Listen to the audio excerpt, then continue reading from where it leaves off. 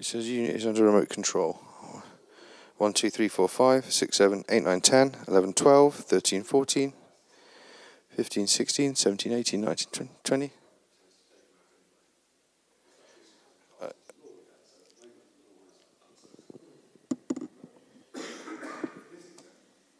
I'm going to switch back.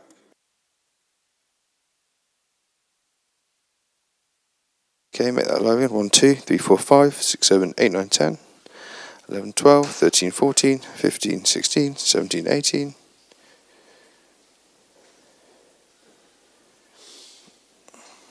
Okay. I'm just going to try switching to the other feed. And I'm going to go back and try that audio again. 1, 2, 3, 4, 5, 6, 7, 8, 9, A, B, C, D, E, F, G.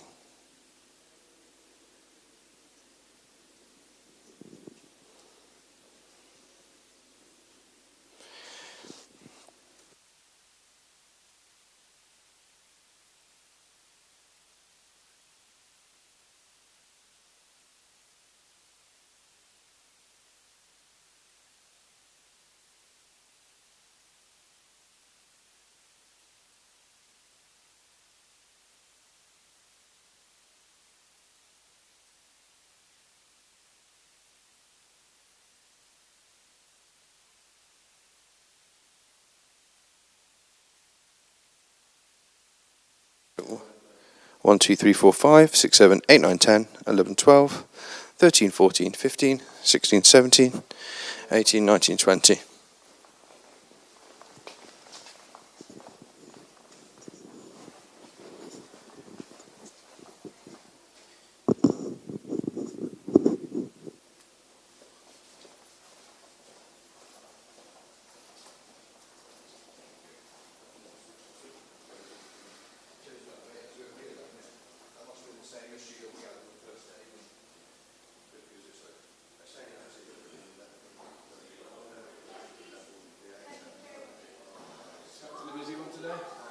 Don't know, it's the last day,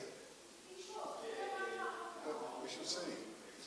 Usually these things are the busiest on day one, and then they get progressively quieter, so far as I'm hearing it. About 30 or 40.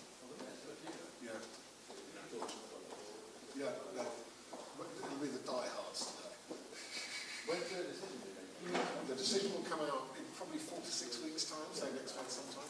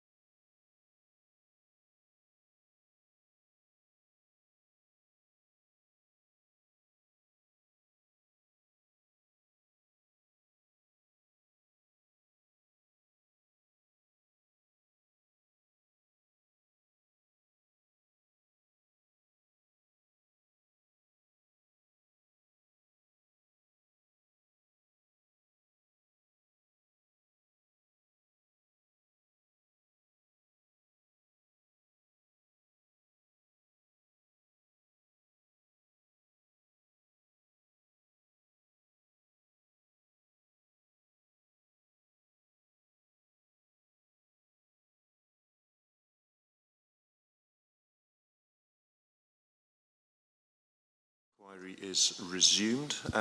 Quick reminder about phones. If you can make sure your phones are switched to silent, please, that would be appreciated. In terms of where we're up to in the running order, only 2 witnesses remaining. Hopeful we'll get through those today. I'm also hopeful that will be in such a way that we'll have time to hopefully conduct a site visit this afternoon. Time will tell, but certainly looking like that from the timings that I've had.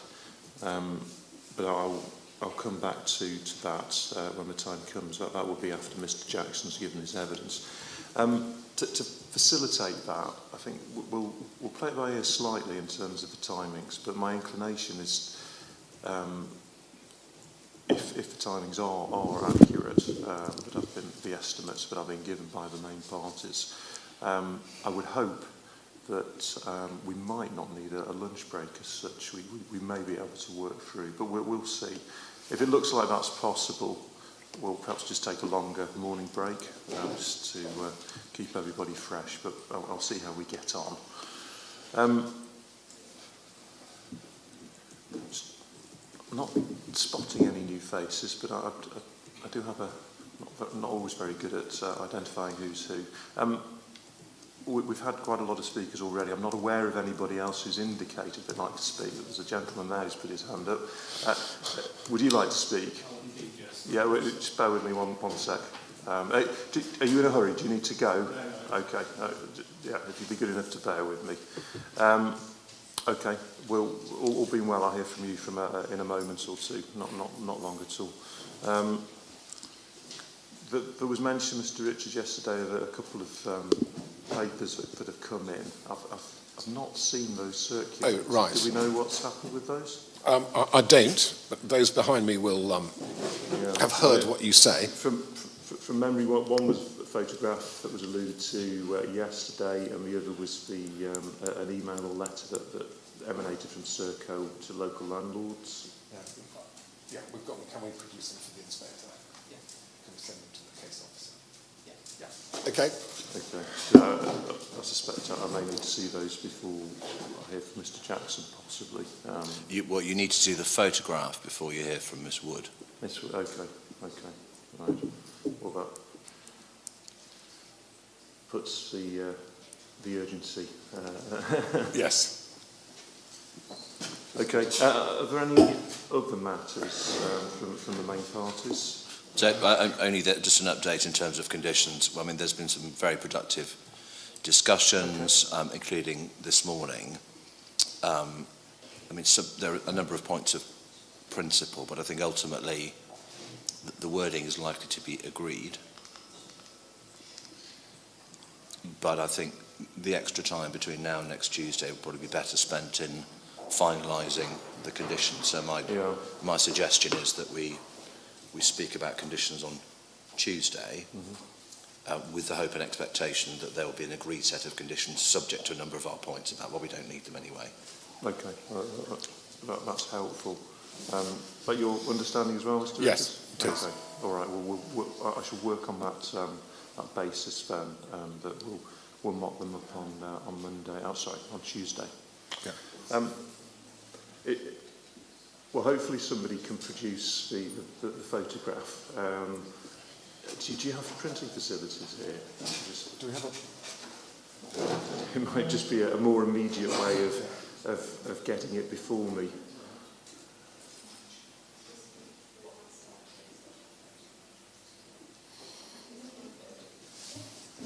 I think the answer is yes. Okay. Well, Well, if we can try all means possible, and hopefully that can be done. I mean, the alternative might be to provide you with loan you a laptop or an iPad with the photograph on it. Okay, well, if the parties could coordinate something, that would be appreciated. Yeah, so my technologically adept junior has already got his iPad fired up, and so if that's necessary, we can just provide that to you. All right. Well, we'll hopefully we'll find some way around it. Okay. Well, sir, thanks for your patience. If you'd like to come forward and sit at this table.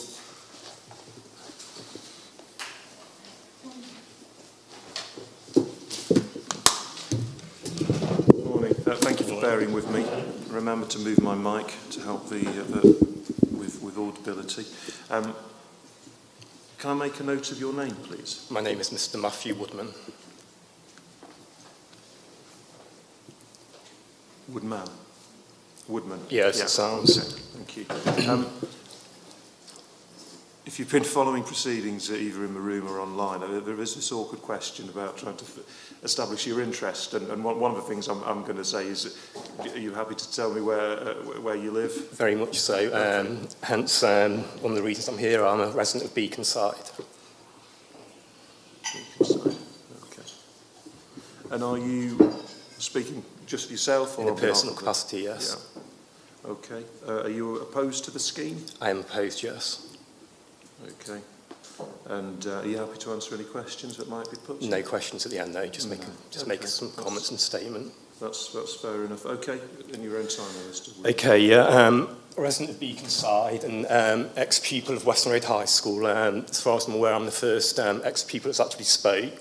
So I speak from experience and capacity of the location of the facility. Also, ex-attendee of the gym adjacent to the site. So again, I speak from direct personal capacity. This has been mentioned the last 2 days.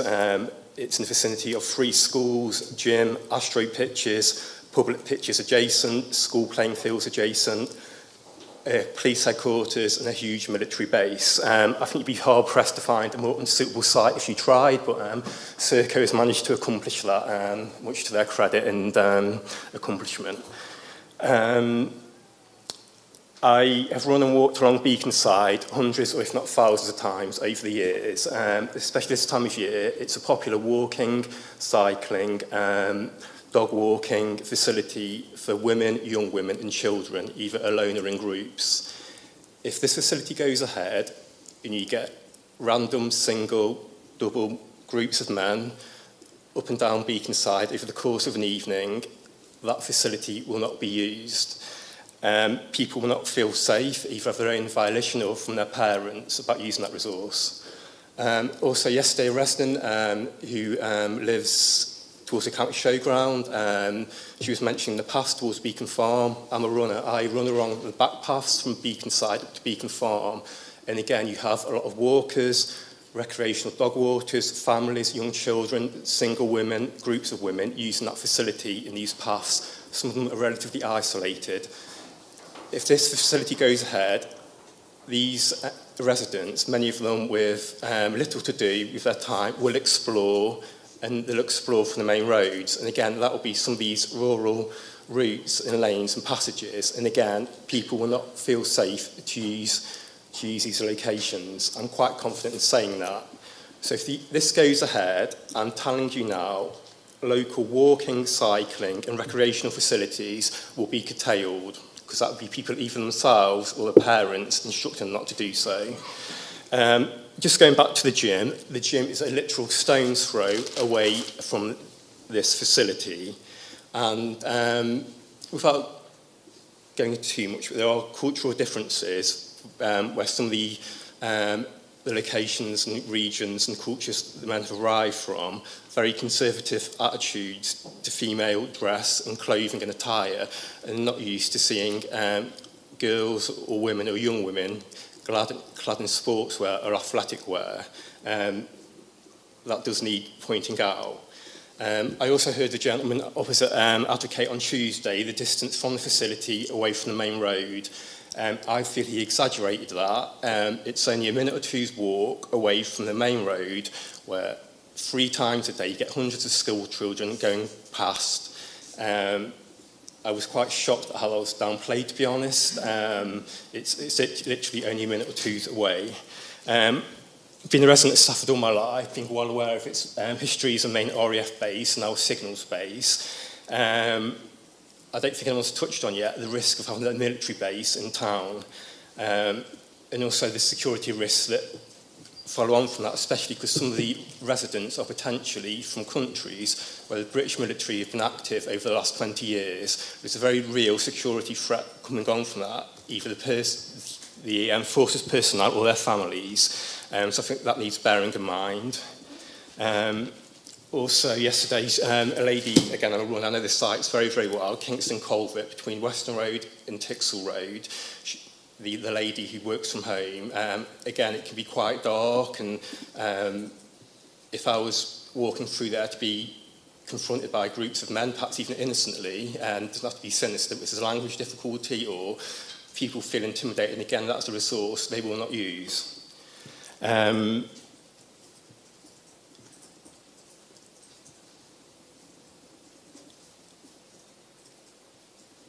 Also want to touch on again how the numbers was a great play around how many via the statutory requirements Stafford Borough has to take in line with government regulations and nationwide dispersal, which we accept. There's growing needs for asylum that has to be spread nationally and locally. But the gentleman opposite, he was being, I think, rather disingenuous. 130,000 in Stafford Borough, but that's the widest Stafford Borough encompassing a greater area. We're looking at Stafford Town, 65,000. So you're having that amount of people in a town half the size. And what we said about it, she said, okay, they're dispersed throughout Stafford. If you had them north, south, east, west of the town, but it's not. You're having 500 people in one very specific concentrated area. So the effect upon Littleworth, on Beaconside, St Mary's Gate, Tixall Road is going to be much greater than those in other parts of the town, such as here, Doxey, Woolton, Rickerscote, Highfields. So the impact is not dispersed across Stafford Borough, it's very, very concentrated in a very, very specific area. And you want to be about it was 50 here, 100 there, but it's 500 people in one very precise location, and the impact is going to be very, very significant. And it's not, if it was more dispersal across the town and across the wider borough, I don't think people would have such an issue. I think the people's contention is the amount of people in just one specific area.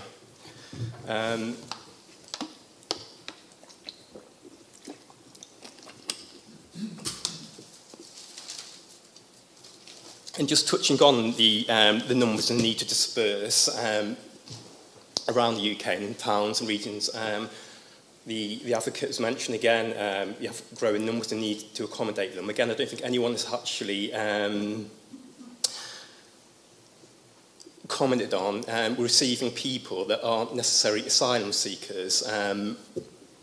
We had an influx of Albanians last year, about 14,000 between late summer and autumn. That wasn't there early last year, wasn't there 2021, 2020, it's dropped off now. What happened in Albania mid-summer to lead to a surge in asylum applications to the UK? Why isn't it happening now? Why wasn't it happening 2 years ago, 3 years ago? What has changed in Albania? I suggest that many of those arriving are economic migrants. Some of them also has been widely publicised, involved in the criminal underworld. Also, more recently, I have sources for this and the national press. More recently, Indians have been the second highest arrival in the first 3 months of 2023. And again, this is because they arrive and work in the gig black economy. They work as delivery drivers or agricultural workers, or they're also doing it because they arrive in the UK and as asylum seekers they can claim home rate for student fees and not international fees. So again, that was 700 Indians the first 3 months. I don't have more specific figures. So we're not doubting that many of these arriving at Dover and elsewhere are genuine asylum seekers. Some of the numbers of the people that are obviously not. And it's not obviously the remit here, but if there was greater processing it on site initially, then the knock-on effect we have here would be less. And the Albanians, also National Crime Agency reports are worried that Albanians are using Channel migrants to replace those criminals that have worked in, say, the drugs trade, etc., called cleanskins, and this all documented in National Crime Agency report in November 2022. So and Albanians also are quite well known for being absconding, and also perhaps the Indians too. We maybe have these people housed in Stafford for a few days, a few weeks, and then just disappear. Probably won't stay in Stafford, to be honest. Probably go to the big cities where the monies are, where the families are, where they can get employment, perhaps cash in hand, perhaps more illegitimate. But again, I don't think that's been touched on. And these, potentially the kind of communities we will have in our community now, if that goes ahead. I'd also strongly want to comment on the advocates repeatedly over the last 2 days mentioned fear of crime and downplayed the reality and severity of asylum seeker claim. That's why I wanted to come here this morning, the way that the risks and the threats to the people and residents and the children of Stafford have been downplayed. And I was very angry. I was quite appalled and staggered the way that was downplayed. Yeah. Other people have touched on the fear of crime and the risks of crime, but they're only very general, and they didn't really back it up with anything. And I want to do that a little bit this morning. I've got a few examples. I don't want to go into too much details, but I want to kind of show the range and the depth of asylum seeker crime and the effect it can have on communities, and potentially what could happen for Stafford. And in saying that, I'm not claiming that all asylum seekers commit crime, because obviously they do not, or only asylum seekers commit crime, because obviously that is untrue too. But it would also be untrue to state that asylum seekers commit no crime, because that is quite obviously false. So I'd like to now proceed to give examples of that. Some of these cases are quite well known nationally, others a little bit more obscure, which I again just like to highlight, because there's other stuff going on perhaps a little bit under the radar, which is potentially very serious, which would happen in Stafford as elsewhere. In September 15, 2017, an Iraqi asylum seeker attempted to detonate an explosive device on an underground tube at Parsons Green in London. Thankfully, the device did not explode fully, but despite that, 25 people received injuries, burns injuries, some of them severe. Another 25 people received crush injuries and a stampede to escape. This gentleman, he actually said to immigration officials on arrival he had been in contact with Islamic State and had been trained to kill. He had been quite open in that, but he was still forwarded to, in the community, I believe, in a foster carer who was concerned by his behaviour. But anyway, obviously this gentleman has been convicted. He was convicted of the attempted murder of 93 people. So just to repeat, for the gentleman who's just saying it's a fear of crime, an asylum seeker was convicted of the attempted murder of 93 people and had injured 50 people. In November 2021, again, quite another well-known case, an Iraqi asylum seeker attempted to blow up a hospital, a women's hospital in London, Liverpool. They think, again, it's well-known, the device exploded outside the building. It's a miracle the taxi driver was not killed himself too. But they believe the intent was to blow up a maternity wing with expectant mothers, newborn babies, or new mothers. There's some conjecture they think that was only a secondary target. He was on his way to bomb a memorial Remembrance Day parade, Remembrance Sunday parade at one of the main cathedrals in Liverpool. Either way, you had a person who was attempting to blow up a remembrance parade or a hospital, a women's hospital. He had been in the asylum system for a number of years. Initially, he came to be Jordanian. No, he came to be Syrian, sorry. The security service thought he was Jordanian. In fact, it transpired he was an Iraqi. So that's another case there. Another asylum seeker attempted to blow up a hospital or a remembrance parade. Now, another well-known case, in 2020, a failed Libyan asylum seeker stabbed 3 men to death and attempted to kill another 3 men. That was following a pride parade in Reading. This asylum seeker was formerly a member of a militia in Libya. He'd been known to access extremist ideology. 2021, the gentleman was sentenced to a whole life tariff, one of just 60 people in the UK to have such a tariff. And it's suspected this is potentially a homophobic attack because it was following a Pride celebration. So again, just to repeat, an asylum seeker murdered 3 men and attempted to murder another 3 men.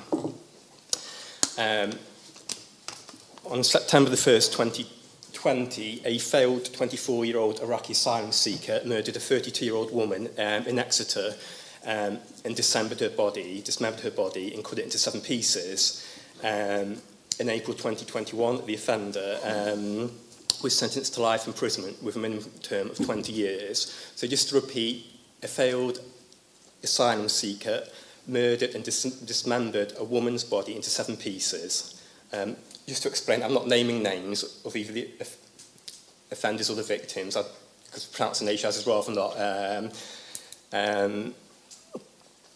Also, one case earlier this year, an Afghan asylum seeker murdered a 21-year-old engineer, an aspiring Royal Marine in Bournemouth last year in a night out. The offender was well known for causing trouble. His foster parent was concerned. He'd been reported for carrying a knife. He was known to be violent in the town. He had entered the UK lying about his age, claimed to be 14 when in fact he was 19.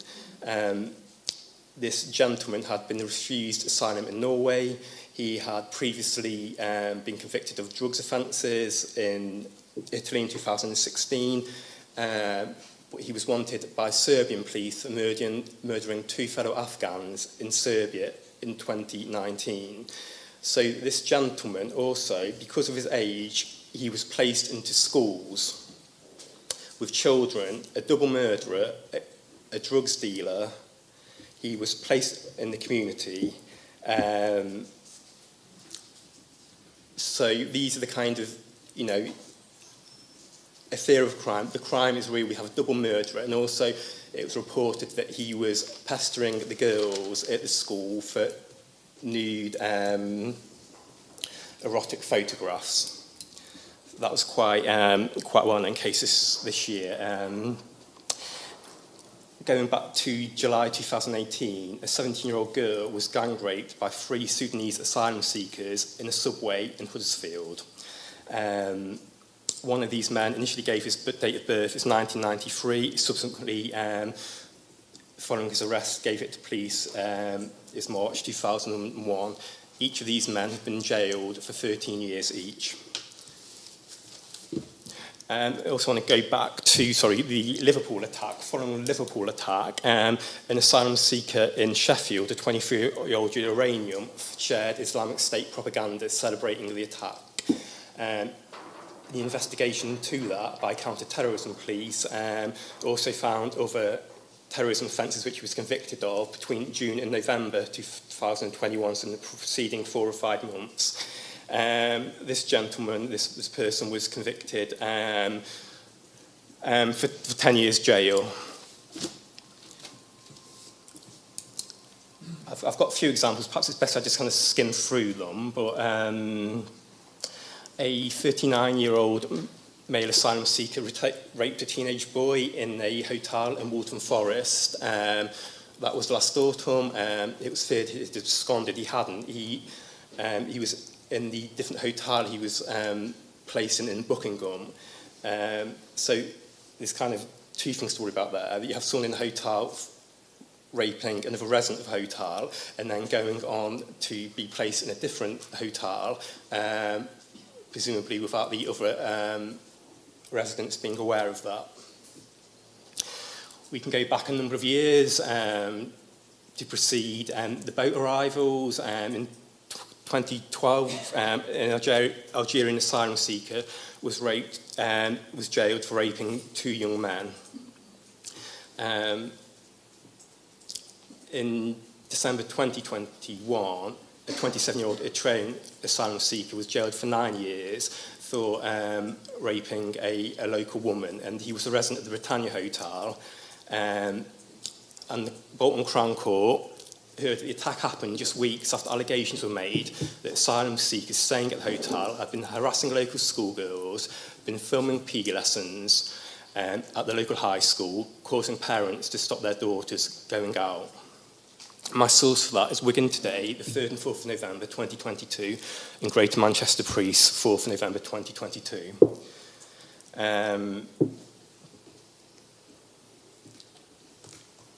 In 2021, an Afghan asylum seeker attacked 5 people with a hammer in central London, Regent Street. 3 of them, no, it's not 3 sorry, he attacked 5 people and sexually assaulted 2 of them, and that was on the Regent Street area. This gentleman had previously been deported twice in 2013 and 2020. He has now been sentenced to 19 years in jail. So again, just going on, the fear of crime, it's not a fear of crime, there's lots and lots of very serious crime going on. In 2021, an asylum seeker from the Ivory Coast murdered his girlfriend in Wavertree, Liverpool. He was found guilty in March 2022 and jailed for life, a minimum 19 years. Last autumn, an Albanian convicted murderer and firearms offender wanted in Greece was allowed to proceed with his asylum application in the UK after arriving at Manston. In 2021, a 35-year-old Congolese asylum seeker stabbed to death a fellow hostel resident in Wimbledon. He's been jailed for a minimum of 23 years, and he was sentenced in November 2022. In May 2022, a 19-year-old Somalian asylum seeker appeared in court accused of raping a woman at knife point in Swindon. I don't believe that case has gone to trial yet. And also, I think it's the same person because of the obscure name. It was kind of spelled slightly differently, and this surname and forename was reversed, but I strongly suspect because of the age and where he was arrested. But a teenager was sentenced for carrying a knife and assault on a high street. That likelihood was the same person. The first case, the rape, that was reported in Wiltshire 999s.co.uk. The second one was reported in the Swindon Advertiser. They were reported in June 2022 and February 2022. In 2019, October 2019, an asylum seeker from Algeria, aged 35, was convicted of the attempted rape of a man in Calton Hill, Edinburgh, which I believe is a beauty spot. This person was jailed for 45 months and banned for a decade from accessing this location again. A Kurdish asylum seeker, I believe linked perhaps to the PKK, the resistance movement, was convicted for selling drugs to an undercover police officer. That's in Stockton. He had previous convictions for harassment. These offences were committed in March and April 2021, and the person was sentenced to 21 months in prison. In April 2021, an Eritrean was convicted of rape. He received a 10-year jail sentence. He arrived illegally in the UK but was granted asylum in 2018. I'm aware that some of these cases I'm referring to, somewhere be where the person's asylum status will be pending, some where it would have been refused but the person was still in the UK, and somewhere it was a successful application. My wider point is, regardless of status, asylum seekers, like anybody, can have all kinds of background and go on to do all kinds of things, and just because someone has been granted successful status doesn't necessarily mean their character or potential actions will or will not change. Slightly more different case, but earlier this year an Albanian who committed burglary in Leeds did so was to pay off £25,000 in debts as a smuggling fee for arriving in the UK. He had possessed false documents, received 9 months in jail, He has not been deported following that and went on to commit the burglary. He's since claimed asylum following that arrest. But the point I want to make from that is from certain communities are paying smugglers' fees, and once in the UK they're in bondage to repay that debt. And you have a lot of them, again, from a certain community, they have to work in the cannabis farms, they lock up garages, industrial units. A lot of people, because of the debts they own, even if they perhaps don't want to commit any criminal offence, they are compelled to under the risk of very serious violence. And again, these are the kind of people that are being dispersed into the community. Also like to add, it was reported last autumn that 19 suspected terrorists arrived in the UK in 2022, mostly via cross-channel boat, now believed to be living in taxpayer-funded hotels. Some of these people included suspected terrorists with suspected links to Islamic State. If these people can be dispersed and housed in hotels throughout the country, what is stopping these people also being housed at a location and facility such as Stafford Court? Also, a failed Somalian asylum seeker was jailed for 6 years for rape in Glasgow, which he committed in September 2020. This person had a previous criminal record. My source for that is the Scottish Daily Express, February the 23rd, 2023. An Albanian crack dealer who had been deported as part of a zero-tolerance policy against migrants in 2020 re-entered the UK in a small boat in 2022. He since claimed to be a victim of people trafficking and claimed asylum. So these are the kind of people, hardened crack dealers, who are claiming asylum, who are potentially being placed in the community. And it's well known that some of these communities, they play and game the system. They claim modern slavery when I don't know that some people are victims of that, but it is many cases that new law is being abused. I'll give an example of that. A 19-year-old Albanian male who paid £4,000 to be smuggled into the UK was jailed for 15 months after he was caught helping to run a cannabis factory while under the care of the Home Office. He wasn't off the radar, he was known to the Home Office, yeah? He was intercepted by British authorities on arrival in October 2022 after crossing the Channel, initially held in a detention centre, then moved to a hotel by the Home Office. He was a cannabis gardener in the location, until apprehended by police on December the 29th, 2022. And my source for that is The Times, March the 31st, 2023. And another case, a man attempted to avoid police by hiding on the roof after his cannabis farm was found. He has pleaded guilty to sentencing to 2 years, 4 months. Another cross-channel arrival who came to the UK for better economic opportunities, not seeking asylum, not seeking refuge. And just going back, I accept some of the Albanians, there are blood feuds, there's some LGBT persecution, domestic violence and domestic abuse, especially to the women, it does exist. But for 15,000 to claim, and again, since Modi has took power in India, there is some level of repression which would want some people to maybe seek refuge, but again, not on the numbers that have been arriving. So the point I'm making, many of the actual arrivals we are seeing and potentially being dispersed in locations such as Stafford Court are actually asylum seekers, and many of those are very, very dangerous people, which the people opposite me are seeking to place in our communities, yes, and endanger the residents and children of Stafford.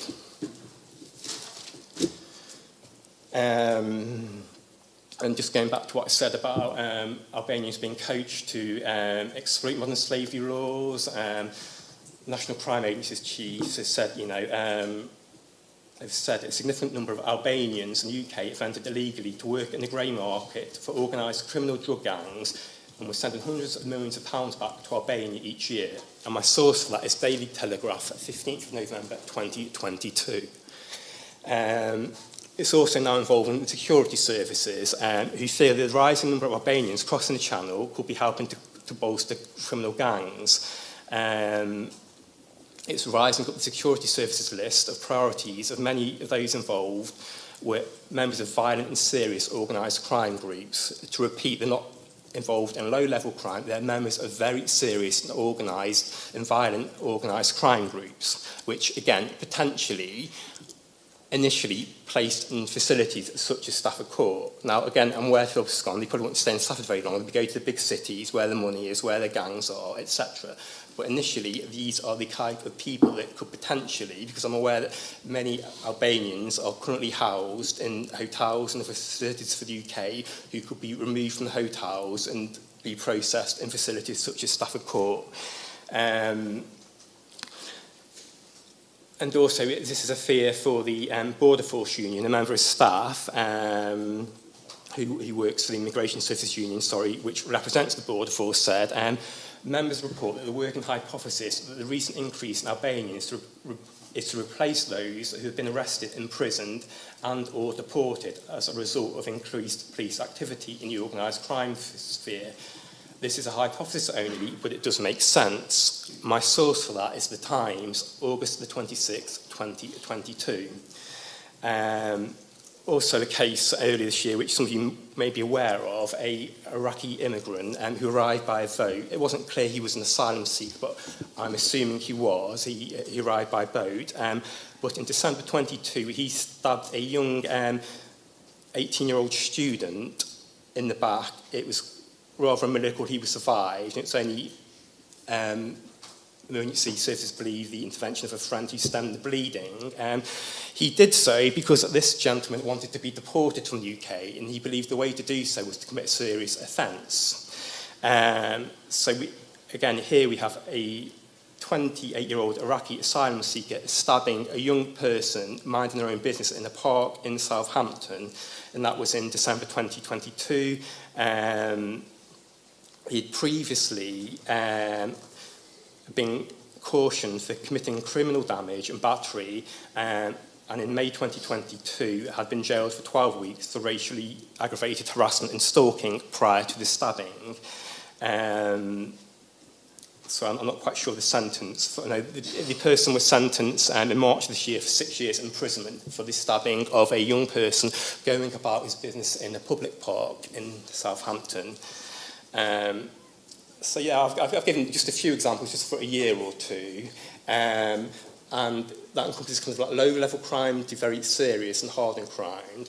But I would just like to say, if a gentleman opposite ever advocates again for such a brief case or appeal, he examines his conscience, yes, and never ever seeks to downplay, deny or minimise the reality and the severity of the threat posed by criminality from asylum seekers. Yes? I just want to get that on record.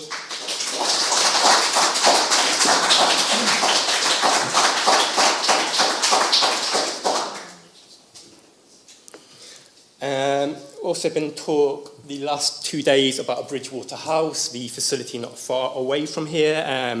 I just want to, and again, some of you talk about Bridgewater House. It's similar to Penkridge, Cannock, Cornwall, and all these things elsewhere around the country. A lot of talk and discussion groups, community groups, online forums. Now I accept a lot of this could be anyone can write something online, anyone can agitate and start false rumours and false claims, and some things could be Chinese whispers, something which could perhaps be relatively trivial, innocent, or minor. By the time it's heard 3 or 4 times down the line, could be something rather different. But that said, all of these parents, all of these witnesses, and all these children cannot be making this up. So I just want to give now a direct quote I had. I was speaking to a friend recently, last month, April, who mentioned his daughter was performing in a dance troupe, Stafford Walking Street, which is a monthly entertainment in town where they have a range of entertainment and food stalls and bands and music and alcohol. And he was mentioned that his daughter was performing.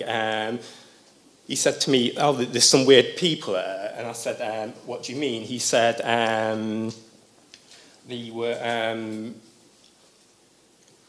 people watching and filming on their phones the young girls dancing."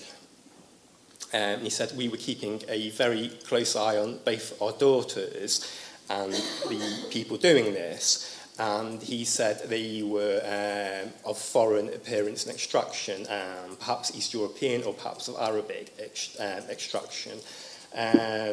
Also, on an online group only this weekend, a person earlier this week commented that young males were following girls in the town. Now, this could purely be coincidence. But I would suggest, it never used to happen in Stafford when I was growing up, never used to happen in Stafford 5 years ago, but these examples of following on potentially from the arrivals in Bridgewater House. Perhaps not there. I believe also people are now being accommodated in former nursing homes in the Rowley Street area of Stafford. But I just want to add, again, people have mentioned Bridgewater House the last day or two. There is very real specific examples of incidents happening. This is very real, and I've had a direct conversation following on from that.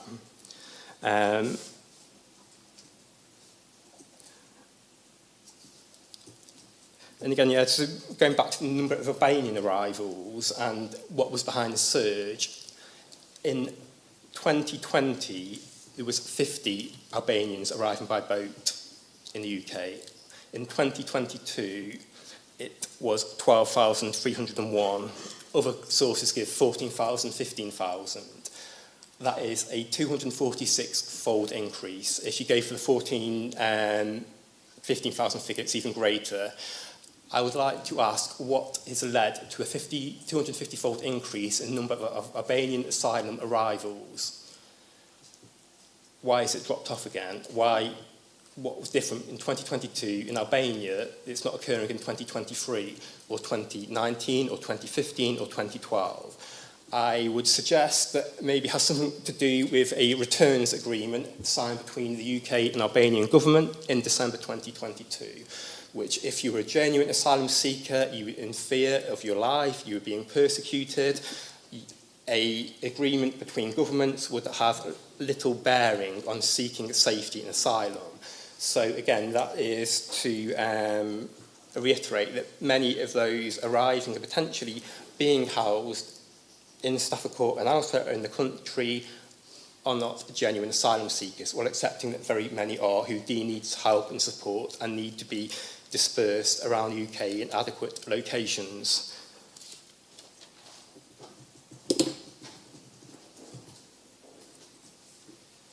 Also, which I've kind of touched on it, the Afghan who had murdered the gentleman, the poor young man in Bournemouth, who had also previously been a double murderer in Serbia, who had been admitted into a UK school, who had gained access and entry to the UK, claiming to be a child. I think it's a very serious issue of the number of adults claiming to be children who are being dispersed and processed as such, and given access to facilities and locations and resources which potentially, obviously, huge safeguarding issues. Lord Mully of Bridworth, Parliamentary Under Secretary of the Home Office, last autumn stated that there were 357 asylum cases where age was disputed and subsequently resolved between 2016 and September 2022. Of those, fully half, 3,696 were found to be adults posing as children. So there's very clear evidence that many of those people claiming to be a minor when they are not. So I just say to if people are lying about their age, what else are these people lying about? Okay? There's very clear safeguarding issues which arise when a child is inadvertently accepted as an adult. Equally, when an adult is wrongly accepted as a child and placed in accommodation with younger children to whom they pose a risk. I'm not quite sure if Stafford Court, if any potential children be housed alone, but also in terms of if they are, but local children who are actually genuine children could be sharing facilities, sports centres, leisure resources, etc., with people, most probably adult males, that in changing rooms. So again, that's another safeguarding issue I want to touch upon. Having men who claim to be children, again, it goes beyond the remit of this inquiry, but I think it's a point worth making. Half of those which were investigated, and certainly those that were investigated, were found to be adults. And also, I just want to touch on also documentation. Points been made recently about many of those being unvetted and undocumented.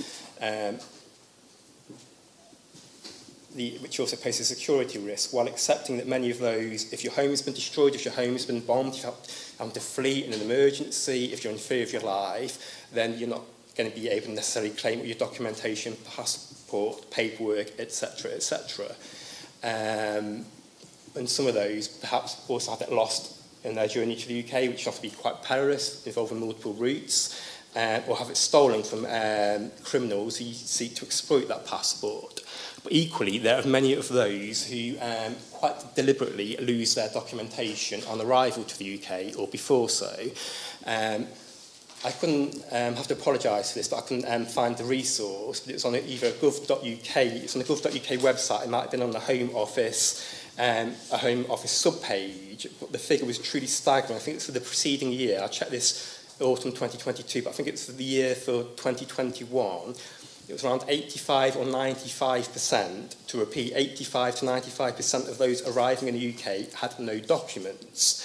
And to repeat, many of those, purely because they had sadly lost their documents, had them stolen, or were not able to get them before they had to leave. But in many cases, this will be people quite deliberately losing their documentation because they don't want the truth to be known, who they are, where they are from, potential past convictions and past life.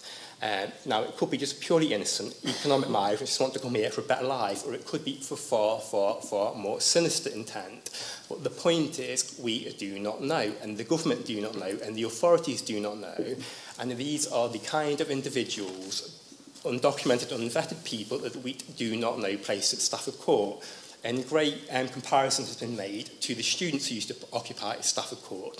The students who occupied Stafford Court would all be on local authority records, that would all be documented, and if there are any cause for concern for any of the students applying for Stafford University or to be housed at Stafford Court, it would have been flagged on their records, and they would not have been housed at Stafford Court and been a potential risk to the community.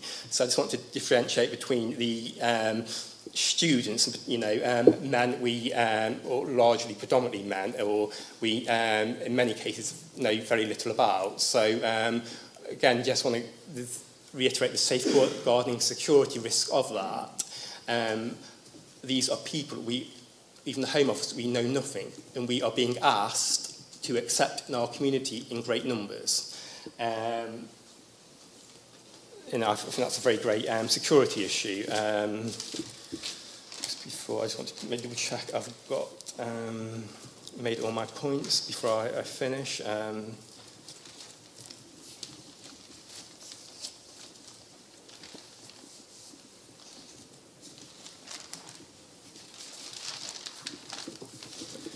Yeah, I just like to wind up by saying, let's not play silly beggars here. I know and you know that everybody in this room knows, that these sat opposite me now, you would not accept such a facility backing onto your property in your homes, You would not accept your daughters having to walk to and from school just metres away from such a facility, and you would not accept such a facility on your community. You know that deep down. You can go away this afternoon or tonight and you can tell yourself, would you accept that for yourselves? And you know that you would not, But you come here today, these 3 days, and you seek to impose it on the people of Stafford, on our children and our community. So, I'd like to maybe go away and just maybe, have a little think about that in your own time. We'll say, as an ex-pupil of Western Road High School, I'm speaking mainly for those children, because I know that school well, and also a lot of people mention young girls. It's not necessarily girls, it's also the teenage boys, use park fields if you're going to have like young men potentially roaming about. It's not that, when I was a kid on my bike, well, I know this area very, very, very well. I would have felt uncomfortable and potentially threatened. But yeah, you'll be heading home in your cars or trains. I'm not sure if you're doing non-public work tomorrow too, but maybe this afternoon, this evening, or tomorrow, you'll be heading home. You'll be driving home. You'll be getting the train home. Many of you will never ever be in Stafford again. Yeah, your work is done. You won't live with the legacy and consequences of this. We will.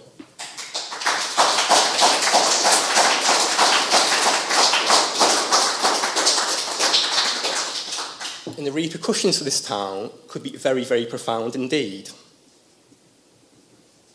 I'm not disputing that staff needs to play its part, as places do nationally, and again that's a wider issue because it's not spread nationally. It's clusters in north east, north west. But I think what you're seeking to impose on Stafford, it's very, very wrong in terms of location, in terms of numbers, etc., etc. You've heard me speak this morning. You've heard other people speak the last 2 days. You've heard the council oppose this, and you've pretty much the opposition is unanimous and absolute, but you're still trying to force this through, yeah? And, you can go away, but I don't know how you can go away, and you can go away and sleep at night, yeah?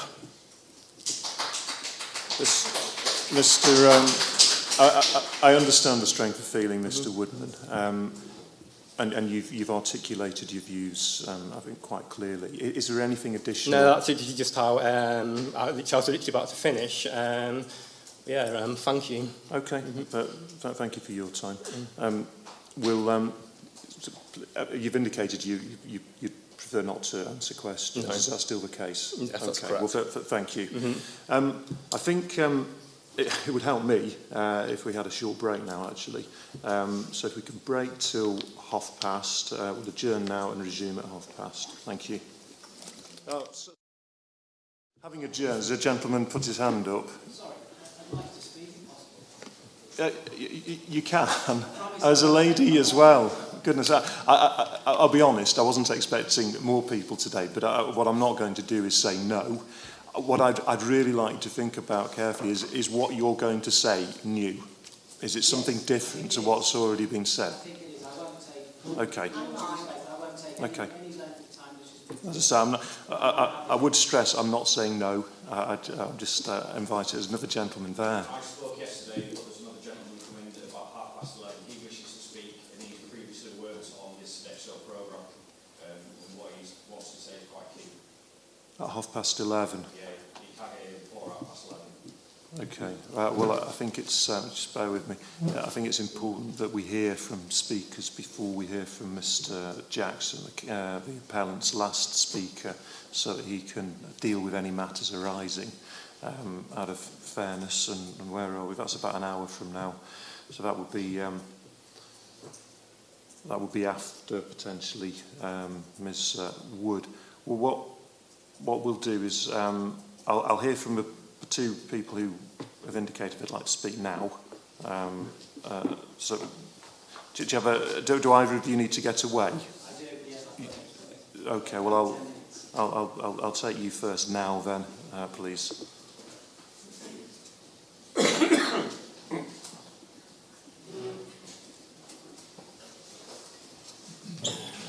you very much. Good morning. Good morning. Can I jot your name down, please? My name is Andrew Roberts.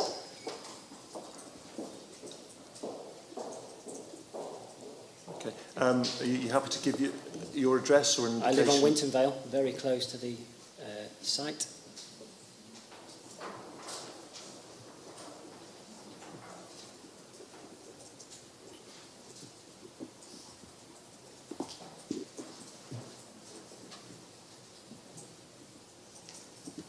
Are you just speaking on your own behalf? Or on behalf? My family. Yeah, okay.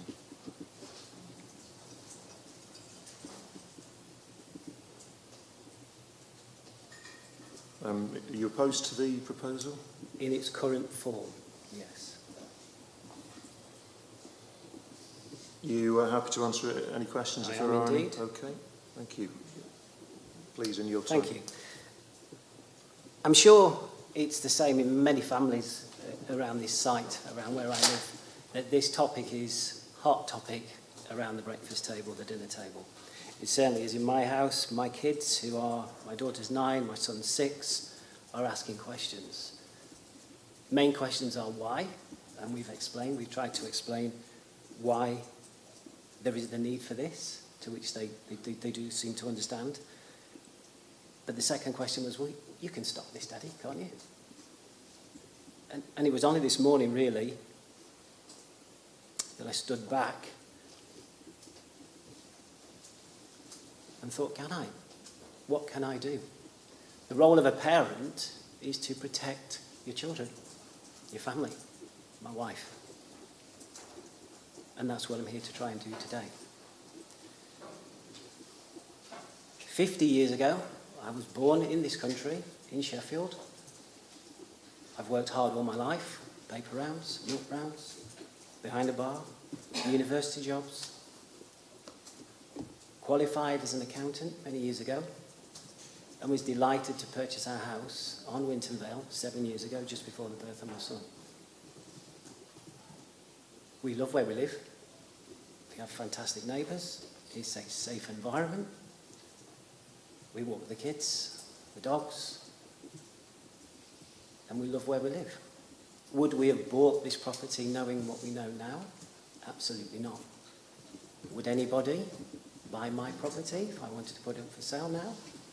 Highly unlikely. My son is autistic. And so when he comes home from school, I kid you not, he's like a bottle of pop. It's like taking the lid off a bottle of pop. It's like it explodes. Boom. He's masked his autism all day at school, and he releases his anxiety. The way we deal with that is to take him over the fields. Let him run. Let him play. He wants to be the next Haaland, Messi, Harry Kane. My daughter's just picked up the courage to ride a bike next to me. And we ride, for those of an age who remember the programme Chips, we ride side by side. And we come out the estate, we turn left to the lights at Tixall Road, we turn left down the hill to the Knott and Plough, turn left past Western Road, past the proposed site and back home. She's delighted that she can ride 3 kilometres with Daddy. My wife and I walk the dogs on the spare land opposite the fire station and back round the Kensington estate and back home. All of that will stop. Our children go to be active by the gym, in the gym where the proposed site is. I can't believe that will carry on. But my point is, having worked hard all of our lives and having had opportunities that I understand these people, these migrants haven't had, and that is a shame. I do agree. You know, that is not right. But the world isn't fair. The world isn't right. And as a rich nation, we should take some of these migrants and we should house them. And if this was a scheme to house families, 50 families, 55 families, 60 families, you'd see the people of Stafford coming out giving them things. Clothes, food, whatever. But it isn't. It's 481 single men in one environment, on one site. And as a parent, can I turn around to my kids and say, I can protect them? I don't think I can. If this goes ahead, this will ruin everything that lots of people, myself, all these people here, have worked hard for. And effectively, what you're doing, if this goes ahead, is asking me to forgo my rights of freedom, for the rights of uninvited, illegal immigrants who can come and go as they please. As I said, I am not averse to asylum seekers. If it was families, absolutely no problem. The community will come out and support them. And we do have to take our fair share. We do have to stop it. It cannot continue how it is. But to put 481 single men in one environment is not the answer. If you put 481 single British men on St Mary's Gate, there'd be trouble. There'd be alcohol, drugs, all sorts of things happening. This site is tiny in comparison. And if I may, can I ask a question? Well, you can pose it. Yeah. I think on day... And it may be something that can be picked up Yeah. in I think the evidence. I think on Tuesday when I came, and please correct me if I'm wrong, I think one of the opening statements was that this is student accommodation and it was purposed for 320 students.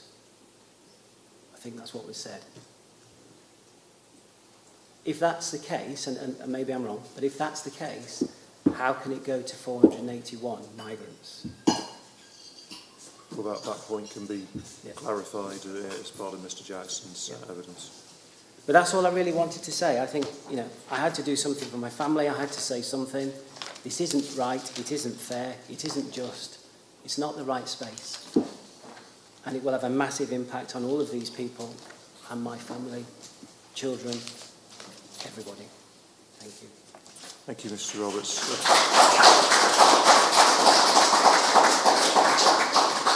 I've no questions for you. Any questions from you, Mr. Rees? I don't, sir, but I think I could probably deal with the point about the student numbers if you just give me one moment. Yeah, thank you. Yeah, so the student accommodation was originally built to accommodate up to 556 students. Right. So in total, when there's going to be a mix of single males, single females and families, which is the intention, there's a reduction from the capacity that it had for students. Has that subsequently changed then? Because I'm pretty sure when we first got the flyer through the door last year, it was single males only. So has the purpose been changed? And if so, when was it changed? Okay. I wasn't aware of that. Yeah, so the way, just to be clear, I'm a barrister acting on behalf of my client. I understand that. So to the extent that there are points of clarification, they are points of clarification that my witnesses, the witnesses I'm calling, should deal with rather than me. My role is not to give evidence. I think that's fair. It's appropriate for Mr. Jackson to clarify that. Yeah, that's fine. He gives That's the fine. evidence. I wasn't Okay, aware but of the change. it's a point we've noted, Yeah. and I'll ask Mr. Jackson, who's the planning expert, will give evidence at some point today to deal with that point. But thank you for your time. Appreciate Thank you. it. Thank you very much. Mr. Roberts. Would you like to come forward, madam?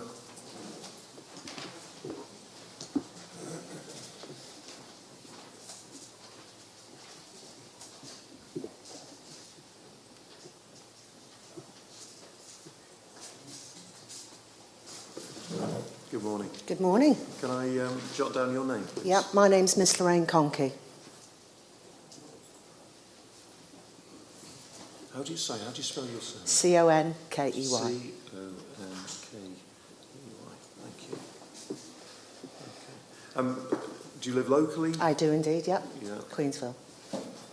And I also rent a unit on New Business Park.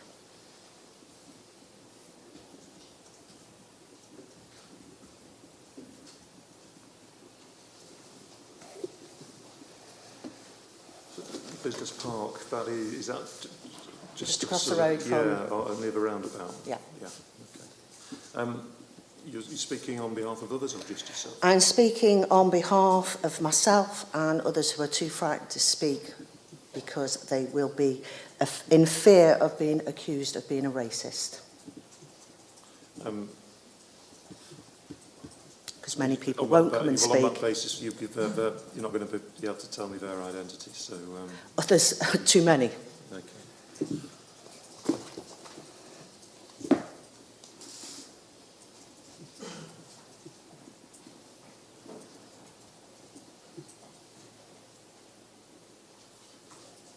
Are you happy to answer questions? No, I will not. Okay, that's entirely up to you. Okay, over to you. Looks like you've got a script there. I have. I've been up since 4 o'clock this morning. I've been watching the proceedings over the last few days.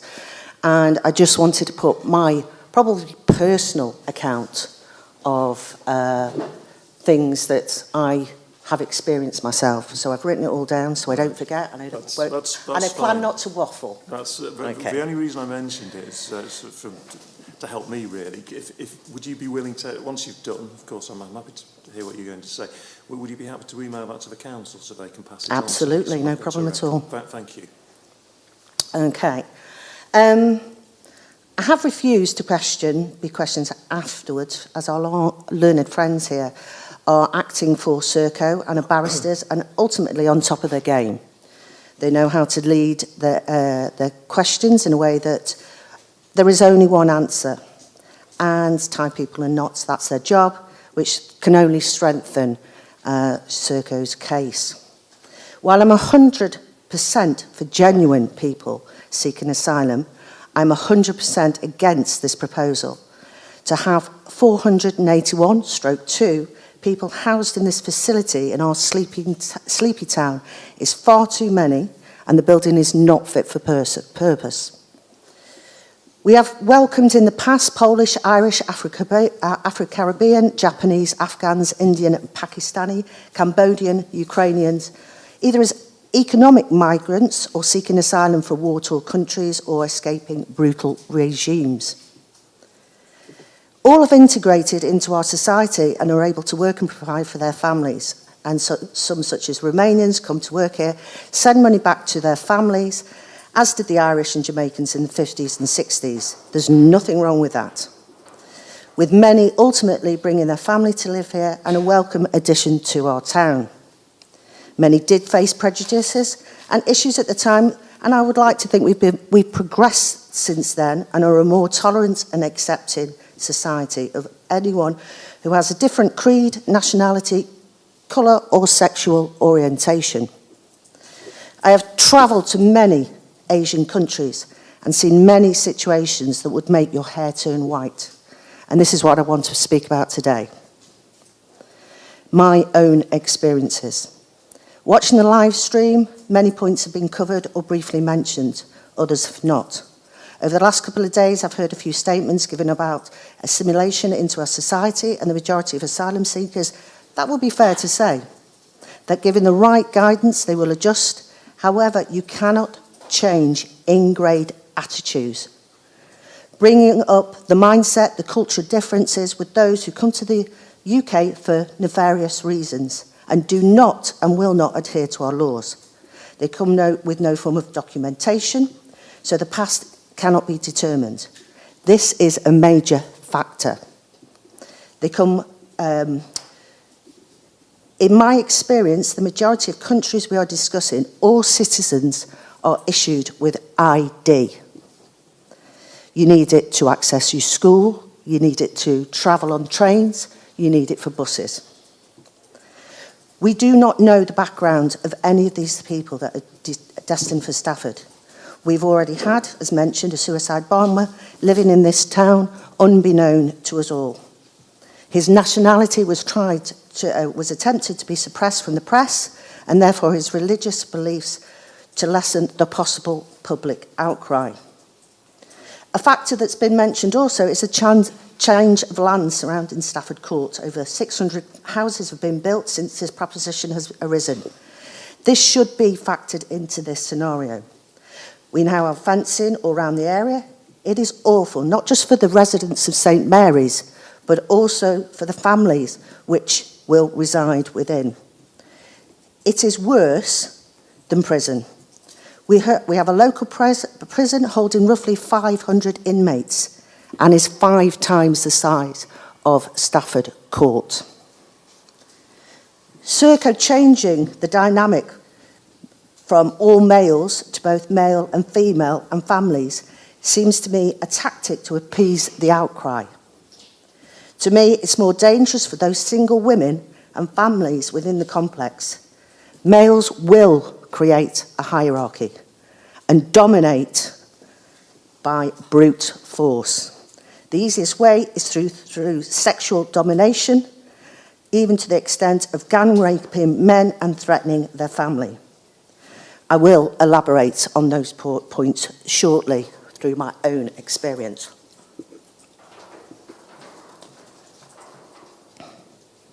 The method of arrival to the UK, namely one of the young lads I trained in Sri Lanka to be a hotel manager. He lived in the Tamil part of the country and tried to bring himself and his wife from Sri Lanka to the UK last year to escape persecution. I tried to sponsor them both, dealing with the Home Office and other official bodies. The situation in Sri Lanka became worse, and the process became too lengthy and complicated. He made the decision to get on a boat, selling everything they had, the gold which were given as wedding gifts, and borrowing money from friends and family. On giving the required fee to the trafficker, they were repeatedly told to dispose of their ID or passport. I told him, whatever you do not throw your passport away. They were told it's easier to stay in the UK, that once they were here, the longer it would take to process, and they would be here for years, given free housing, free food, and money to live. Their boat got into difficulties in the Indian Ocean. They were rescued, spending 7 months in a makeshift camp on the island of Diego Garcia, before being taken back by the military to Sri Lanka. These were genuine people fleeing from an oppressive regime in Sri Lanka. Looking at other countries I've lived in, India, Sri Lanka, Cambodia and Thailand, many I have visited on the short term, including Laos and Myanmar. The impression that many locals in these countries have is the UK, if they get to the UK, they will get free housing, free money and free food. Access to services such as the NHS, hospital services for free. In many countries, the majority of the population have to pay for schools, operations, ambulances. Even the police expect money if they're called out. The prospect of coming to the UK sounds wondrous to them. The £5 a day that has been spoken about is a lot of money in India, which would feed you, pay your rent and buy you cigarettes, which is very prevalent in many of these countries. They have no idea the cost of living here. Many of these countries, it's within their culture to hang out in groups of men on the street socialising and smoking. Women not to be seen. If they have to go to the towns, do the shopping, go home. They are not used to any women showing any flesh. So the leering comments will happen, and that's intimidating. In our society, it's not acceptable behaviour anymore, and the knock-on effect here is that women will feel unsafe and afraid to go out. You cannot dismiss this. Many people with mental health issues will be exacerbated by this situation. In many of these countries, they have no respect of their own women and girls. They are chattels and on this earth to serve men, to do their bidding. And foreign women, goodness me, are lower than low. A large part of the male population who are not used to women showing any body part to wear shorts in public or a skirt would deem you nothing more than a prostitute and therefore fair game. In certain beaches in Asia, men hide in the bushes, masturbating over Western women in bathing suits. Local women have to go into the sea fully clothed. To your face, they are polite and it can turn nasty within seconds.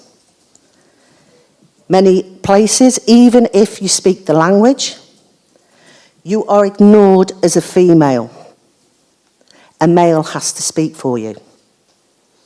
Even ordering food. If you order it, you end up with nothing. Your male companions have to order for you.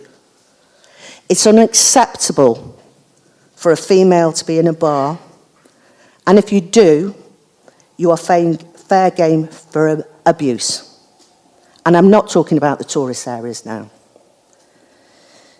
In India, I ran a health centre, and local married women would bring their daughters to me for help.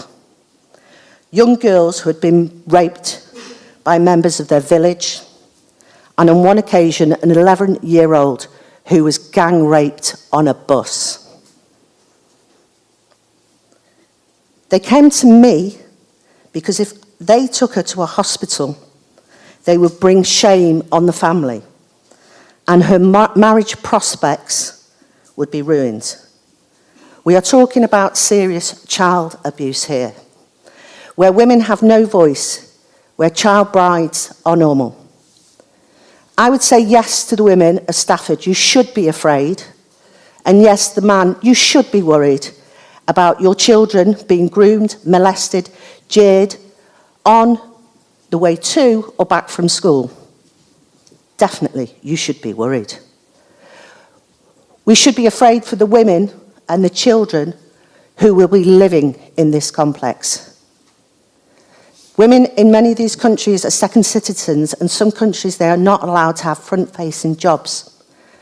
They cannot be a receptionist or a waitress. It would be against their culture. They can work in an office where they are not seen by the public. And even those on the higher caste system with university degrees, once married, their job is to become a housewife and produce babies. To have a career would be demeaning for the husband, and he would be seen as less of a man if he looked as if he couldn't provide for his family. Serco changing the dynamic from all males to both male and female and families is more dangerous for those single women and families, as a predominant male will find a hierarchy and dominate by brute force, and the easiest way is through sexual domination, even raping men and threatening their family. When I lived in Bristol, a group of Somalians gang raped a 6'5" doorman of Native American descent in the lift of a high-rise flat to prove that they were bigger, more powerful than him, proving their dominance and brute superiority, which is paramount in some societies of asylum seekers' home country. He killed himself a year later. The asylum seekers coming on boats are not professional people of these countries, but in their terms, they are of the lower caste system, and with it, a higher risk of being radicalised. Should Serco, at some point, then, where's the responsibility of then, if they do then change their minds, to not have families of single women and single men are on the cards? What guarantee can you give that that won't happen? The trafficking of young girls in the UK is rising. Forced prostitution has become a terrifying reality, with syndicates and criminal gangs at the head of non-British-born members. Gang rings, drug dealers, gun and knife crime, child grooming are escalating. Many reported in the press run by Albanian gangs. In many of these countries with social and economic issues, many take hardcore drugs, opium and yaba, which is sold and taken openly. Is this a way of life we want here? We have heard the police response had no issues, albeit questionable as no records can be produced, and as far as I can understand, Stafford has very little crime in comparison with other towns and cities. A rise in crime would be devastating for the town. We don't have the manpower to police the streets as it is. Last week in the town centre, we had 12 15-year-olds causing mayhem. They committed acts of arson, smashing windows, acts of robbery, intimidation. The police were called and one PSO turned up. Can you imagine a riot or a situation with 480 odd people, or even 10 people or 15 or 20 people running through Stafford Town Centre. It doesn't bear thinking about. In many of these countries, alcohol is not available in supermarkets. It is sold in a shop with metal bars in restricted amounts set by their governments. This is for a couple of reasons, I believe. If on display, I've been told by the locals, it would be stolen. I amused many people describing the aisles of Tesco and Asda. Another reason is many Asian people cannot deal with the effects of alcohol very well, and it takes them on a different, darker path. I was told on New Year's Eve by a restaurant owner to go home because it wasn't safe for me and he wouldn't be able to protect me. As a group of 30 lads were dancing in the street, becoming visibly drunk. The thing is, I knew the majority of them as I'd trained them in the restaurants. I heard, I think yesterday, the mention of places of worship and a prayer room was mentioned. But there is no mosque in Stafford. We would hear the call to prayer at 5 a.m. in the morning. There is no Hindu temple, as far as I know.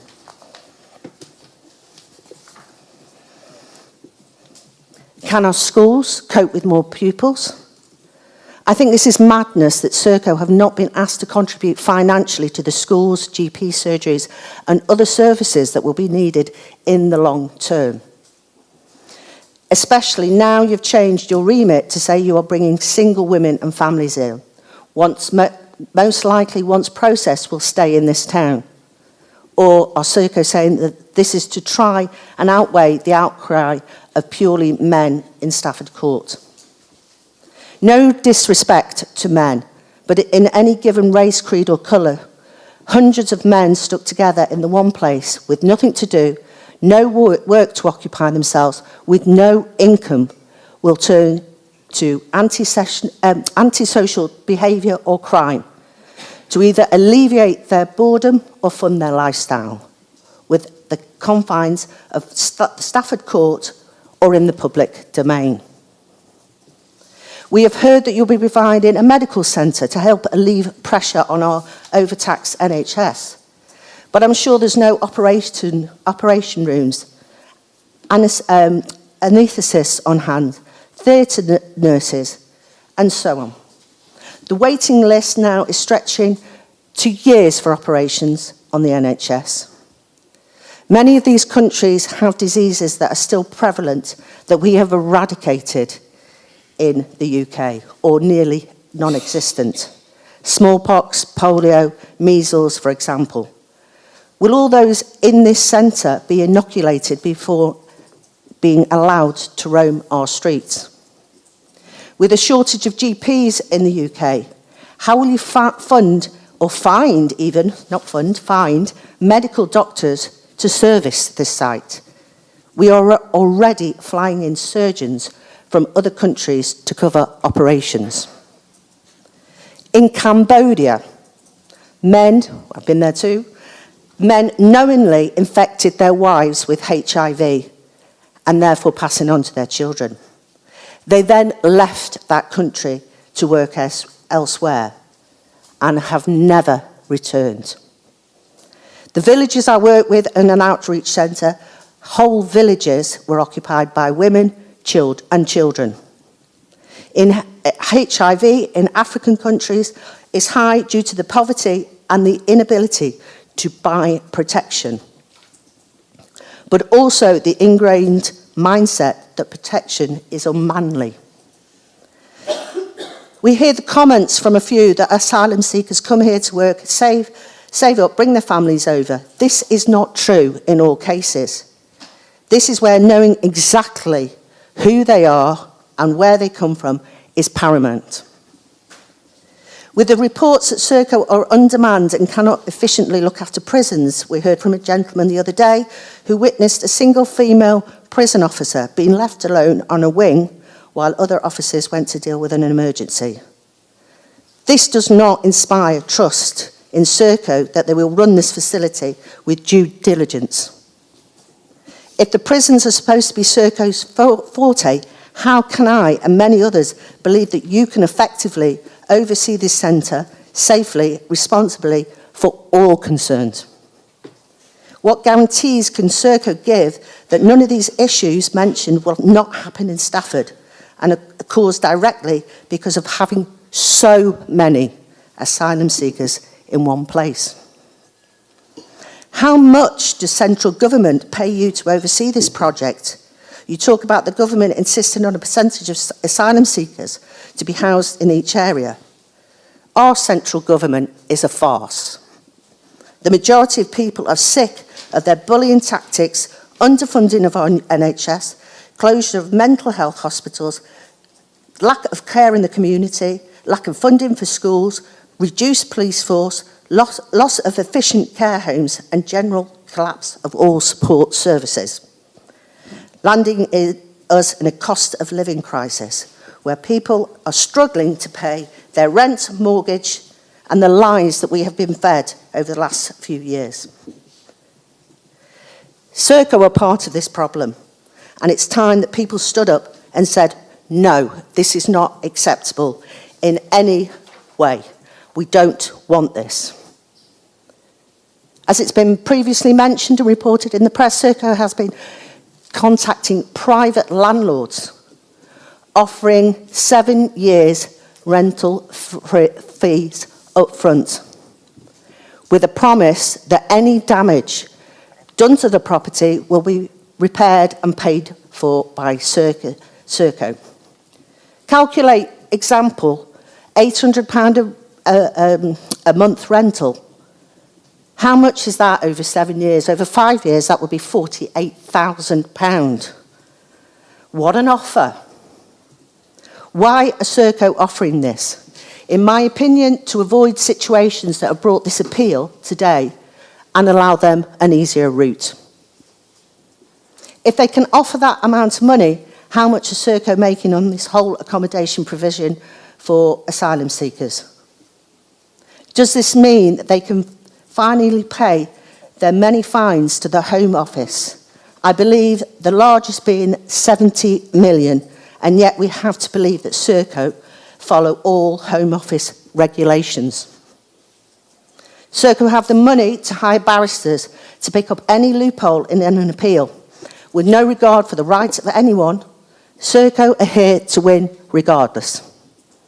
Our concerns seem to be dismissed as irrelevant and unimportant.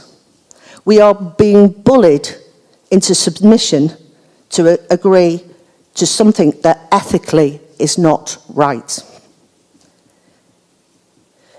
Serco, in my mind, hasn't and doesn't care about their people and hasn't given any reassurance or any steps in place for this complex to be situated in the town. You should have a duty of care to staff audience, not just to the asylum seekers. You are changing our way of life, and that is not acceptable. To put women and children inside the complex and outside of this building at risk is a recipe for example.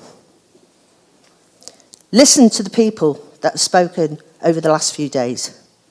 We do not want this facility here. It is dangerous to the majority of people. The residents of those who will potentially live in Stafford Court and the residents of Stafford and surrounding villages. This is Serco making money, nothing else, under the guise of helping those fleeing from war-torn countries. I have and understand not only the fear of crime, which is the reason to refuse this application, because there will be, and yes, there definitely will be more crime. This appeal has had many different people come forward to state their feelings and fears. However, to my knowledge, the major way that Serco can overrun the previous decision, which is in essence a planning application, is to prove there is no issues with the building. as no other objections have been raised by other departments. So as our concern as UK citizens, are they taken into consideration at all, or is this just lip service to tick boxes? In conclusion, I would strongly oppose this application on all the different levels mentioned, and it should never have been brought to appeal. Thank you for your time. Thank you.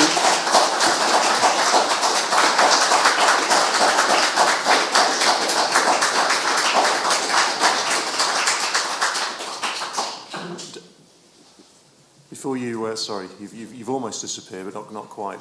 Were there any questions, Mr. Easter? No, there weren't, but thank you for asking. That's helpful. Okay. I think we will take a break now for 15 minutes. So if we resume at 1:15 prompt, please, we'll adjourn until 1:15. Thank you.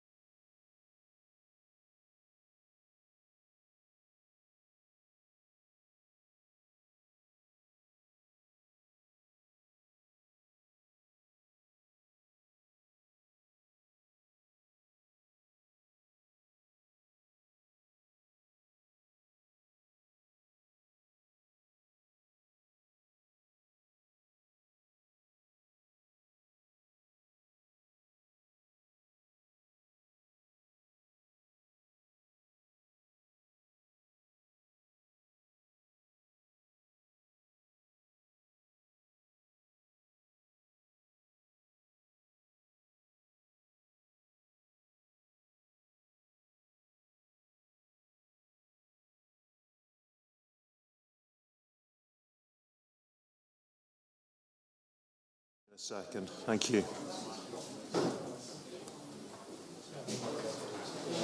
Okay, the inquiry is now resumed. But there was another speaker. Has he arrived yet? Do we know? Oh, excellent. Are you happy to come up now so we can deal with it immediately? Thank you. Thanks for coming down.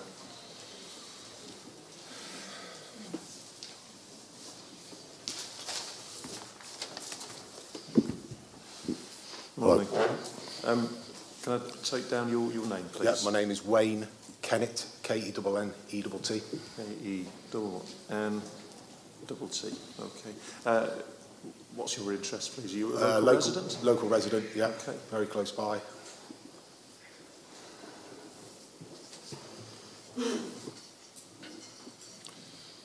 You're speaking on just for your behalf or behalf On my behalf, on a personal experience. And are you opposed to the scheme? I'm opposed, yeah. Okay. Are you happy to answer any questions that might be put? Yeah. Okay, thank you. Over to you. Okay. As I said, my name's Wayne. I'm a local resident. I've lived in Stafford most of my life. I'm married. I've got 2 children who attend Western Road Academy. Just quickly, briefly, before I move on, I just want to clarify a couple of issues that have been mentioned, and although they may seem unimportant, I feel, though, I need to address. The grass field next to the proposed accommodation mentioned yesterday by the lady that they could use to play football on. These pitches are rented out by Beaconside Leisure Centre. The goals are put up before and taken down after each game. They are used for under 11 games on Sundays. They are in use only during the football season, September to May. There is nothing preventing them using the field, but no access to football goals. The previously mentioned five-a-side 3G pitches, these are block booked through the year by local football clubs. Some sessions are available. £45 per half an hour was when I last priced it up, and they vary through peak and off-peak. Appropriate footwear is required. Again, there is nothing preventing them using the 3G pitches if they pay. But I just wanted to clarify that. The nearest accessible full-size goals so they can go and play football is the Charnley Road playing fields, which is a 30-minute walk from the accommodation. Okay, just that's that little bit. Okay, so between 2000 and 2005, I was involved in a company that had a contract with NAS, the National Asylum Support Service, part of the Home Office. We did exactly what Serco are doing now. A 5-year contract with the Home Office, housing asylum seekers throughout West Midlands and North Wales. In the contracted 5 years, we housed no more than 20 females. The remaining constantly revolving single bed space accommodation were all male occupants, service users. Afghans, Albanian, Iraqis, Iranians, Somali, etc., etc. We used the pepper pot model as described before. Typical terrace 3 to 4 bedroom properties with living room, kitchen, bathroom and rear garden. All basic furniture and cooking utensils provided, no TVs. At the time we were paid £50 per week per occupied bed space. Our business model was to have every bed space occupied at all times. So we would take all the allocated service users to maximise revenue. NAS allocate the bed space, not the service provider. Serco don't get a choice on who arrives. For example, Mr. X is allocated to room 4 at 22 Acacia Avenue. He is expected to live within that property with other nationalities while his asylum application is determined. The service users were given their weekly payments by Sodexo at the time, collected from a local post office.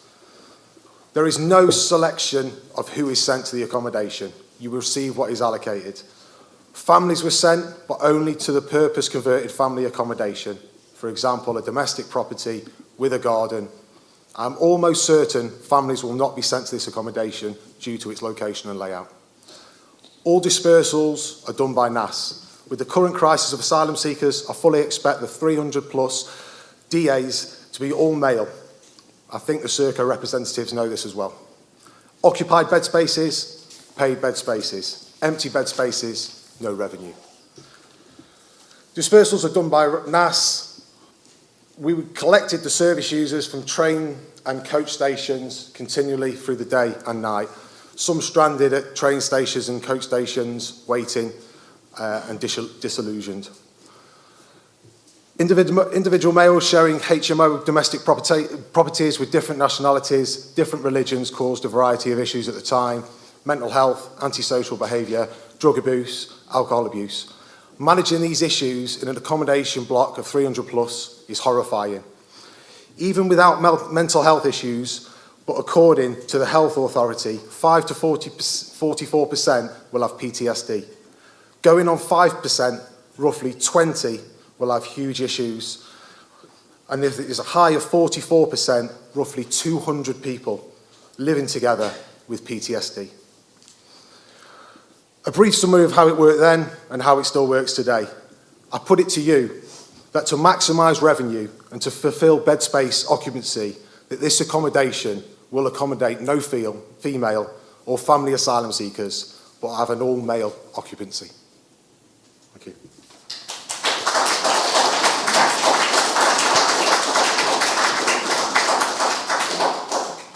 Could I just ask a point of clarity? You mentioned, you concluded why you felt it would be all male, but earlier you said something about it not being suitable, to the gist of it not being suitable for families. Did I understand you correctly? If so, why would it be unsuitable? I just think the layout of how the accommodation block is geared up for students, or if it was an accommodation block for single military personnel, it would be sufficient.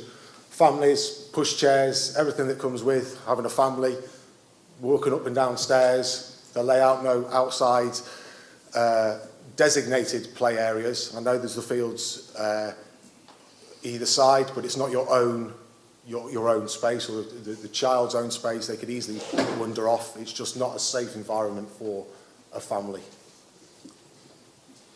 Okay, I understand. Any questions from you, Mr. Easton? No, thank you, sir. No. Thank you for your time.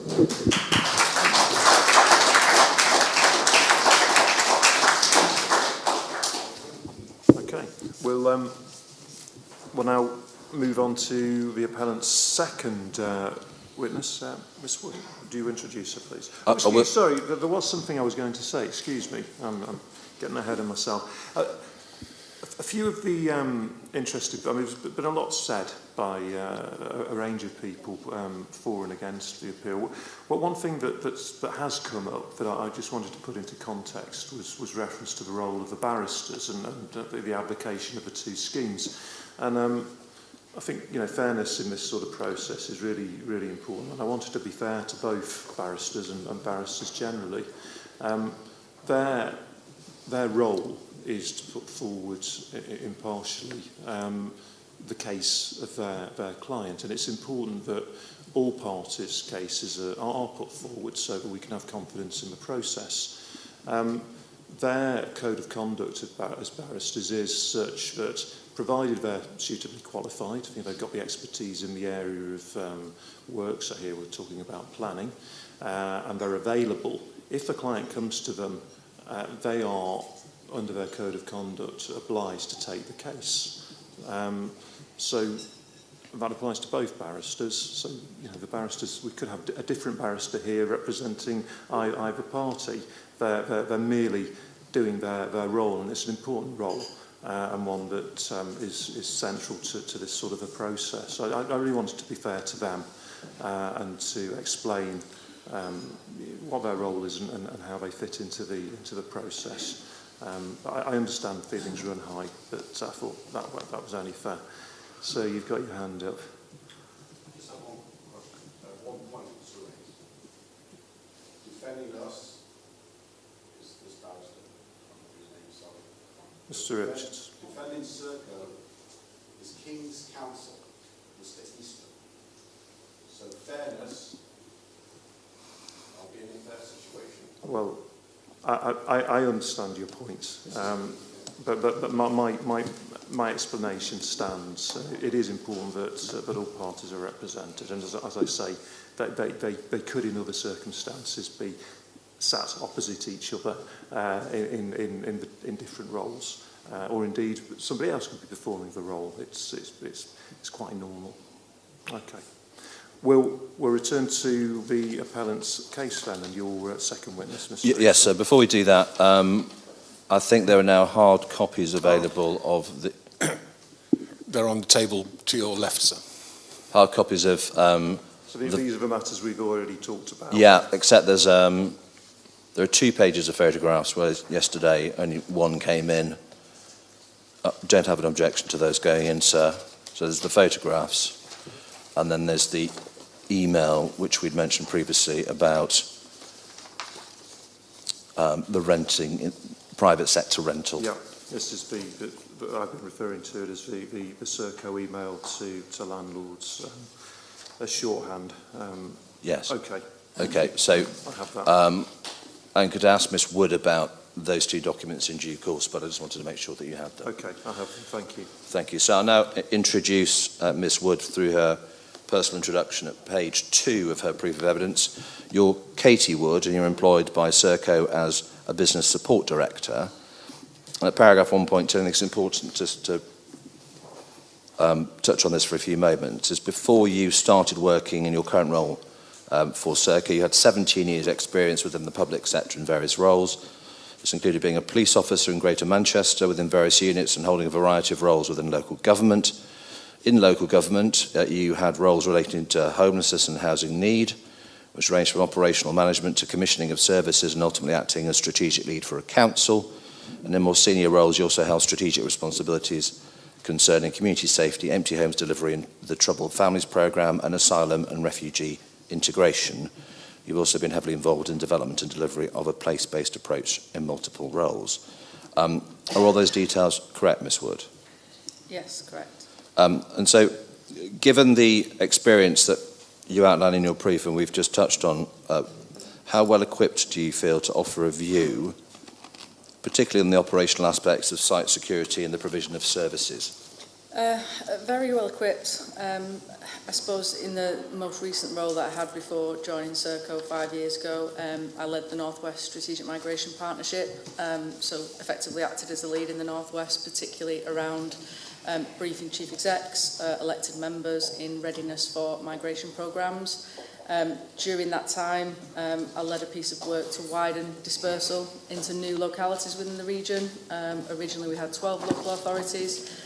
We had to extend that across the wider North West region from 2015 because of the challenges that are faced when you absorb lots of volumes in small amounts of areas. There was a need obviously to look at widening that engagement in the process and also widening the scope of local authorities playing their part within the scheme and supporting migration programmes. So in terms of that role, it was my responsibility to make sure that councils, be that kind of homeless perspective, community safety perspective, integration perspective, right through to police, through to other key statutory agencies such as health, that they had the awareness and understanding of the client group and were able to effectively work with us to integrate and meet those needs. I suppose from a public safety perspective, as you've stated, I've worked in policing roles, ranging from kind of uniform through to public protection type roles.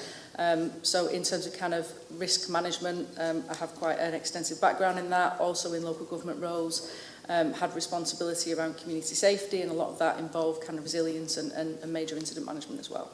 Okay, thank you very much indeed. Now, I did have a number of, so as with Ms Dyche yesterday, I'm going to take the evidence as read. I have a number of supplementary points I just want to run through with Ms Wood, but before I go through the ones that I did have prepared, I just want to deal with a number of the issues that have arisen, particularly from third parties this morning.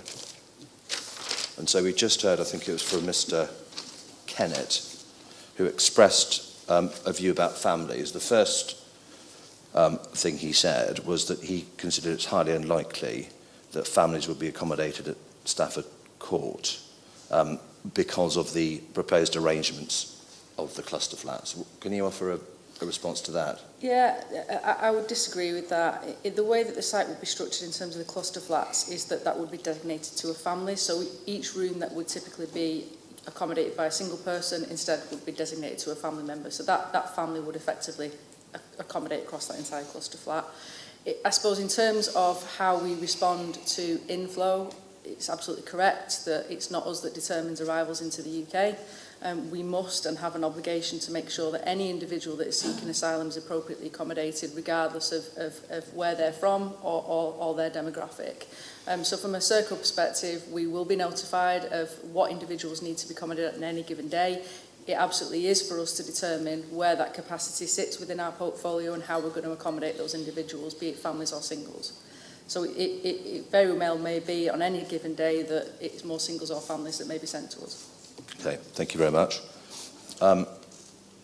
Next, please, can you go through, go back to your proof. I want you to go to paragraph 4.1,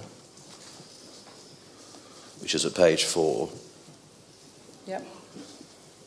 And because most of this is in writing, you can be relatively brief in your answer. Can you just talk us through how the physical security of Stafford Court will be managed on a day-to-day basis?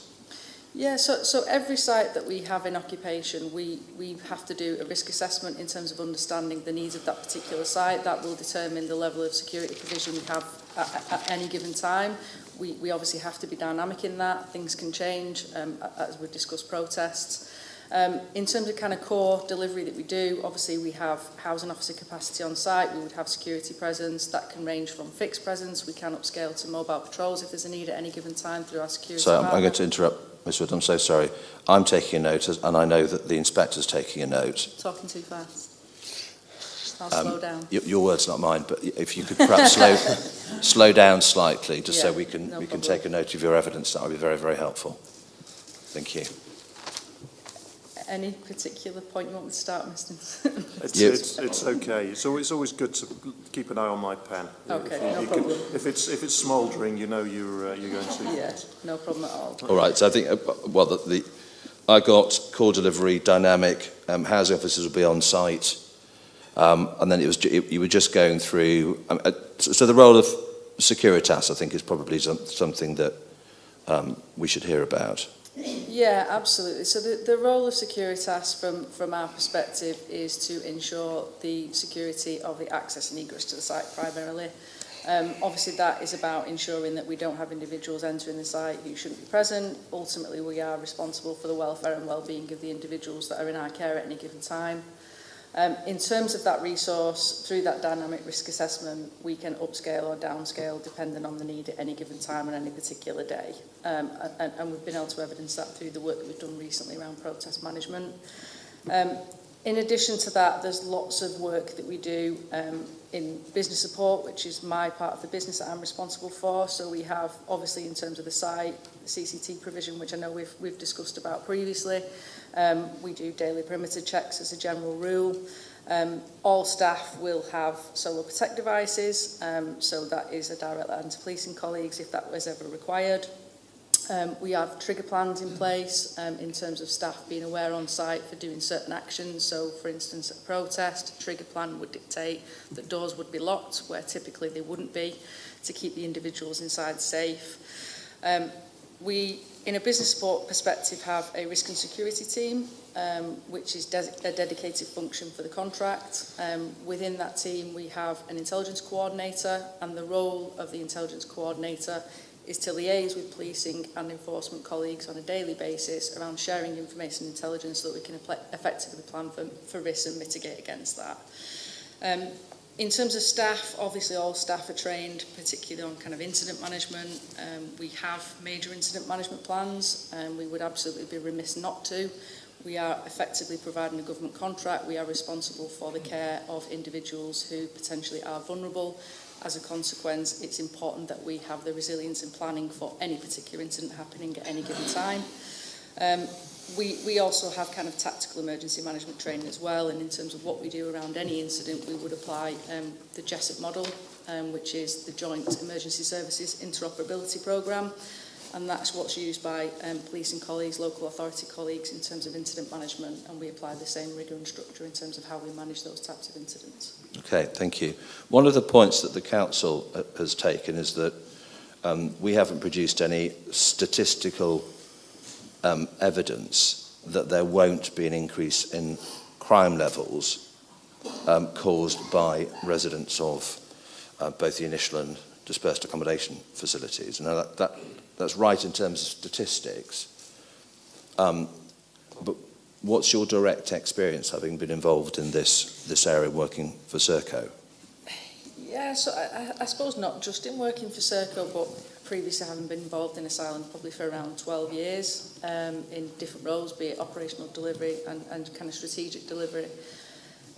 The asylum cohort as a group are typically very compliant. You know, these individuals have come here for a better way of living, a better way of life, and actually there is a consequence of not behaving in line with the expectations that's put upon them.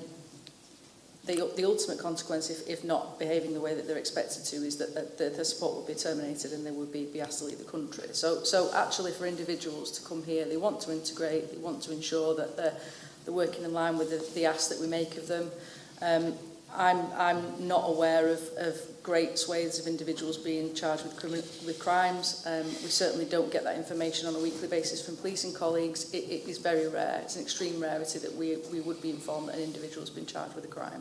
Okay, thank you. One of the concerns that's arisen, and it would be helpful just to understand how individuals would get to the initial accommodation if they were to come to Stafford. So let's say, for example, an individual arrived in Dover. Are they immediately then sent to initial accommodation, or is there some level of screening that's conducted by the Home Office before they are then sent to initial accommodation in Stafford or anywhere else? Yeah, so upon arrival, they will go to Asylum Immigration Centre, and that typically is at the points of entry, so in the south, usually, for the obvious reasons. That is where, obviously, Border Force, Home Office colleagues will do initial checks to understand the identification of the individuals. They will do a very light touch health check to make sure the individual is not at serious risk of harm. And they will go through that process in terms of screening. Once they're confident and comfortable with who that individual is and they are fitting well to be accommodated at that point, they will subsequently ask one of the 3 providers national to accommodate that individual. Okay. Do they take any biometric information or fingerprints or anything like that? Yeah, they will take fingerprints, etc. at the point of arrival. Okay, thank you. Then, so they will be sent to initial accommodation, and in respect of what they do when they get there, would you just turn through to your page 5 of your proof?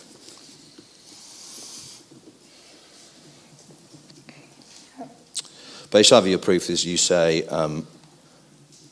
this is an approach that's taken across all initial accommodation sites, over 100 hotel contingency sites, and then you list a number of services that are offered: health, community safety teams, voluntary sector and NGOs involving residents in volunteering activity, education, coordination, interaction with parish councils and faith groups, and local authority and elected member engagement. Are you able to reassure the inspector and indeed people in the audience that the services listed under paragraph 5.5 will be provided and maintained if permission is granted? Yes, absolutely. We have a designated partnership function that sits within business support. Their role, their entirety of their role is effectively to act as a single point of contact for the contract when engaging with key stakeholders within the area.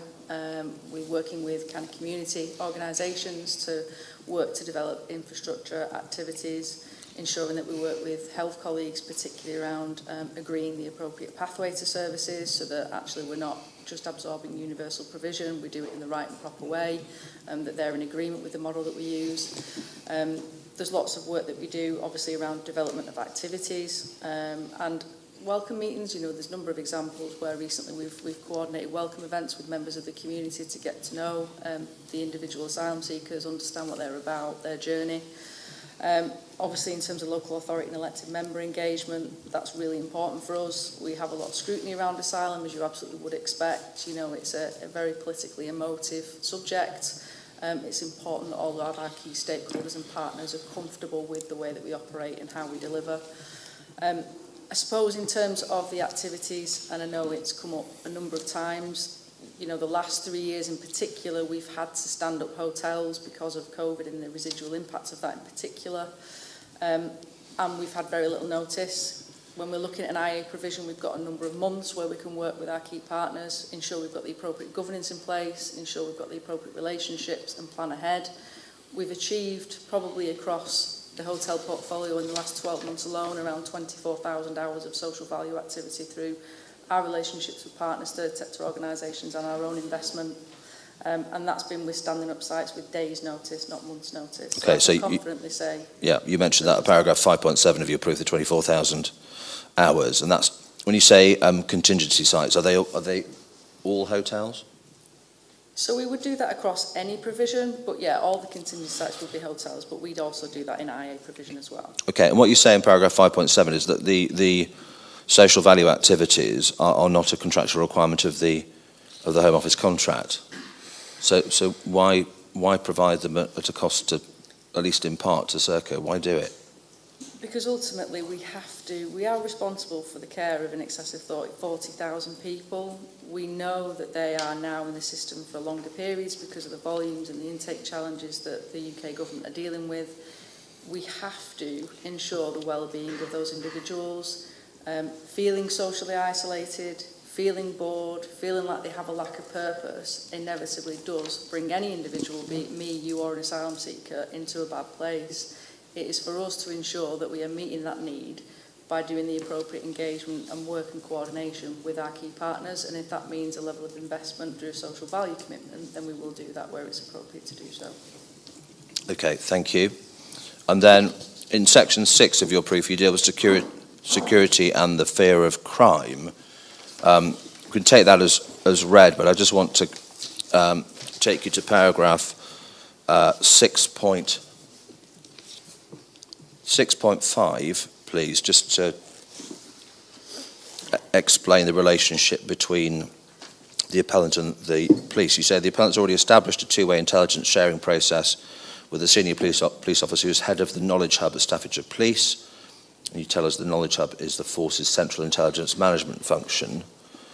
And then they receive weekly intelligence returns from the appellant. Partnership relationship already exists in terms of regular communication and discussions as and when required. You say this collaboration will continue to enhance and grow as the asylum population within the wider Staffordshire area grows. So when you say that two-way intelligence sharing process has already been established, is that a consequence of the fact that there are already initial accommodation asylum seeker sites within Staffordshire? Yes, we have numerous contingency IA provision within Staffordshire, as you would expect, in the same way that when we move into a new dispersal area, we need to engage with statutory services. The same rule applies in terms of hotel provision. So that relationship started at the onset of that use. As stated, we've got a relationship with the head of the Knowledge Hub and the team as a general rule where we do weekly intelligence sharing, and through that process, as yet, we've not had any concerns, risks or issues raised. Okay. And thus far, has that two-way intelligence sharing process worked effectively? Absolutely, very effectively, yeah. Okay, thank you. And then next I want you to go to paragraph 6.10, where you say a recent example of the collaborative work done is the management of protest activity at the Suites Hotel in Knowsley, where the appellant's been fully embedded into the Silver Command structure with the Merseyside Police. Just explain briefly, what's everything you tell us in the previous paragraph, that the JSIP command structure has 3 levels, the silver level being tactical, which interprets the strategic direction, develops the tactical and coordinates activities and assets. I'm really sorry, but what does that mean? So effectively, JSIP is the model that was kind of implemented as a consequence of probably a number of major incidents back in the 70s and 80s. I won't labour the point on what those are. I'm sure most people will probably be aware. And I think it was largely related to an acceptance and acknowledgement that for statutory agencies or category responders, if they didn't have capacity of forward planning for incidents, then when an incident occurred, they wouldn't have the capacity or resilience to effectively manage the impact of that. So the JSIP model has been developed as part of that whole process, and it basically looks to ensure that across the agencies that are involved in any incident or any significant incident, that we're able to effectively communicate, coordinate, jointly assess risk, and jointly understand the actions and steps and accountabilities that will take place. So effectively what we do is the provider, and we're not designated as a Category 1 responder, so we don't have an obligation to apply that model, but we are fully trained in it, we apply it, and we would replicate the same command structure and actions that our statutory partners would do. Okay, thank you. And then so paragraph 6.10, you talk about the Suites, the well-publicised protest outside the Suites Hotel in Knowsley. Mr. Wedderburn makes the point in his proof of evidence is that that's a good example, and the other circumstances where security is provided at IA centres is an acknowledgement by Serco that there's an unacceptable risk of public disorder. Is that a fair categorisation? No, I disagree. We, as I've said before, we have a responsibility to keep the individuals in our care safe. We have a responsibility to keep our site safe. You know, we acknowledge that there is strong sentiment and feeling, but we have the appropriate relationships, the appropriate intelligence sharing agreements to effectively plan for such incidents. Knowsley, as horrific as it was not a surprise. It was planned. We understood that. We worked with the police to put the appropriate provision in place. Unfortunately, on that particular incident, it wasn't actually either pro or anti-asylum protesters were the individuals that created the situation on the evening. It was a number of opportunistic individuals within the locality who saw it as an opportunity to, I suppose, have a go at the police. We've not, certainly in the time that I've worked in asylum and beyond in public services, ever seen any protests until February this year, and certainly in recent weeks we haven't. I think we've had to acknowledge that hotels and the public perception around hotels and taxpayer cost expense, it brings strong sentiment, and it would be absolutely negligent and remiss of us not to be, from a security and risk management perspective, planning for any and all eventualities at any given time. Okay. Still on the topic of fear of crime, I'd like you to go to the letter from Here's what I found. the letter from Theo Clark MP, which is core document J1. Yep. I went to this with Ms Dyche yesterday, but it's really the second page that I want to look at. At the top of the second page, Ms Clark says, you may be aware that we currently have approximately 70 young men accommodated in the village of Penkridge in my constituency. I already have numerous complaints about men hanging around the local schools and following girls home, the harassment of women whilst going about their daily business and various other problems. This illustrates perfectly why the Beaconside site is so inappropriate, and I fear serious implications if it goes ahead. Do you have any knowledge of problems of that description taking place in Penkridge that can be directly attributable to asylum seekers who are accommodated there? No, so we've not had that information or that concern raised with us from our policing colleagues who, as I've outlined, we share information with regularly, meet with regularly. We work with the local authority senior lead for welfare within the council for that particular area, do a lot of work around integration and kind of community engagement. And we've certainly not had that concern raised from our local authority colleagues either. Operational staff on site have not had that concern raised, nor expressed those concerns or issues. And certainly our designated partnership manager has not had those concerns raised directly from any of the stakeholders that attend the multi-agency forums for that particular site. Okay, given the arrangements in place already, if such concerns, if such incidents had occurred, would you have expected to have had your attention drawn to them? Yeah, absolutely. I think we absolutely acknowledge that for any group of individuals, be it asylum seekers, be it young males out in the street, there is always a risk that it creates a level of nervousness. I don't think anybody's negating that point. So from our perspective, we would always be very clear with our stakeholder colleagues when we initially engage, in particular on the site, and establish that forum network, that if there were concerns, that we'd work to address those and make sure we can allay those fears. And that may well be having conversations with our occupants about, look, just be aware of what that feels like to the individuals in the community. For you, that might be seen as more culturally acceptable, but for people in the UK, it isn't. And actually, you don't want to draw needless attention to yourself because you're not exposing a risk, but it may feel to people that you are. And we've done that work. We do that work proactively through roadshows and through the induction that we do with our service users as well. Okay, thank you. Well, on a related topic, do you have the photographs? I'm really sorry, I can't remember the name of the lady who produced them, but there's photographs. The first photograph is a single photograph, shows two individuals on the steps of what certainly Mr. Richards and I can confirm as being Stafford Crown Court, having been there on a number of occasions in the past.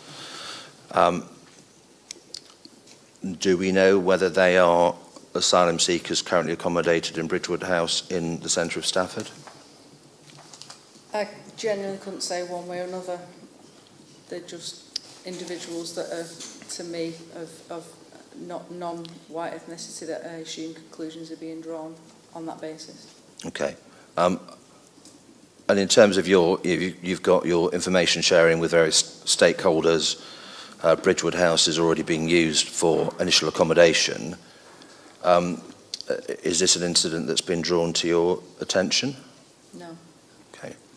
And then the other page has a series of photographs that show the same two young men, but below that, under the heading "Playing Football Outside the Courts and the Cenotaph," there's a group of individuals in the left-hand photograph, I think all of them non-white. In the right-hand photograph, what appears to be the same group of individuals has a football and they're playing with it. Any comment on whether that's a particular problem or something you would discourage, or? I mean, it's a group of young men playing football. You know, it's not for me to say that it's right or wrong. Personally, I don't think it's wrong. People's perception may be different, but again, apart from saying that the non-white individuals and perhaps conclusions being drawn, I couldn't say whether they're our service users, but it's certainly not a concern that's been raised directly with me or my teams. Again, had it been a genuine concern, would you have expected to have known about it and been told about it? Yes. Right. Thank you.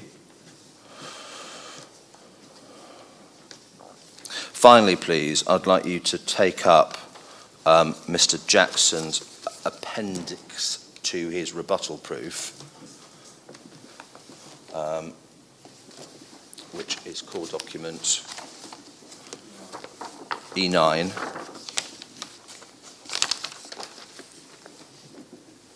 Yep. And it's the release by the Home Office from last year, 14th of April 2022, where it confirms the announcement that the entirety of England, Scotland and Wales will be assigned dispersal areas. They will receive new government funding. It's the government funding I just want your comment on, please. Can I just double check which of the appendices it is? It's the appendix to the rebuttal. Excuse me. To the rebuttal. I'm in the wrong appendices, thank you. Just bear with me. Which I'm told is E9.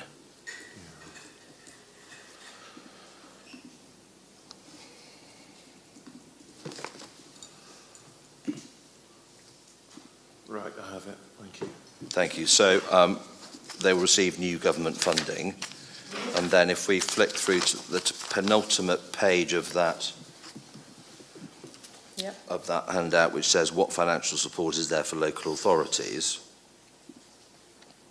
Do you remember I asked Councillor Beattie some questions about this? And mathematically, if we have, I think it's 321 people expected to be in dispersed accommodation. Correct. Yeah.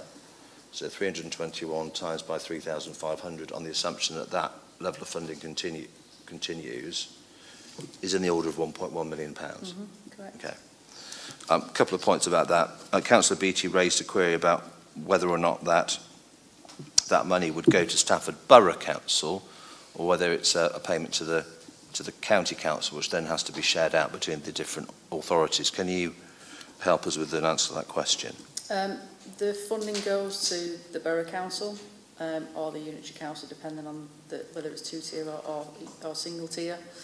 I think it's acknowledged by the Home Office that in terms of designating dispersal limits, that's assigned at a district/borough level, not at a county level.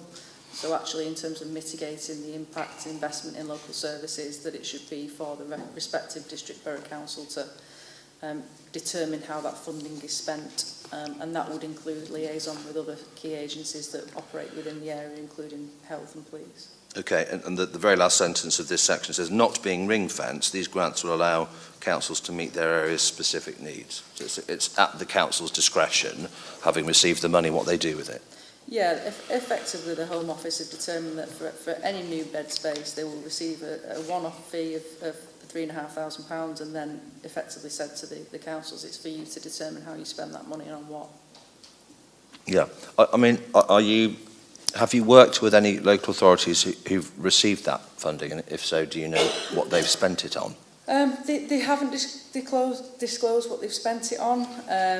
I can have my own opinions based on coming from a local government background, what I'd spend it on, but that may well differ from area to area. The other piece of that is that a number of councils, there is receipt of funding, of course, for refugee integration programmes that are being delivered directly. They may well choose to pool the funding and actually look at standing up infrastructure and provision for the wider migrant group as opposed to just asylum seekers. Okay, so in terms of your local authority background, I know this wouldn't bind Stafford to do anything, but just be helpful for your, given your experience and expertise, just to offer a view on what sort of things the money could be spent on? It could be used to work to develop infrastructure specific to this cohort of individuals. I think the Home Office acknowledged that in moving into new areas, actually, for the point of integration, areas that have participated in the scheme for the last 20 years, by the very nature of the diversification that's taken place, they will naturally have more services equipped for this cohort of individuals, be it religious, be it cultural, whichever way you want to chalk it up. So personally, if I was a new area, that's the way I would lean, but they may well choose to look to use it to absorb in universal services.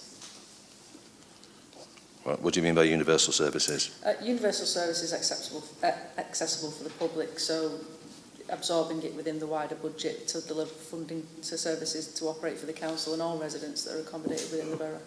All right, so services which may or may not be directly affected by an increase in population? Yes. Right, okay, thank you very much.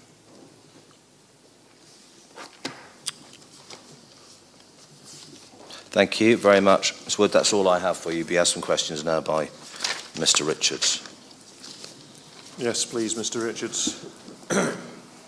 Thank you, sir. Good afternoon. Afternoon.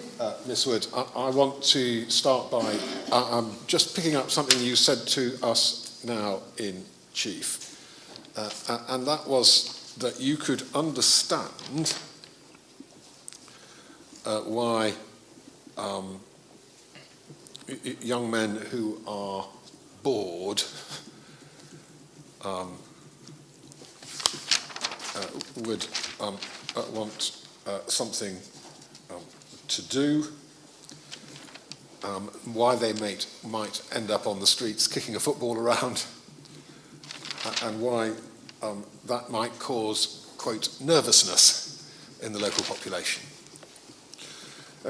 I think you've sat here throughout the 3 days so far? Mm-hmm. Yeah. So far as public concerns about the conduct of residents at the Stafford Court Centre if it went ahead, the concerns aren't they, first of all, that the residents might commit crime, firstly out of desperation, because they're short of money, they might turn to theft. Do you acknowledge that? That's an issue? I acknowledge that there is a fear of that through perception. I do not acknowledge that that is accepted, that individuals will resort to crime as a consequence of having a low income. So you don't think that there's a temptation, or it actually takes place, that because they have so little money, that they... I can't answer for individual temptation. No, all right, but that's the fear. It's a realistic fear, isn't it? You're just saying that you can't acknowledge it. I wouldn't agree that it's a realistic fear. All right. Please, it's really important that the witness is able to give her answers without interruption and for me to be able to hear them. So please, just courtesy. Yeah, thank you. You've already acknowledged, I think, that boredom can give rise, in any group of young men, let alone asylum seekers, in any group of young men, that might cause them to engage in criminal activity, whether it's low-level harassment or whether it's high-level... I didn't say that. No, what I said was individuals who are bored, their health and well-being can be impacted, and our responsibility as an accommodation provider is to equip them with activities that will ensure that their health and well-being needs are met. Okay. So you don't think that boredom might lead to crime? I think that often children are bored and they're not becoming criminals, and I think young people become bored and they're not becoming criminals. So no, I don't acknowledge that boredom is a natural conduit to crime. Okay. And then, what about ignorance? Ignorance of cultural norms. That could, I think you would accept, cause them to behave inappropriately, even behave in a manner which is criminal out of ignorance. Again, no, I don't acknowledge that cultural differences automatically lead to criminal behaviour. I think if you have a predication for criminal behaviour, that's based on you as an individual, not that happen to be the culture or country that you originate from.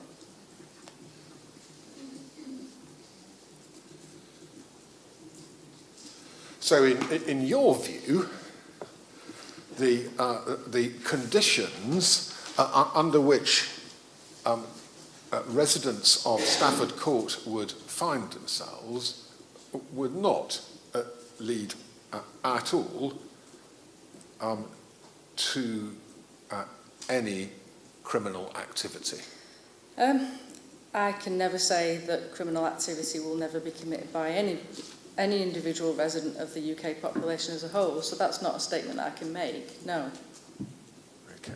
But I think we have to acknowledge that any individual is capable of criminal behaviour and that the wider UK population perpetuates criminal behaviour. It's not specific to the asylum cohort.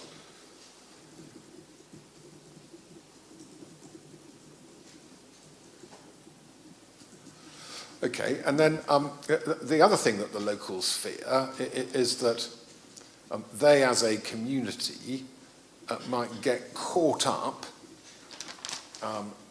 in the impact of crime by non-residents of the centre, typically those agitating, whether far-right groups or otherwise, agitating against asylum seekers in general, if not in particular. Mm-hmm.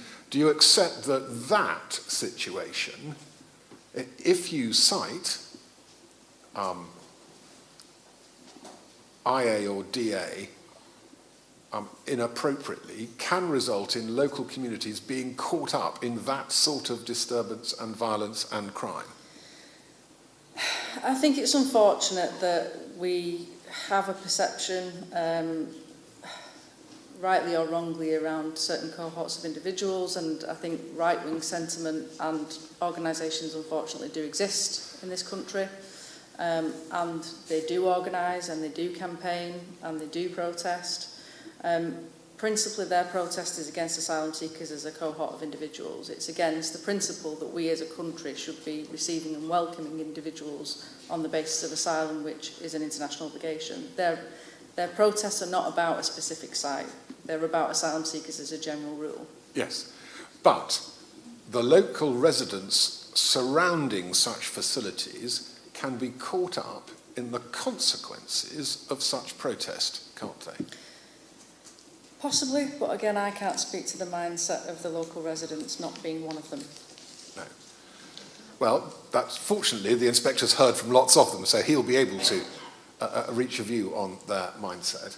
But it's right, isn't it, that, for example, at Knowlesley, what happened there essentially was that community tension erupted into violence, didn't it? What happened is that pro and anti-asylum protesters conducted a peaceful, organised protest, and individuals from the community saw it as an opportunity to commit damage to police equipment, vehicles, and try and cause harm to the police. Where there were already existing tensions, it was irrespective of the asylum seekers present. It was seen as an opportunity, and it was taken advantage of. We have seen numerous protests since, at the Sweets and at other sites, that have been peacefully managed, without issue, without arrest, and without violence, with the presence of the right wing. Okay. Now, what you have told us in your evidence and what you reinforced in chief, in your written evidence and reinforced in chief, was that there is an integrated response plan to these sorts of incidents through the GESIP Correct.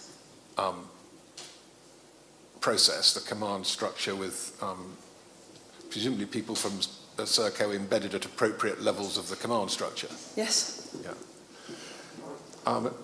So you've explained to us what it is that Serco does and plans for to respond to incidents, but what, if anything, is done to prevent the incidents arising in the first place?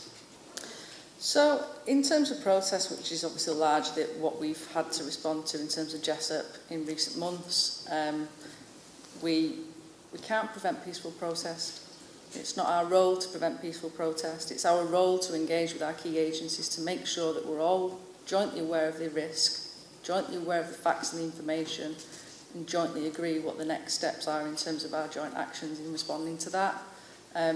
We have to acknowledge that protests are legal, they're right, the proper, it's a democracy, in the same ways that people can protest against climate change, and nurses and doctors can protest about pay, and people can protest about fuel prices. People are well within the right, be it right-wing or otherwise, to protest against asylum and also for asylum. So it's our role to make sure our service using staff are kept safe and that we are putting the appropriate risk mitigation measures in place. Okay. But if you locate a potential source of protest close to residential areas, then the consequence of that protest turning sour, whether deliberately or accidentally, that consequence is then visited upon the residents of the local area. If you cite centres away from residential areas, then you don't have that consequence, do you?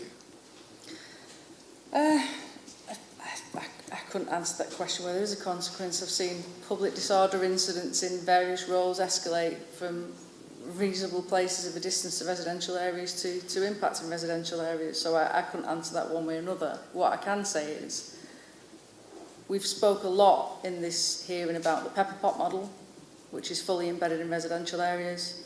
Hotels are fully embedded in residential areas. Initial accommodation is fully embedded in residential areas. We will plan to mitigate against risk regardless. We have an obligation to accommodate these people, rightly so, and we provide appropriate accommodation in line with that. Yeah. But it's fair, isn't it, and correct, that the protests most recently have all concerned hotels. Yeah, absolutely correct. We've not seen that in initial accommodation. No, and not in pepper-potted communities. No, in pepper-potted communities, we've not seen protests. No. And the student accommodation, I think, converted accommodation was...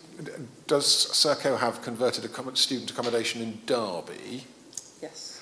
And I think that we've read in the evidence that that gave rise to some protests. Historically, I think it has, although it's not within the recent remit from memory. Yeah. So the scale of the provision as well as its location, is a factor in whether protest is generated, and protests are a symptom of community dissatisfaction. Protests are a symptom of a particular view, I agree. And therefore, it would appear that the scale or size of the provision in an urban area is relevant insofar as the community's concerns. No. You don't think so? No. I think the assumption that a pepper pot model doesn't generate right-wing views, doesn't generate inappropriate behaviours from some members of the community towards our asylum seekers is misplaced, because it does. All right. But what it doesn't appear to do, you and I have agreed, is result in protest that has the potential to turn violent. So far. So far. Well, we can only act on evidence, you see. Indeed, and the evidence shows that prior to February of this year we didn't see any protests in the 20 years of asylum. Okay, and in that context, can we please look at core document B8, which is the response of the designing out crime police officer? Yep. And as we know, this is the response of the police to the planning application when consulted as a statutory consultee. And it's dated the 19th of April of last year. And it's fair to say that the initial bullet point list is the police reciting various documents to which they've had regard in reaching their conclusions. That's right, isn't it? Under the headline, promoting safe and healthy communities, that paragraph? No. First page, proposal, and then there's a bullet point list. The following comments should be considered in the light of the following, and then there's a list of documents. Yes. Yep. And then we can read in bold that Staffordshire Police have no objection to this application, but would like to raise the following. And the first one is that Serco have emphasised the importance of health and safety and safeguarding of the occupants and the local community is of utmost priority. So Serco has two priorities. One is for its residents, but the other is for the local community. Is that right? Yeah, insofar as that we need to work with statutory agencies to ensure that the appropriate response is in place based on the information we have available. The police are responsible for community policing and community safety broadly. We're not the statutory governing body responsible for that. No, that's absolutely correct. And therefore, you've described in your evidence, written and oral, how Securitas are your partners for ensuring the safety of your residents on your sites, but and therefore they can manage the behaviour and will manage the behaviour, so I understand, of residents on your sites. But for example, if your residents were behaving inappropriately off-site, even if it was quite close to the accommodation, but nevertheless off-site, Securitas, in effect, is powerless and will not intervene or say anything or do anything. Well, Securitas don't hold powers of arrest anyway, no. So if in that context they are powerless to begin with. What we can do is, if there is information that would suggest that we would see persistent issues around large groups of individuals and there was concern about behaviours, we could ask Securitas to provide roaming patrols to go out and speak to the individuals concerned. That wouldn't be an issue. Yeah. Next, comment from the police is the paragraph at the top of the second page. Yep. They recognise, end of the first line, that some, what they describe as community tension may arise from siting this proposal in this location, and therefore they strongly recommend that the grounds and the building are secured. That's as a result of the size and location of the proposal, isn't it? I can't speak for why the police arrived at that conclusion. No, well, I can't ask questions of the police because they're not here. All I can do is to ask Serco's security expert, which I gather is you. Correct. But that's the proper interpretation of that letter, isn't it? The police are strongly recommending, and we can take it, can't we, that that's telling you to do it, in effect. They're recommending that we do it.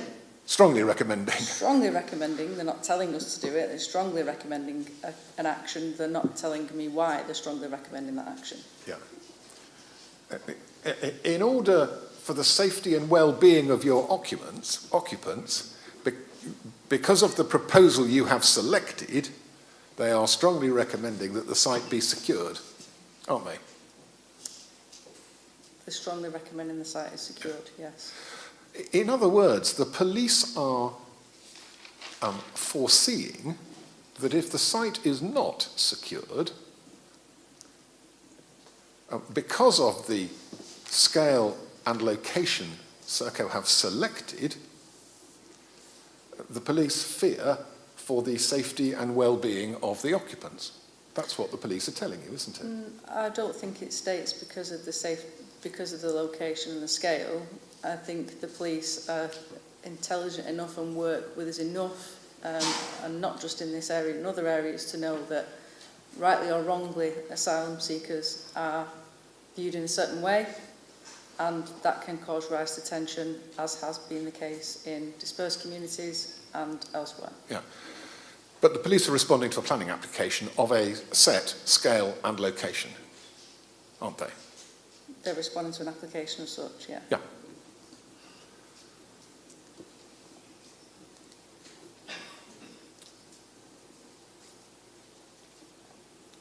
And they're telling you that the open archway is the main concern, so please gate it and control access. And then there's a bullet point list of recommended security measures, isn't there? Yes. In the list. The first is to, again, about the archway, should be enclosed so that, in effect, only permitted visitors are admitted. Yeah. Yeah? And then the communal entrance doors are required to be of a particular standard, aren't they? Yes. Presumably to prevent them from being forced open. Yes. Yeah. Presumably. Yeah. And then next, occupants should be restricted, in effect, to their own floor. Presumably, is that in response to some internal risk? Not from Serco's perspective. We provide access, egress and entry to floors based on privacy and appropriate measures that any member of the public would expect. If I lived in an apartment block, I wouldn't want every member of every floor being able to access my floor and access my apartment. Okay, so you think that's a privacy matter that the police are advising on rather than a crime matter? Again, I can't speak for the police. No, but the police wouldn't be advising you on privacy matters, would they? The police are advising, as the author of this letter is, the designing out crime officer. This is advice being given to design out crime. Yeah? Agreed. And then the next bullet point is the one requiring on-site management, emergency plans, which should include the encroachment onto the site by members of the public who may have malicious intent. So the police perceive that as a real risk, don't they? That's why they're advising you to take precautions against it. I think the police are experienced enough to know that any large site with a group of individuals that potentially are different or who hold a vulnerability, as I've stated earlier, it would be remiss not to plan for any and all eventualities. Yeah. But the reasons why the police are advising you to plan for these eventualities is that the police, at least, perceive that there is a real risk of that eventuality coming to pass. Again, I can't speak for the police. No, I know you can't, but that is the ordinary and natural meaning of the words the police are using in this consultation response, isn't it? I couldn't disagree or agree. I can't speak for You the won't police. disagree or agree. You don't want to help the inspector on the ordinary and natural meaning of the police consultation response. I can't speak for the police.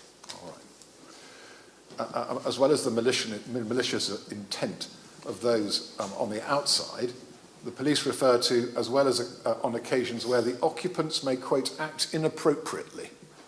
That's a code for the police expressing a concern about the consequences of internal tension, isn't it? Again, I couldn't speak for the police. I think they're, again, experienced enough to know that any member of the public at any time can behave in any given way and can be unpredictable, as we see on a regular basis. So do you, as a result of this advice, or indeed without the advice, do you have plans to deal with protest by residents? In what regard? Separation between residents and whom? Yeah. Residents of our accommodation? Yes, residents of your accommodation. We would deal with protest by residents as the same incident, the principles as any other incident. Yeah. Protests are not unique to how we manage incidents. They are one factor of incident that we can manage. Yeah, but you would have plans to deal with such incidents? In what regard? Well, we have major incident plans yes. that we use to manage, and we do business continuity planning for a range of incidents. So protest or riot by your residents would be planned for? Not specifically. If there was a risk that we saw in terms of behaviours or intelligence or suggestions that it may go that way, then we absolutely would plan for that, yes. Yeah. But the police are advising you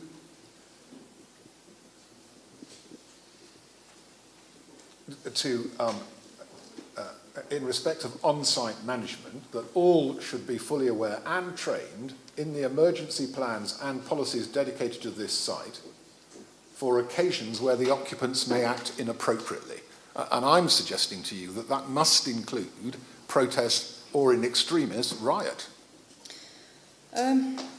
It includes us managing the behaviour of the individuals in our care, be that low-level issues, be that if there was an issue around prior protest or intent to riot, we would base our response based on behaviours. I think there is an assumption being drawn with no factual basis of evidence that our service uses riot or protest when we've not seen that in 20 years of asylum. Okay. Next, CCTV is recommended because it's said to be, quote, especially useful for, quote, issues amongst the occupants. That's what the police are advising you, isn't it? I'm reading it 1 minute. They're stating it would be especially useful, but list a range of reasons that CCTV should be considered. Yes. And then lastly, in this section, there is some recommendation about fencing. But I think your evidence has explained why, at the moment, you're not minded to follow that advice. Is that right? Say again, sorry, minded or not minded? Not minded to follow that advice. Fencing is not something that we've deemed previously to be required. We operate in excess of 100 contingency sites which are not fenced off. We have to be mindful that we are not perpetuating a view to the individuals themselves that they're in a detained environment, and they're not. They are free to come and go as they please. If a situation arose or an assessment of risk changed that position, then we would reflect our action in line with that. But as it stands at the moment, that's not something that we deem necessary.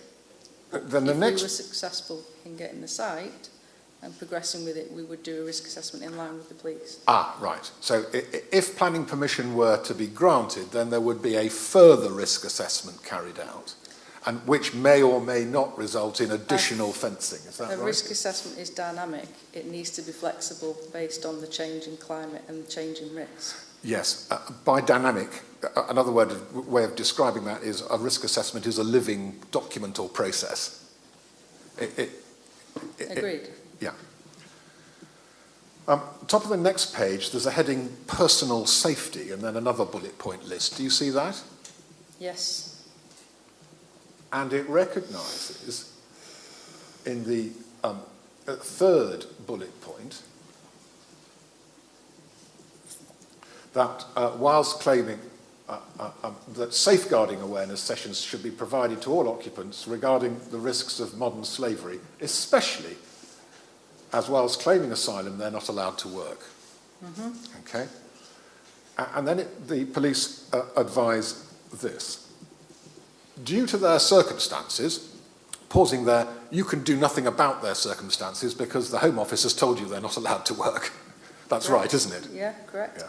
But due to these circumstances that the Home Office insists on confining them to, there may be a risk of exploitation, be that labour, criminal or sexual exploitation.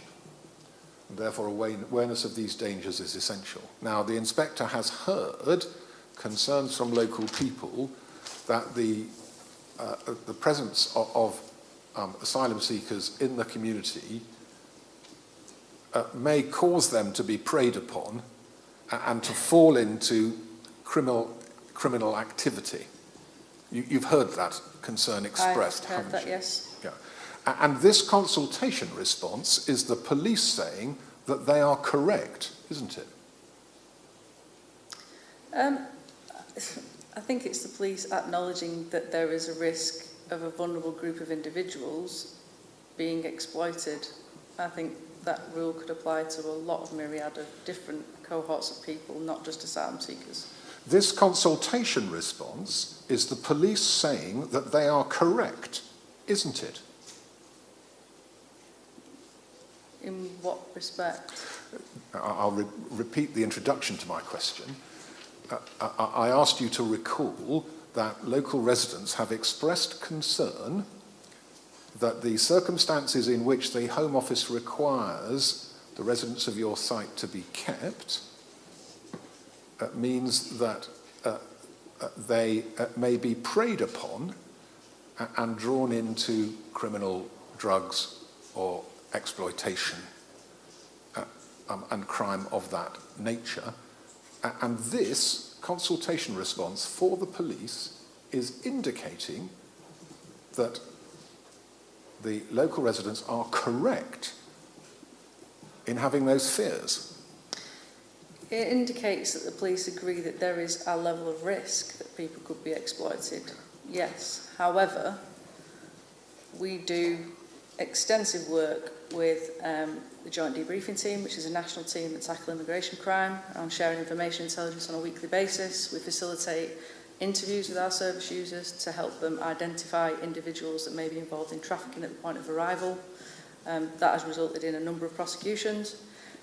We do work with the regional organised crime units around information sharing.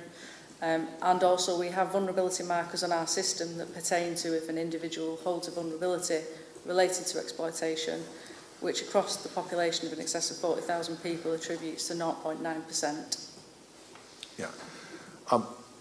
The police would not be advising you to take action in respect of risks that the police regarded as being fanciful, would they? The police are advising you to take action in respect of risks that the police perceive as being real. I think if, as an ex-police officer and an individual that's been responsible for public services, any risk, no matter how small, should be planned for and mitigated against, regardless of the feeling of how prevalent or otherwise it is. And then, lastly, under the heading of community tension, the police acknowledge, first of all, in the first bullet point, the community concerns about the location of the building and the close proximity to, in effect, the schools. Yes? Yes. But the police say then that there is, quote, no perceived risk to the children or the residents of Stafford. In other words, the police are saying that the local residents, both who wrote in to the planning application, the many hundreds of them, and those that have come to this inquiry, are simply wrong. Again, I can't speak for the police. Yeah.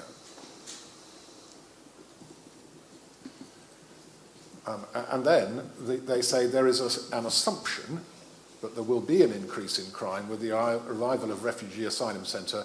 There is no evidence to suggest this. And you've told us this morning that there simply are not any statistics that you're aware of that the police keep. I can't speak to whether the police keep statistics. The police will, I'm sure, keep... there is a police national criminal database where it's very clear who's been committed a crime and who hasn't, and I'm assuming within that they will potentially claim who is currently claiming asylum because it's pertinent potentially to that individual's immigration status, which plays a part potentially in that. So I couldn't say whether the data exists or otherwise. What I can say is, based on 12 years of work in asylum, there has never been any information or evidence presented to me that would suggest that the sheer presence of an asylum seeker increases crime. And then in evidence in chief, you went to the court document J1, the letter from the local MP, Theo Clark, and what she says at the top of the second page about the experience of the community in and around Penkridge. First of all, is this a Serco-run facility? It is.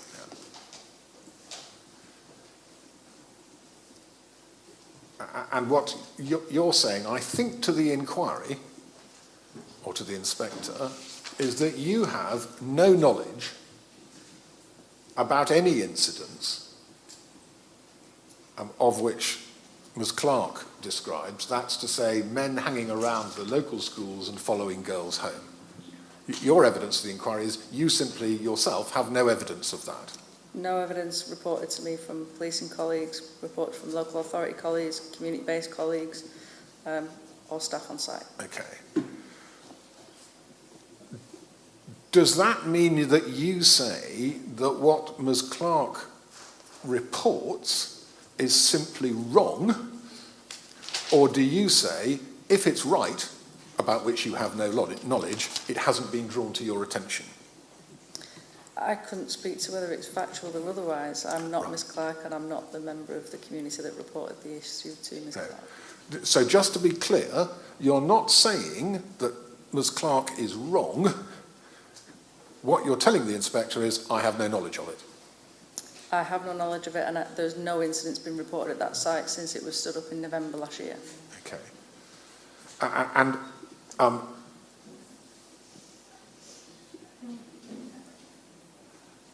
Yes, fine, thank you on that. And then again, you will have heard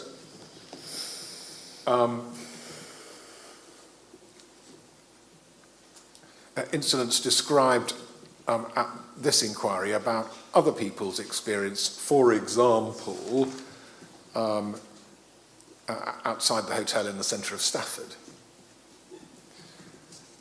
Again, do you say that what has been reported to the inspector is wrong, or just matters over which you have no knowledge? So can we be specific, please? Yes.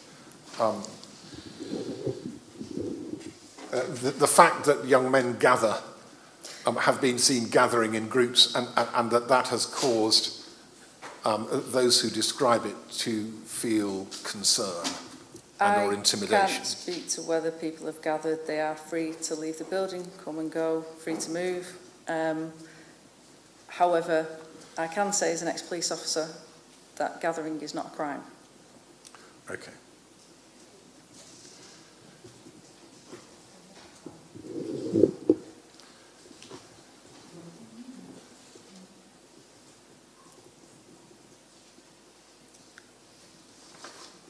Next, please, health services.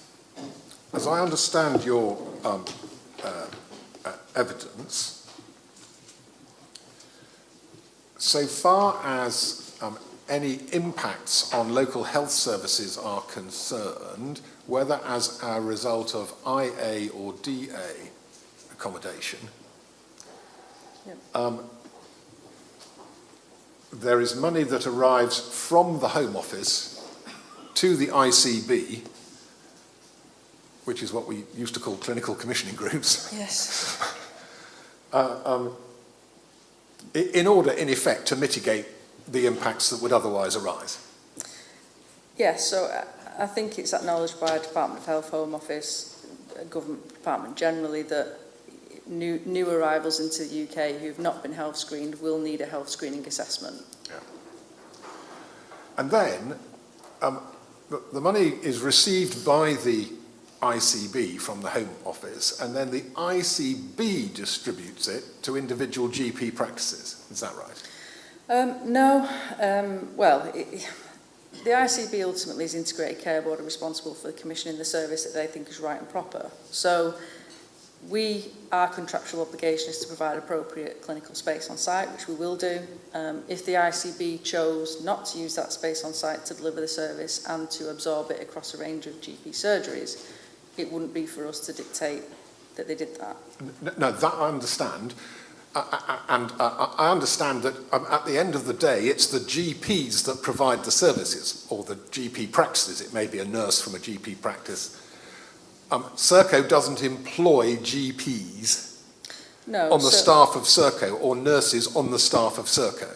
No, so the typical model for initial accommodation would be the ICB would commission in the same way as they would any other service specification, put it out to tender amongst providers, and a provider would bid for and deliver that service, and that would include a set of clinical requirements and service requirements, be that GP accessibility, nursing capacity, or otherwise. It would be for the ICB to determine the specification.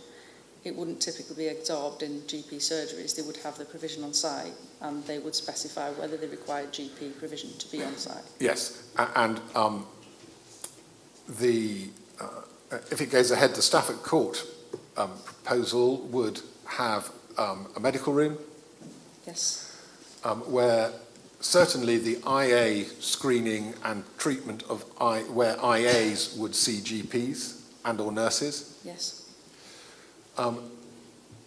Not entirely clear as yet whether or not for DA residents they would, if they had a need to see a nurse or a GP, whether they would be seen in the medical room on site, or whether they would have to simply attend the GP's premises as any other member of the public would do.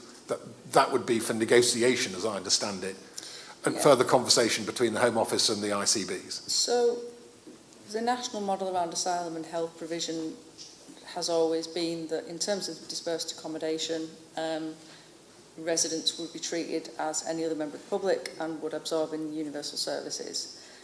However, if the ICB chose to extend the provision available into the IA group out to the DA service users, assume that would be within their purview. Yeah. And if a particular GP practice bid for the contract and was awarded it, so far as Serco is concerned, your concern would be to make sure that contract to take care of your residents was performed, that contract was performed, and that your residents had the appropriate level of medical care. We wouldn't be looking to manage the service provision. Health is absolutely a matter for health, and we are not health experts. The Integrated Care Board are more than skilled and proficient to understand the level of service required and the needs of this cohort of people. Our role is to ensure that we agree the appropriate pathway into service with the ICB and ensure that we are encouraging the service users to access those appointments. Right. So in other words, once you've provided the room, as it were, and it's equipped properly.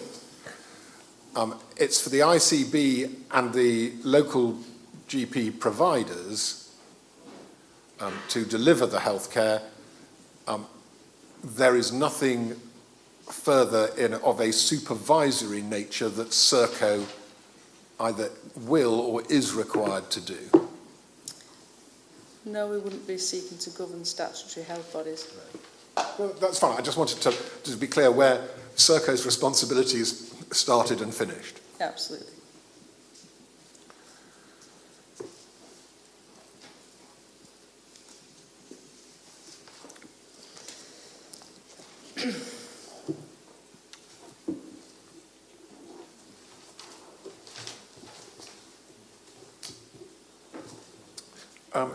So far as staff resources are concerned, I think that are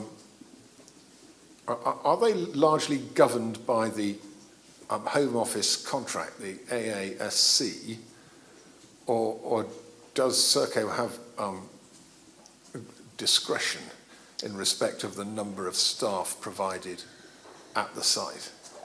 So, in terms of staffing capacity, we need to base it on a model of our capability to deliver our service specification. So we're given a service specification. It's for us to determine how we effectively resource to deliver in line with our contractual obligations. Okay, I'm going to ask you to look at Mr. Jackson's rebuttal proof. I'm going to ask you some questions, but if it's more appropriate that I should ask them of Mr. Jackson, then this is your shoulder-sloping opportunity. Okay. And it's Mr. Jackson at paragraph 2.6 in his rebuttal. Yes. Where he produces what he calls, I think, the following roles we provided on site. Can we just confirm, I don't see security in the list, and I'm wondering why not. So Securitas are not Serco employees. Right. So in other words, these would be Serco employees. Securitas employees would be in addition. Correct. Thank you. And there appear to be two lots of housing officers. Housing Officer 8 and then Housing Officer -24, 6. Can you help us what the difference between those two is? Matt may well be best placed to answer, but I anticipate that's probably variance between day and night workers. Right. Okay, well, I'll ask Mr. Jackson. And then, just to confirm, yesterday we were told that children who are part of families on site in IA would not be receiving any education. How long are families typically staying in IA? So I think it's just to be clear in terms of education requirements. So it's not Serco or the Home Office that set the requirement for when an asylum-seeking child should be given education. It's just in line with the statutory requirements of education. So typically, if a child is in an area for 3 months or longer, there would be an expectation that the local authority would seek to find them a formal education placement. The variance with initial accommodation and hotel provision is it is accepted that it is temporary, insofar as the families will ultimately be dispersed. Yeah. And dispersal is on a no-choice basis. So effectively, regardless of the statutory requirement, it may be that it's agreed that children shouldn't be given education on the basis that it could be more disruptive to their learning than helpful, because they may move to a different local authority area and then have to start in a new school and meet new children. So actually, would it be better not to give them formal education? In which case, we've worked around working with local authorities to develop learning packages parents doing their own learning with children on site, less formal education provision, on the basis that young people getting a basis of English language skills is never a bad thing before they start in a formal education setting because it helps their educational attainment. That I understand, and that's what I had half expected, because that would be a matter of common sense. Yeah. My follow-up question is this. Are there any, should therefore anybody who is going to deliver that sort of package be on the staff list? And also, does space need to be made available in the layout of Stafford Court in order for that to take place? Yes, we would need to make space, and I think we've committed that we would make space available for activities which would include informal learning for children if that was deemed necessary and offered as an option with our partner agencies. Okay. Now, this may be a subject that I need to raise with Mr. Jackson, but normally the planning regime is used to dealing with impacts such as this, and an awful lot of what Serco seems to say they do elsewhere, relying on volunteers or arrangements to be made with partner organisations. Normally, the planning system secures the delivery of that sort of support or impact. Because planning permissions do what we call run with the land, and it may be that although Serco has these arrangements in place, we don't know whether or not, in fact, some other organisation might be responsible for implementing the planning permission,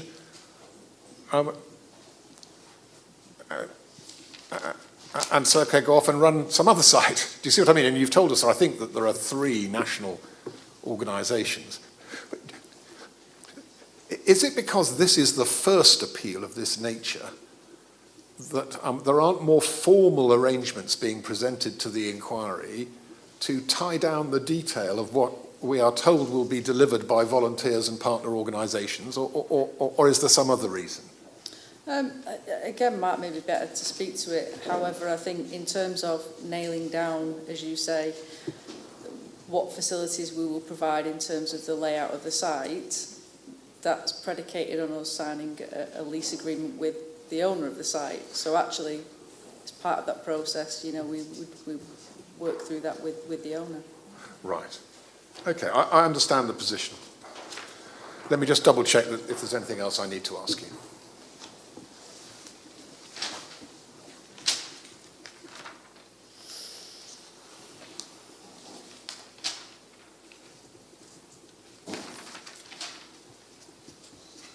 Oh, yes.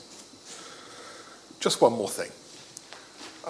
Did you hear Councillor Frances Beattie give her evidence on the, I think it was the first day, wasn't it?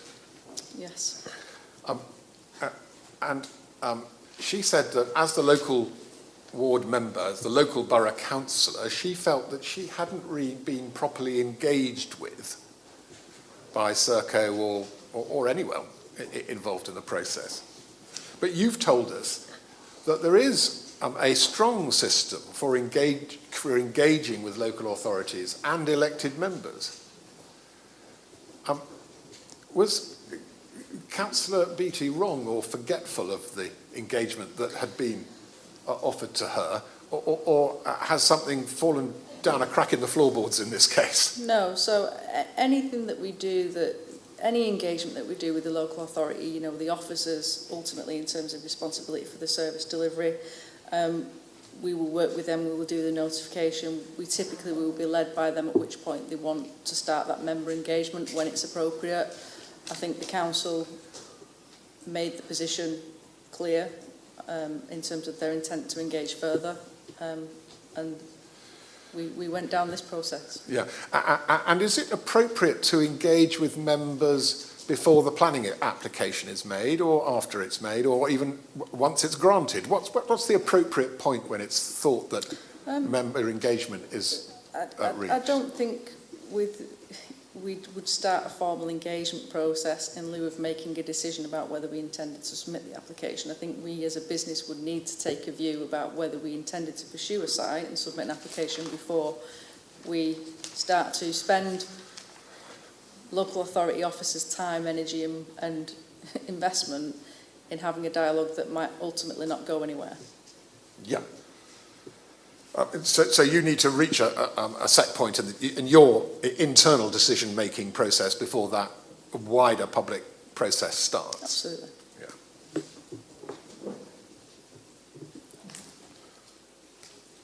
So that, for example, whether or not it was appropriate to select a site that might house up to 481 asylum seekers, an unfixed quantity of whom could be single males,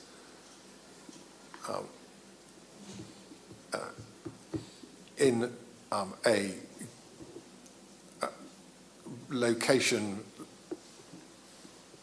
very close to schools and residential estates, whether that was an appropriate matter in principle, that decision would have been taken by Serco before engaging with the elected representatives of the community.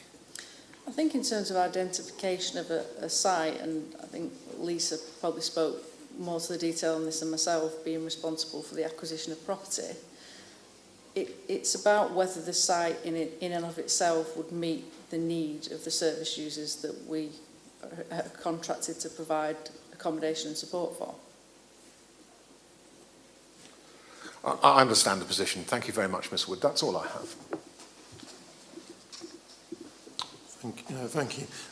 Excuse me. I've no questions. Any questions in There's no re-examination, sir. Thank you very much. Okay. I think we will take a break for lunch on that basis. Everybody happy with a 50-minute lunch if we resume at 1:45? Yes, sir. Yes, sir. Okay, we're adjourned now until 1:45. Thank you.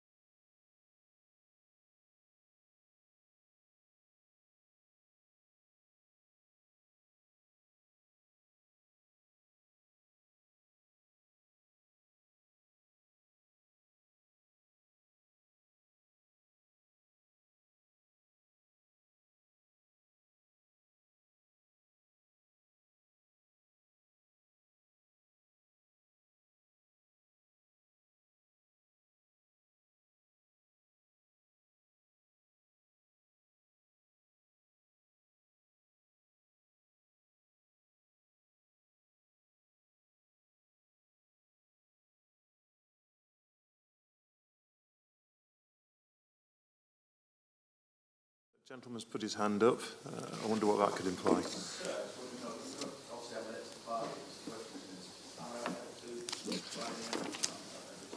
You'd like to speak? Yes. It's not too late. Has he already I would never say the timing's bad. I would say, though, that I've heard from a lot of different people on a range of different things. So, and I don't know whether you've heard what they've had to say. But if you're going to tell me something I've already heard, I will tell you that I don't need to hear it again. I think it's more from representing my daughter who's at the college who has some experiences. Well, I'm not going to say no. So if you would like to come forward and no, as I said, I'm not saying no, which is a double negative, which isn't helpful, is it? So what I'm saying is, but if you want to speak, please come forward and speak. Yeah. I'll be very quick. Is my mic on? Yeah. Okay. Good. I'll try to be very quick. Sorry. Okay. We get told off by the man operating the sound if I don't move my mic over. Just bear with me. Hopefully that works. Okay, can I make a note of your name? Yes, it's Darren Owen. O-W-E-N. Sorry, I missed you. Darren Owen. O-W-E-N. O-W-E-N. Yeah. Okay, Mr. Owen. Are you a local resident? Yes, I am. I'm at St Mary's Gate, adjacent to Stafford. St Mary's Gate, yeah. And I mean, you've already alluded to your daughter. You're sort of speaking on your behalf or not on her behalf? Speaking on my behalf, and obviously just relay what my daughter's said to me in the past. And I don't think I've got time to speak on behalf of my wife, who actually works in a prison. It was a healthcare prison that some things that she wanted to say, but again, I don't know if that's already been covered. Well, I don't know how it works. Until I hear it, I don't know whether it's been covered already. What I would say is, if you've got something, if you have something to say, this is your opportunity. All right, Please don't leave thinking, gosh, why didn't I say X, Y, or Z? So this is your opportunity. So please take it. So. For yourself and your family, you're speaking on behalf of yes, it is, yes. And are you opposed or in favour? I'm opposed, okay. yeah. And if there are any questions, are you happy to? Yeah, happy to take any questions, okay. yeah. To be competing against the Rattley, hopefully that'll settle down. Wow. Over to you then. Yeah. So just to give a bit of background to my daughter. So my daughter, in lockdown, really suffered badly with the isolation and whatnot, and she developed what's called functional neurological disorder, FND, which is, I think, widely publicised in the media, and there's been documentaries. This caused, she got tics, self-harming at times. She tried to attempt her own life. And it was all down to the isolation. And it took us a while. First of all, obviously it was a mental health issue. It took us a while for her to get into the mental health system. The neurologist had to intervene to get into the health. And it took a lot of work from me and my wife to get her to where she is now, get her back into society and feel comfortable and whatnot. Things looked really good when she left school. She went to college. She went to the college in the staff centre. And what she's been saying lately is she feels really, really uncomfortable going to the college because of these asylum seekers, I think. So when she goes there, they hang around. They stand in the way. So when she tries to walk, they'll stand in front of her on numerous occasions to try to touch her. And she's been told the reason to touch that is because in their culture it's known as being affectionate. That's how they do that. She's reported it, and what they've been told to do now is they've got to walk in groups. So these people can't harm them, and they've got evidence if they try to do so. She's been approached to ask if she wants drugs, and she's been followed on numerous occasions. So what this has happened is sometimes if she doesn't know someone's going to be there to be with her, to go into the college, she'll sit back and she'll even be late for her lessons because she doesn't feel safe going in, which obviously is affecting her education. So she just wants to get that point clear. When she comes home where we live, we picked that location because of where it is. It's quiet, everyone's really friendly, there's a lot of open space, and she feels safe. She's heard of her friends who she got in Cannock have been followed. She knows that she went to TRIA, which is the Rural Enterprise Academy in Penkridge. She knows of people who have been followed by these individuals.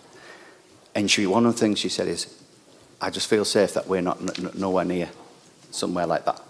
And her safe place is she comes home, she'll take the dog for a walk, and she takes the dog where Stafford Court is. Because it's quiet, she can get her thoughts back, and it helps her mental awareness. Bless her, she's got that independence back, she feels confident, she's got a job at Nottingham Plough. She has to walk past that place to get to Nottingham Plough. Now, and she's scared. She's scared if these people come here that sort of independence is going to be taken away from her. Now, you can argue and say, well, she can walk another way, but why should she? Why should she have to walk somewhere else? Why can't she go to her normal day-to-day work? It's not fair on her. And me and my wife, we worked like, I've done 22 years in the army, I've worked really hard, I've got a good job, my wife's got a good job, she works in the prison service, in the health service, in the prisons. We've worked really hard for where we are now, and apologies for my language. Purely so we can give our kids a good life, where they feel safe. You know, I'm not opposed to these people who have had a bad time and they're coming in looking for something better. Everyone would. But there's a place where you need to help these people.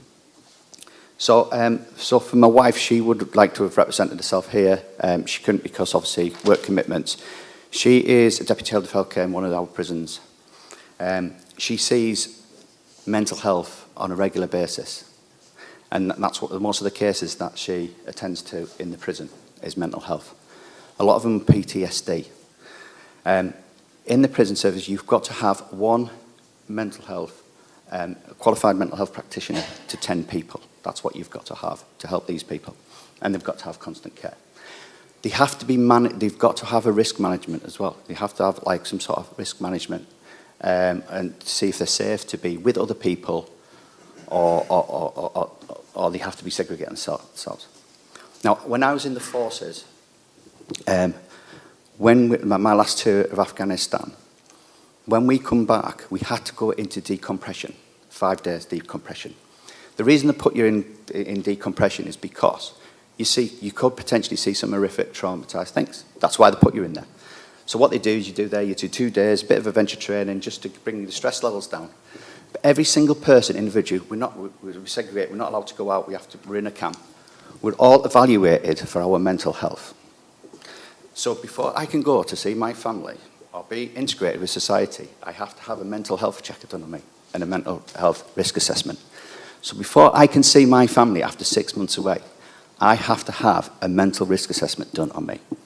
My point I'm getting to here is, potentially you've got these 480 men, whoever it is, they've gone through a lot of trauma, probably a lot of trauma that I've seen being in the forces. They've travelled a long way. They've had to endure going over the sea in a boat. That's traumatic enough. And the lady from Circa alluded to it earlier. They have a light touch health assessment, a light touch health assessment. I've been away for 6 months and I can't see my family be integrated until I've had a mental risk assessment. These people come over being more traumatized than I have, and they have a light touch health assessment. No risk assessment that I can see. I've not seen anything like that. They've not alluded to each individual has a risk assessment. They don't have an action, they don't have any sort of, and then you're bringing them here to somewhere like that, and being with all these, integrate into society. Now, I don't know if you heard the term PTSD. Fortunately, I've not had PTSD, but I do know people do. And certain things, there's a lot of things happen with people with PTSD, certain triggers. And sometimes, and they'll admit this, they're not nice people, you know. They'll lash out with other people and whatnot. And they need support, they need help. We've done our calculations, and I think it's going to be alluded to later on. We reckon anything between 20 to 200 people in this place, in this Stafford Court, could potentially have PTSD. Right, when you have PTSD, you've got to get a mental health worker, you've got to be segregated to make sure you are safe to yourself and of others. I don't know if we can or not, but can we confirm each person has gone through that medical risk assessment, that mental risk assessment, and if there is 120 people who've got PTSD, who've got mental illnesses, and going on the ratios they do in the prisons, in Serco prisons, are you going to have one person to every 10 person who's got mental health? Now, my wife alludes to, she struggles to get mental health practitioners. Even in the prisons, they cannot get mental health people because there's not enough people in the health service to help these individuals. So my concern is, yes, we can, but these people, you're setting them up to fail, they're coming up, they're going to have mental issues. It only takes one person who's got PTSD and something triggers them, like a loud bang, and they hit out or they cause some sort of crime. You're putting these people next to children. Absolutely, next to children, do you know what I mean? What if something happens to one of these individuals, yeah? And me as a parent, if it was my kid and they did something to, there's going to be repercussions, there is. And then how social media is at the minute, you see bullying and you see all these good things, it'll be on social media. And then what happens then? Incites racial crime, it incites crime. Because people look what someone's done to my daughter, my son, or whatnot. So I'm not against like having these assumptions, but you need to put them in a place. You need to assess them properly. You need to, especially for the mental health. And when we talk about these army camps, they are better equipped than somewhere halls of residence right next to a school where lots and lots of people are vulnerable. Yeah, so you can contain them. You can do those assessments. You can start working with them, and you can integrate them into society. They live different to us, you know. They live differently, and probably people have said it. My wife says it in the prison, you know. You see, they've got people who've committed, asylum seekers who've committed crimes, are in the prison for these very reasons, because they don't understand the way we live. They have a different way of working with it. So that's what I really want to get more from my daughter, because she is concerned. But I think it is important that we take that mental health aspect into consideration. Because what you're doing is you're pulling a grenade and throwing, pulling the pin on a grenade and throwing it in there, in the middle of society. And it could cause a lot of problems. Not just for the people around us, but for these individuals as well. So that's all I really want to say, really, is that we've got to take this into consideration. You've got to take everything. But you just don't plonk them in the middle of society without actually fully assessing them and risk assessing them. That's in my own opinion, from my own experiences. So that's all I really wanted to say. Okay, thank you, Mr. Owen. There might be, I don't have a question, there might be a question from Mr. Easton. There isn't, so thank you very much. No, thank you for your time. Okay.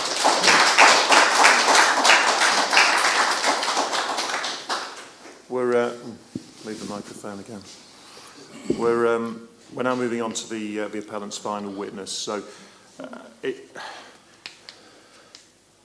if anybody else does want to speak, this is pretty much the final opportunity, because the appellant needs to have the sort of last word, so to speak, because that's the process. I'm not seeing any hands going up, so we'll. Sorry, could I just ask a question? Did you say we could ask questions of him at the end, or not? If there are any points that haven't been covered by in cross-examination by Mr. Richards, I'll allow questions to be put, obviously within reason.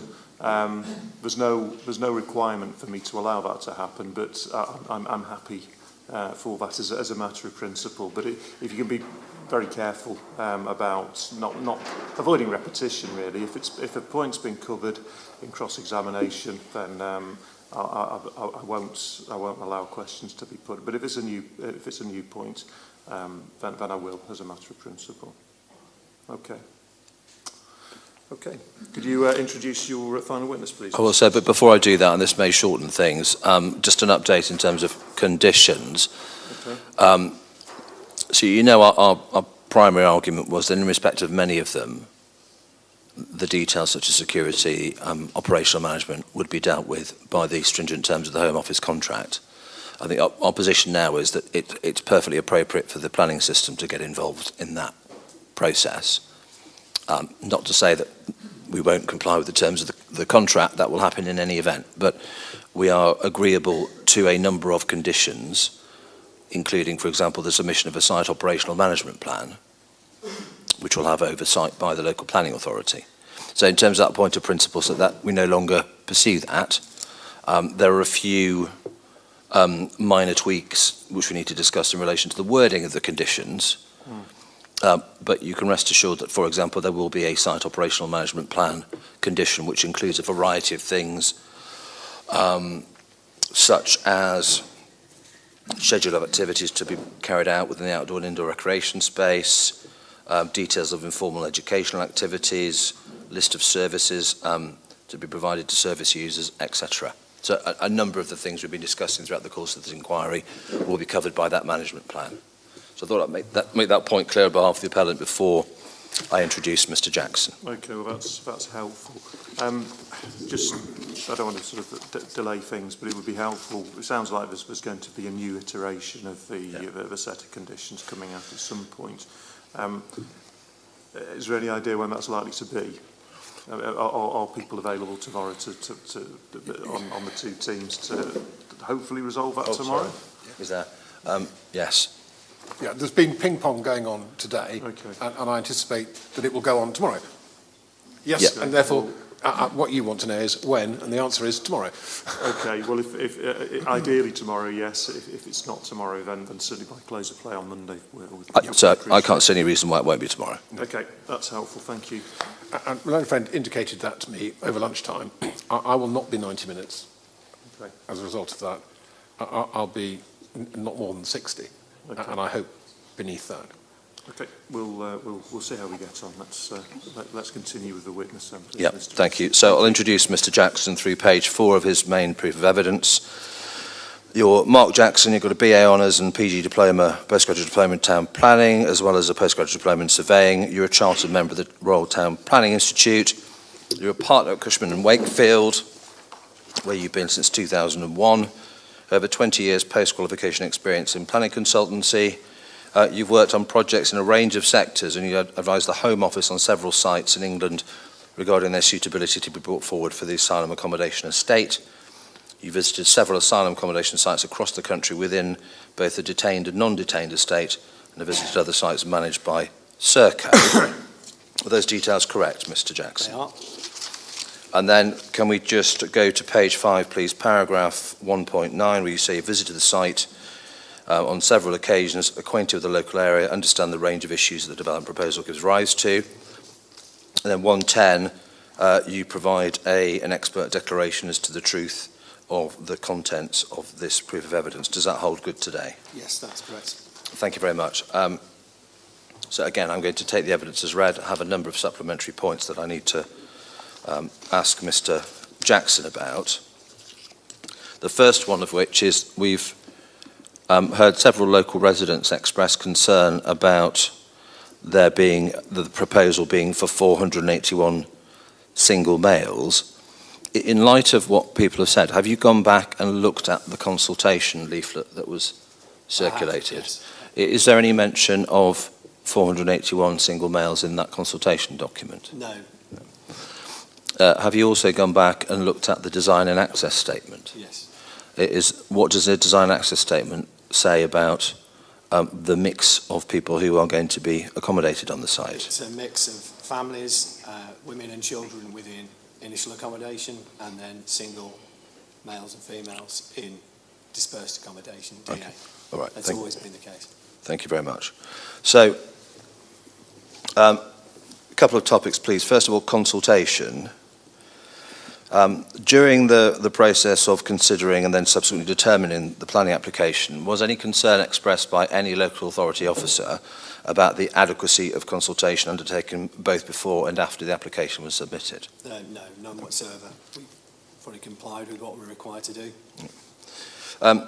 Councillor Beattie in particular criticised the extra statutory consultation as being inadequate and said, well, Serco have made no changes in response to the consultation. Is it a specific policy or legal requirement of the consultation process that changes are made as a direct consequence of consultation? You don't have to make changes as a result of that. Okay. Can we then look, please, at core document A4, which is the Statement of Community Involvement.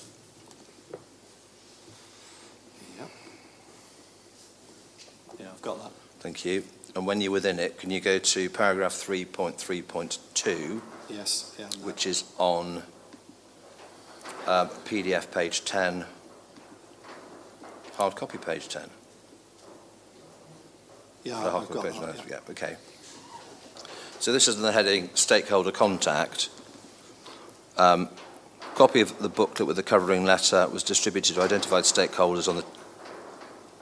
So I don't know, is that disturbing? It is a bit off-putting. I'm not Yeah. quite sure what the cause is. It might be a current affair. I'm not sure. Because they've got the doors open. We'll set somebody on the case. Please. Thank you. Yeah, it just comes from intermittently.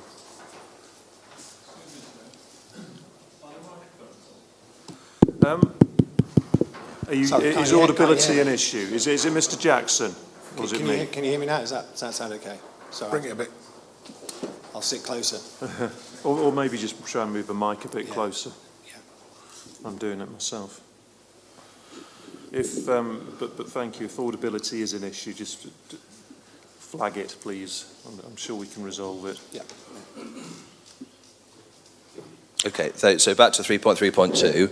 Copy of the booklet with the covering letter was distributed to identified stakeholders on the 24th of February 2022.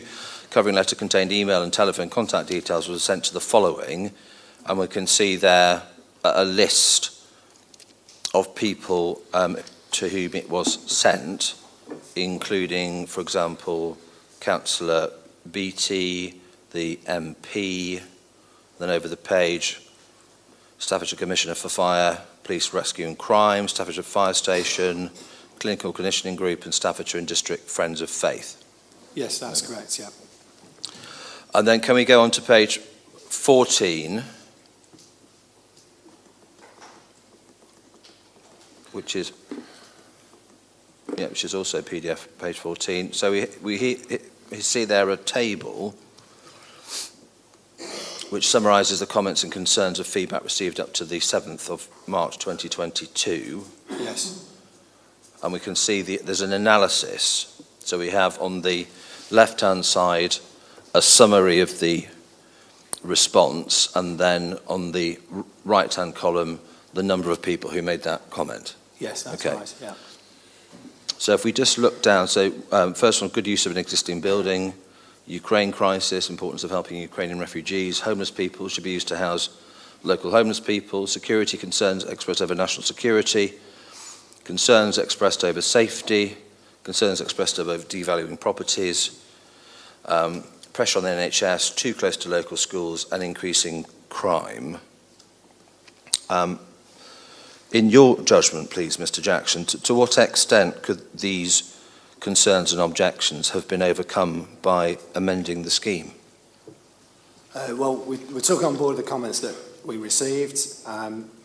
In all honesty, nothing could be amended that would allay those concerns. What would allay those concerns, though, is explaining how the scheme works and how it will be managed. And so that was what we did. That formed part of the planning application. Okay. Right, that's all I want to ask you about consultation. Would you take up, please, your rebuttal proof of evidence, which is called document E8? Yep. And remember, this is page 5. There's a list of different staff members, excluding Securitas security people. Yes. And this is a question that Mr. Richards said he was going to take up with you. Do you have an explanation as to why there are two different entries for housing officer? I'm afraid I'm none the wiser in terms of being able to answer that question. Right. So again, I've assumed, because the information was given to me by the client, that it is the 24-hour cover. So I would assume that it's 14 officers. Well, that would possibly explain why it says housing officer 24. Yes. All right, thank you.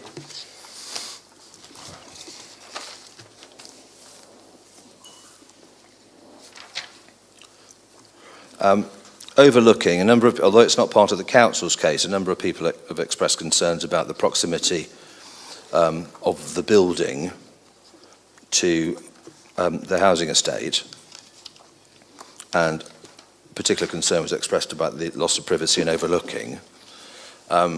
We know that there was no objection from local authority officers nor the members, because there's no reference in the reason for refusal. That's correct. If it is a legitimate concern and a matter that the inspector believes ought to be mitigated, could that be addressed by the imposition of a condition requiring a landscaping scheme? Yes, it could be. Being that I don't believe it's necessary, but No. yes, it could be. Thank you. And then in terms of the permission itself, there's an agreed condition, isn't there, that if permission is granted, then the use shall cease by 2029. That's correct. Yeah. So if planning permission is granted, let's say for sake of argument, in July of this year, do you have an idea about when it could be first occupied? My estimate would be somewhere between midway through next year and the end of next year. Okay. And so for that period of time, so if planning permission expires in 2029 and Serco, or indeed anyone else who might be operating the contract at Stafford Court, wish to reapply for planning permission, what incentive does the temporary planning permission have to ensure that the concerns identified by the council and some local people are adequately addressed? Well, it's a very strong incentive. I'd expect them to be doing that anyway, but ultimately what it would allow for, should the authority want to refuse a new application, is that there would be clear evidence as to the site being, if you're posing the question, poorly managed, and that there would be risks associated with that, which may well tip the balance towards a refusal. But yeah. Based on your experience of having visited a number of the appellants' sites, I mean, do you have any reason to believe that the management of Stafford Court will be done in anything other than a competent and effective manner? I've no reason to suspect otherwise. They're all very well run. Okay. Finally, please, you've been here throughout the entirety of the inquiry. You've heard the evidence on behalf of the council. You've heard evidence from local residents, which I know you've listened to carefully. Has your overall judgment about whether planning permission should be granted changed in light of all that? No, it hasn't. Okay. Mr. Jackson, thank you very much. That's all I have. I'll just one point of clarity for my benefit. You mentioned potential landscaping. Well, obviously, I've yet to see the site, so it's better to ask now, because I don't want to be thinking this on site and not have the opportunity. I understand you're not suggesting it's necessary. You've told me that, but what might be done? What did you have in mind when you answered that question? Well, there's quite a lot of tree planting already between the building and the properties and the neighbouring estates anyway. There's a reasonable distance between the properties, obviously, because the houses were built after the student accommodation block. So in my view, there's sufficient landscaping to give some cover. I think you've described to me what's existing, or what your perception of what's existing. My point was really about what might be done. What could a condition achieve in the terms that Mr. Easton was putting to you? I suppose it's to provide additional planting should you judge that improved planting is needed, perhaps dealing with situations that you get in the winter time where there's less cover in the trees and the like. Okay, thank you. Can we have your questions now, please? Yes, Mr. Richards? Thank you, sir. Mr. Jackson, I'm going to just follow up on that, because as the inspectors told local people that they shouldn't be asking questions that I've covered, I'm going to deal with that issue succinctly.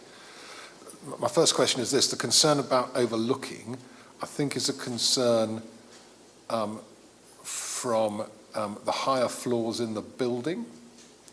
Would landscaping do anything about any views that may or may not be available from, say, the third floor? you'd have to have some substantial landscaping to affect that. Yeah. Do you think such substantial landscaping could take effect within the 5 years of the life of the planning permission? Well, no. I think it's reasonable to assume it not. Okay. No, I thought I'd just ask those two questions because they're obvious questions, and I don't want. Yeah, no, that's a fair question. That means local people don't have to ask them. Yes. Okay, the questions that I want to ask then. First of all, we know that the officers advised the committee that the application accorded with the development plan taken as a whole. Yeah. And one of the reasons for that, see core document A22, PDF page 3, officer assessment, paragraph 1B, because the site was located within the settlement boundary of Stafford. Yes. So can I catch up? So where? PDF page? 3. Thank you. And because there was no national or local policy bespoke to asylum seeker accommodation. That's correct. And therefore, the application was treated as an application for a specialist form of accommodation. And the local plan policies indicated that specialist forms of accommodation were appropriate within the settlement boundary of Stafford. Yeah, well, I agree. Yeah. And on that basis, it being accepted that there was a national need for this form of specialist accommodation, the officers advised the members that the application accorded with the development plan taken as a whole. Yes? Yeah. And we can infer from the members' reason for refusal that the members accepted that, because their reason for refusal identified 3 material considerations, in effect, as to why the members thought that the application ought to be determined other than in accordance with the development plan. Yes, that's the decision they made, yeah. Yeah. They identified 3 adverse impacts, alleged adverse impacts, you would say, but 3 adverse impacts, yes, yeah. which they, the members, judged counterbalanced and outweighed the positive benefits of the scheme, meeting need for asylum seeker accommodation within the settlement boundary of Stafford. Those benefits were already in the planning balance as part of this application in accords with the development plan, weren't they? Well, yes, it was in accordance with the development plan, yes, and Yeah. then you move forward onto material considerations. Yes. They weigh against. Yes, I agree. In other words, there was no need to re-weigh as a bespoke component of the planning balance the fact that there is a national need for asylum seeker accommodation, because that was already in the planning balance that the members weighed. I think I'd agree with that. Yeah, good. Now, we also know that the appeal site comprises buildings designed and last used for students. Correct. In fact, we think, or some people think, and I don't know whether it's true or not, that part of it, a small part of it, might still be in use for a select band of medical students. I can confirm that it is, there are people living there. They're on short hold tenancies. They're not students. Right. Okay. I think about 20. Okay. It's a small number. When we went in last, it was a small wing that was occupied. Yeah. But the evidence your evidence to the inquiry, and I have no reason to doubt it, is that their presence would not be an obstacle to delivery, as you put it in the mid to late 2024? No. All right. And we know that the site is not allocated for any particular use. It's not allocated, no. And there is no policy protecting the existing use of student accommodation or any other form of accommodation. Yeah, correct. On this side of the room, we think this is the first first appeal for a substantially sized asylum seeker accommodation proposal. Is that I believe so, yes. There are a lot of hotel schemes that have been looked at. I'm not sure whether they've been dealt with through a planning application per se. There are. I think Laverstoke Court in Derby was a planning application. So that but was I don't think that went to appeal. It didn't go to appeal, No. so you're correct. Yeah, and that might explain why nobody has presented the inspector with a previous appeal decision on facts similar to this one. I'm sure you would have found one if you could have found one. And I'm sure you would have found one too. Yeah. Yeah, okay. Just in case the inspector's wondering, that's the reason. Yeah. So we understand. Yeah.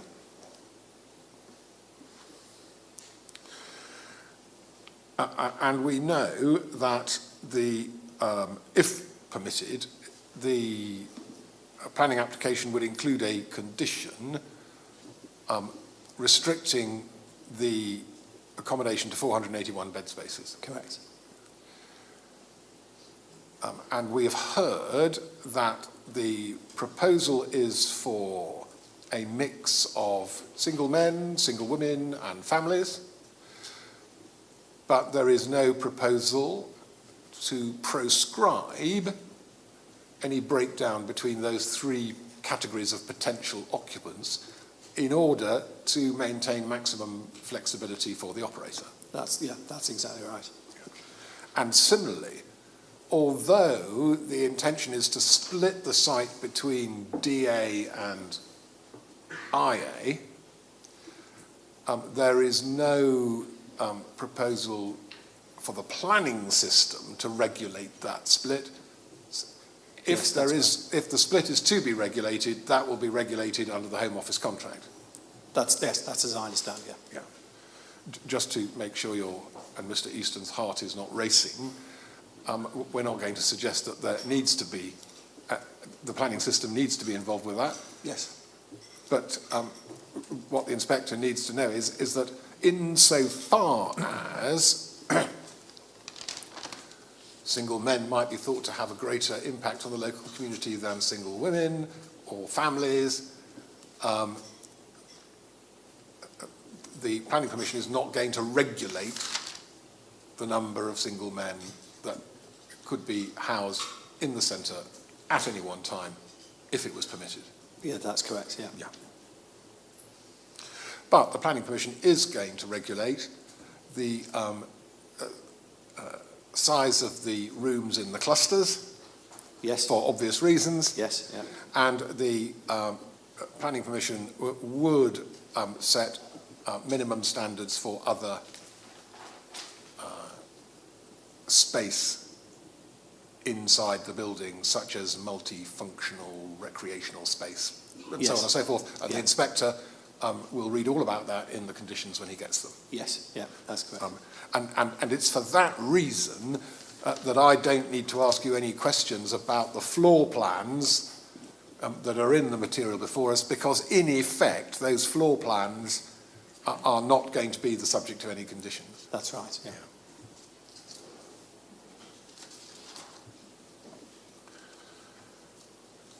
And as Mr. Easton helpfully clarified, there is going to be a management plan so that the local authority will be presented with details in due course of on-site activities, who's going to organise them, who's going to arrange them, where they're going to take place, and so on and so forth. Yes, yeah. And that will be presented to the local authority for approval before occupation.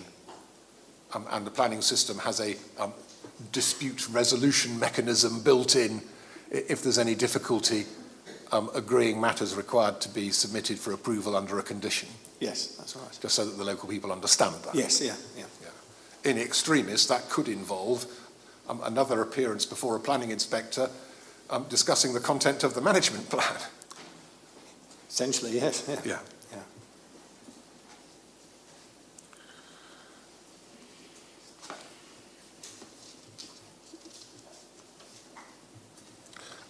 Can you turn to your rebuttal, please, at paragraph 2.15? Yes.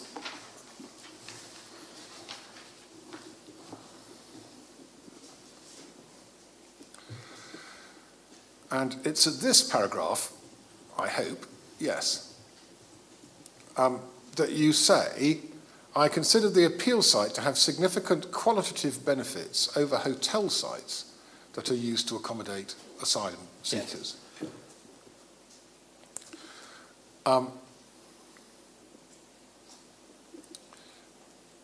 I think, as the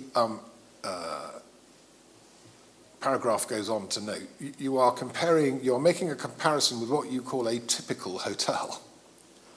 Yeah, I think we've heard the phrase, there are hotels and there are hotels, and I acknowledge that there are some hotels that do have, say, for example, the Penkridge site, which I went to the other day, has substantial grounds, so there are some with substantial grounds, but the vast majority are not. And some hotels have leisure centres attached. They do. And while I don't suppose for a moment that spa treatments would be on offer if the hotel was being used to accommodate asylum seekers. I mean, I can comment on that because I know that the hotel very close to where I live, it did have a spa area, and that's all obviously being closed down now, and that's just turned into additional accommodation. Yeah, so, yeah, you're correct. But for example, any gym facilities might be available for use. Any large rooms, function rooms at the hotel might be available for use. I'm thinking in particular that there's a table at your paragraph 2.18. As I understand it, the Ramada at Sutton Coldfield has a leisure centre attached. That's the one I'm talking about. That's the one you're talking about? Yeah, good. Well, you and I know the same hotel in that case. And it does, as you identify, have substantial grounds. More substantial grounds than the appeal site has. I would agree, yeah, it does, yeah.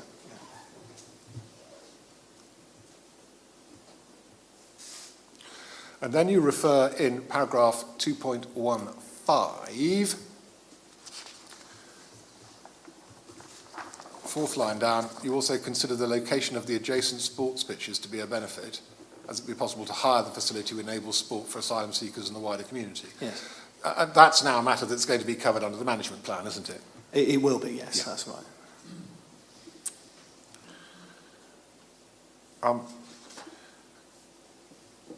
So to that extent, that's a locational benefit of the appeal site.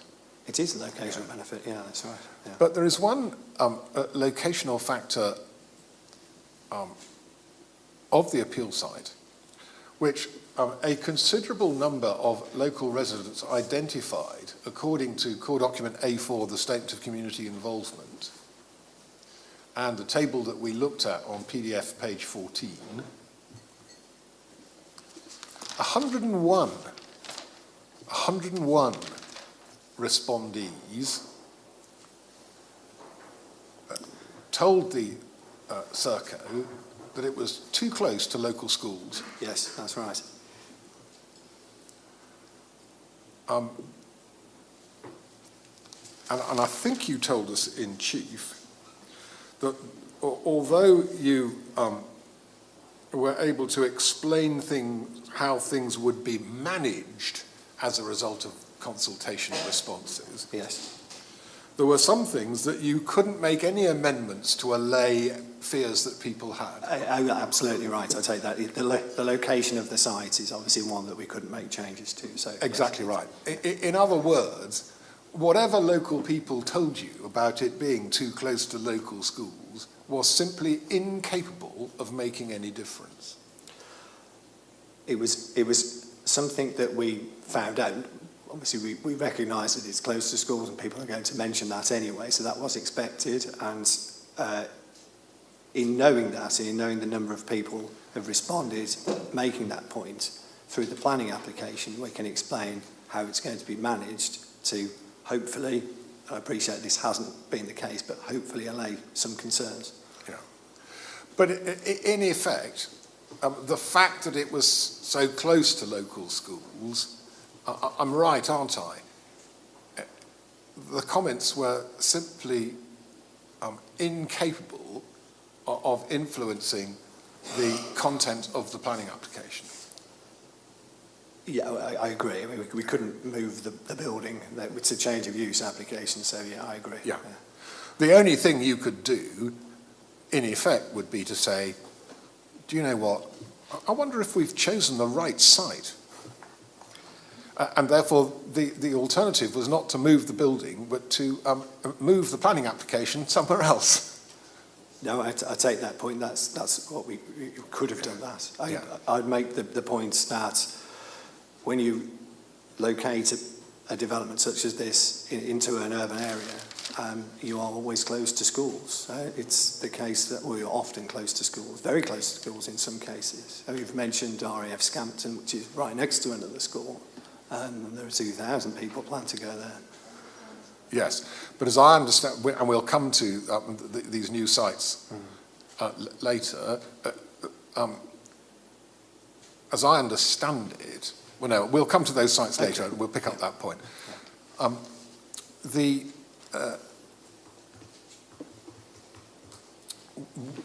This consultation exercise, non-statutory consultation exercise, carried out before the planning application went in. It did, yes, that's right. By a firm called BECG. Yeah, Built Environment Consultation Group. Yeah. I was about to say they're specialist consultation consultants. They are, yes, that's right. Yep. Yeah. At that stage, were Cushman and Wakeman involved? We were, yeah. We've actually been involved with the site for some time. We initially got involved carrying out a planning appraisal of the site back in, I think it's late 2020, when the conversation had started between Serco and the local authority.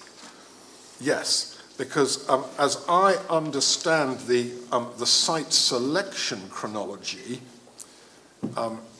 and we can pick this up in the design and access statement, yep. Core document A22. No, that's the officer report. Core document A2. Yeah, I've got it. Yep. Which does have Cushman and Wakefield's fingerprints on it. It does. We didn't carry out the site assessment. Well, that's what I'm coming to. Can we go to paragraph 3.2.2?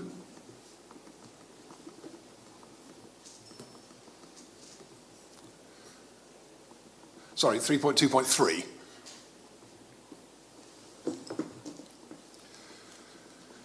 In January 2020, circa... Yeah. 3.23. Sorry, yes, 3.23, yeah, sorry. Well, I was wondering that myself. Yeah, no, it's my brain too many points. Moving slower than my mouth.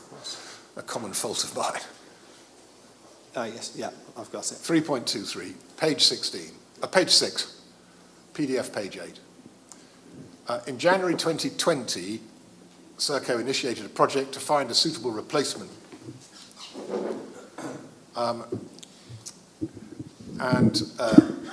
We can see that in 324, 8 sites were identified. Yes. And then at 3.27, reference to the extensive search undertaken in 2020, detailed in this statement, Serco identified Stafford Court as the most suitable. Yeah. Yes.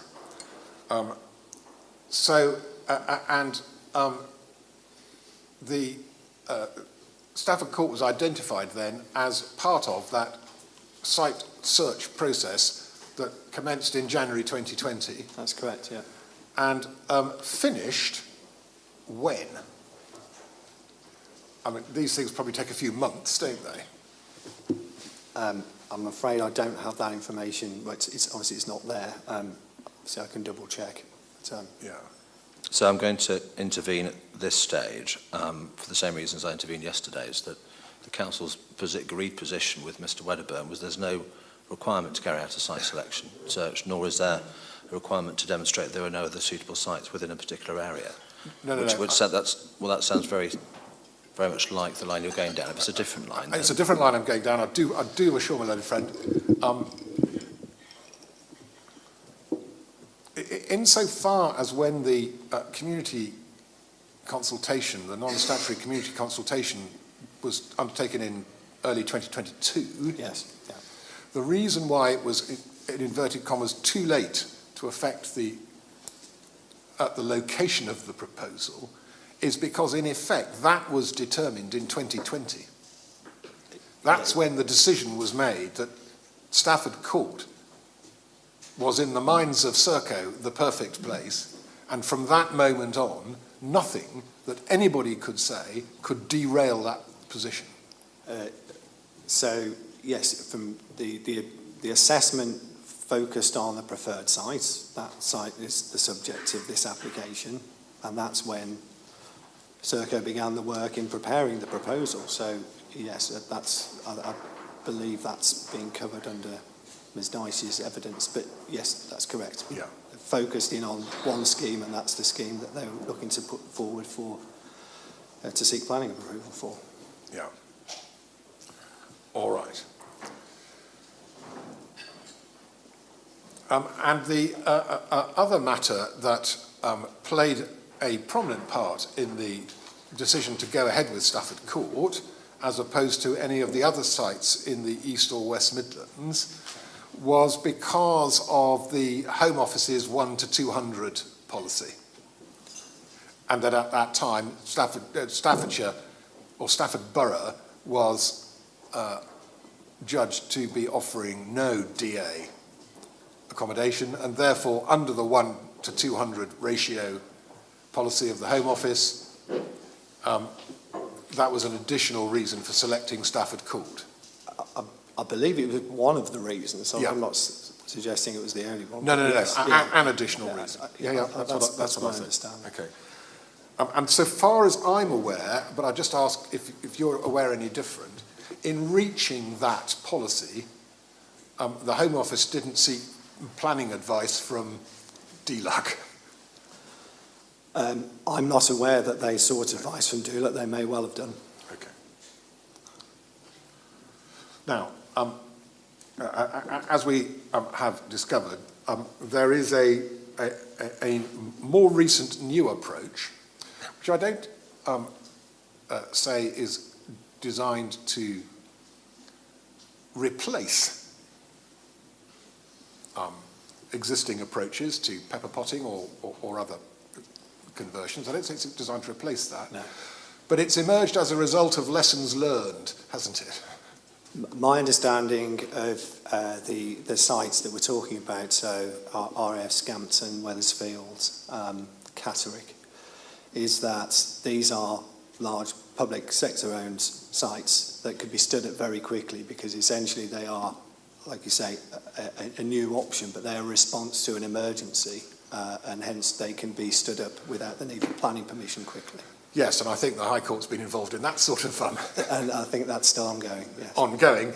Yeah. The High Court's declined thus far to grant, except in one exceptional circumstance, any injunctive relief to prevent the change of use from hotel to asylum seeker accommodation. But so let's have a look at a fact sheet. We haven't looked at the Bexhill one yet, so let's have a look at that for a change. Court document J4. Yes, I've got that. Where we read on the first page of text under the heading, "What is Bexhill?" That may or may not be offensive to residents of Bexhill. It's a residential and training establishment on the outskirts of Bexhill, so on the edge of town, it sounds like. It is, yes. Yeah. And then the fourth bullet point under that heading, by designing the site to be as self-sufficient as possible, the proposals will minimise the impact on local communities and services. Yes, So one of the lessons learned is that if you can make sites as self-sufficient as possible, then you lessen the impact on local communities. That's one of the lessons learned, isn't it? I think you want to, yeah, it's certainly a lesson that, well, they're always learning lessons, but in terms of trying to minimise impact on local communities, I think that's a given that one should always try to reduce that. You do, yeah. What I'd say is that the self-sufficient point, as I take it, I've not been to all the sites, but I know of the sites, is that they are quite remote from places, and therefore the self-sufficiency point also plays into the fact that they are away from services, whereas here we are within a town, and there are obviously more services around. Yes. But the point being, the lesson learned is you make them self-sufficient by having the services and facilities on site. Let's just scroll down and reinforce that. There's a heading, why Bexhill? Yes, and the second bullet point is, the proposal being looked at is for new accommodation, to provide accommodation for the asylum seekers, and on-site recreation, a shop, faith and worship, and some level of medical services would be available. Yes, yeah, I see that. So, so that's an example of the self-sufficiency. I nearly said self-containment, but the words they use are self-sufficiency. Or they are on purpose, because obviously they're not contained and they can go out. So I know Bexhill, for example, when you leave the site, it doesn't even have a public footpath going, so you immediately leave it and walk straight onto a country road. So it's sort of making sure that there are things there for people to do more easily than... But as a matter of law, asylum seekers can't be locked up. No, routinely. So unless they're being removed and they go into the immigration removal centre. Yes. Yes. Yeah. But by and large, you have asylum seekers have rights to leave the premises if they want to. Absolutely. Yeah. Yeah. And if that was tried to be restricted, then some other lawyers would be in the High Court beating a drum. They would. Yeah, I'm sure. What the policy of self-sufficiency is designed to do, in order to lessen the impact on local communities, is to provide facilities on site so that the asylum seekers' need to leave the site is reduced. And so voluntarily they would prefer to stay and play football on the site rather than seeking to go off the site. They would be persuaded to go for a walk around the airfield at RAF Scampton rather than on the footpaths in the local vicinity. If they want to go and hang around away from the four walls of their former barracks accommodation, they wouldn't need to be going to do it close to a local school. There would be areas on site for them to move away and do that sort of recreational activity. That's the principle, isn't it? Well, that is true, but equally they would be able to leave and hang around, as you put it, next to the schools or wherever. But I'm sure in the same way they would be encouraged not to do that because it's something that's of concern. I agree. But it's so much easier, isn't it, to encourage people not to leave the site and do that if you are providing opportunities for them to do it on site. I would accept that, but I would add that these sites are substantially bigger, and Bexhill is going to be up to 1,200 people and the others are 2,000.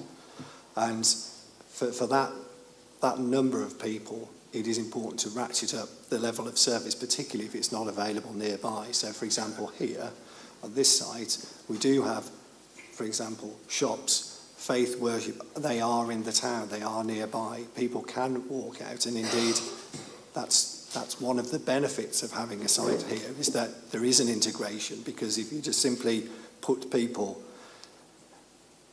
to use a turn of phrase, in the middle of nowhere and leave them there, that's not actually integrating particularly well with the society. And that's no, well, I suppose one of the lessons learned is that there's a balance to be reached, isn't there? There is, absolutely. On the one hand, as Councillor Beattie told us by reference to studies in her proof of evidence and produced in her appendices, on the one hand, the pepper potting model seems to work quite well, and the inspector will have a note about what Ms Wood said about that model this morning.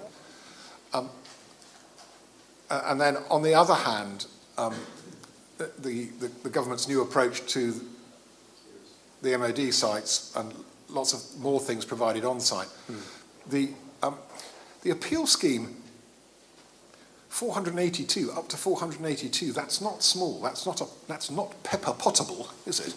I recognise it's a big number of people. Yeah. I realise that. And it's not 2,000, but it's a substantial number of people. It is. I mean, 480 people is a lot of people. I agree. And although there is in old money about a hectare of courtyard, there is no other real amenity space on site, is there? Not on the application site, no. That's the courtyard, as you said, it's about an acre, and then obviously there's other space outside, and then public open space and facilities nearby. Okay.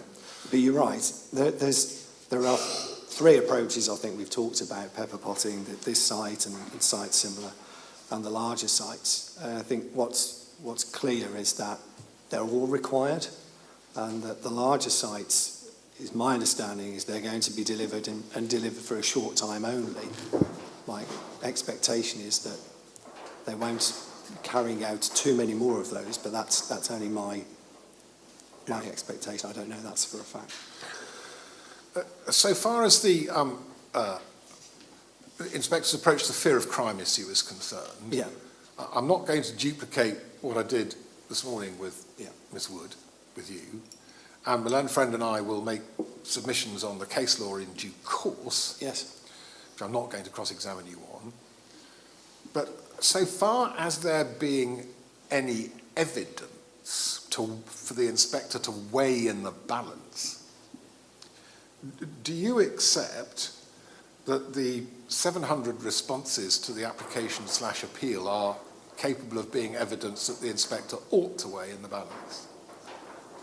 Yeah, I think the inspector ought to take note of what people say. Yes, I don't think that the sheer number of people is particularly relevant. It could be 10 people raising an issue rather than 700 or however many. It's the content of what they're saying. Yeah, and insofar as the inspector has representations either in writing or those he's heard here, in particular about the concerns and likely response of parents who are concerned about their children continuing to walk to school,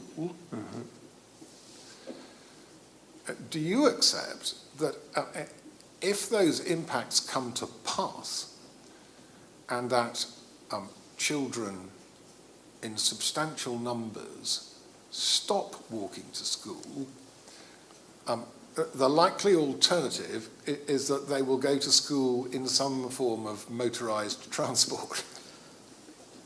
Well, if they're not going to walk to school, then the alternatives are to cycle or to go in the car. Yeah. I'd certainly hope and not expect that to come to pass. No. That's not my experience personally from living close to one of these Well, the facilities. inspector's going to have to judge from what he's read and heard whether or not that's a likely response. Yeah. My question was premised on the basis that that response does come to pass. That would be a land use planning concern, wouldn't it? Both in terms of healthy lifestyles and clogging up the highway.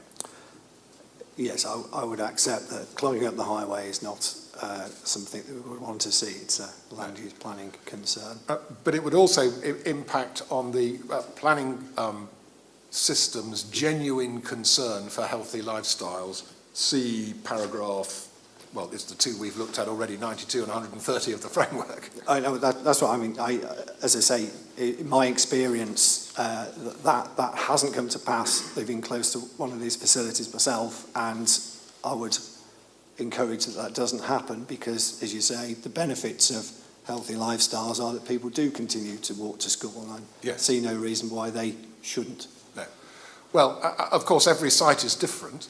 It is. If there is hanging around space within the site, see Ramada Hotel, Solihull, then that might be different if there is no hanging around space and people hang around outside the appeal site, see here. Well, we do have space in the site, so yeah, if people want to hang around and in particular hang around at the site, they can. Or then go for walks, go to see friends, family, go to the shopping. They're going to do all the things that most people do, aside from the fact that they can't work.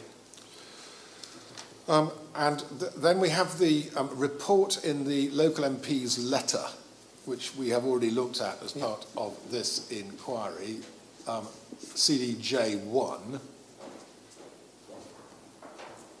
Yes. And I put the paragraph at the top of the second page to Miss Wood this morning. And I think where we got to was that nobody through any contact stream, whether it be police, local authority or boots on the ground, Serco boots on the ground, had reported the matter to her. I think that was where Ms Wood's evidence took us.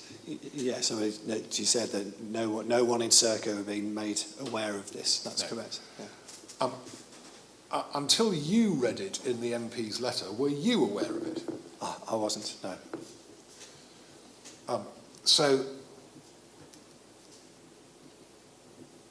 do you say it didn't happen, or do you say, if it happened, I'm not aware of it? Well, put it this way, I'm not aware of it.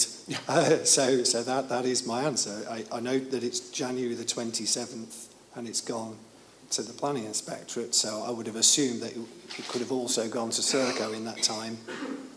Perhaps has not made its way there. I've got no reason to doubt. To be honest, I don't know the answer to that question. Okay. But you're not here, I just want to double check that you're not here to tell the inspector we've investigated this and it definitely didn't happen. We've got some sort of other evidence that this did not happen. I don't have evidence that it did not happen. Okay, good. You've, like me, been here throughout the inquiry and you will have read a lot of the papers. Do you say that the fears of the local residents are not genuinely held? I think they have genuine concerns. What I would say that the fear is the fear of the unknown. That's what I would classify it as. It's not knowing what's going to happen. That's what I hear again and again. Okay.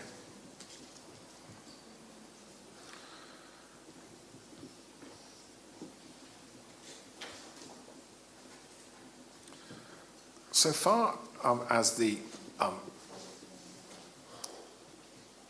any comparison with the impact on services or people's lives, comparing the position if the accommodation were occupied by students with the position if the accommodation was occupied by asylum seekers, that has featured in various parts of the material before the inspector. It has, yeah. Including in your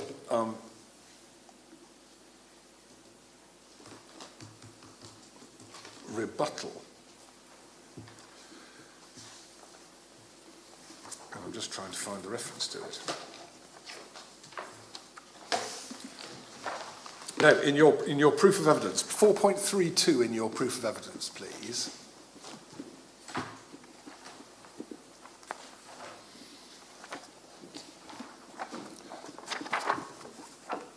Yes, yeah.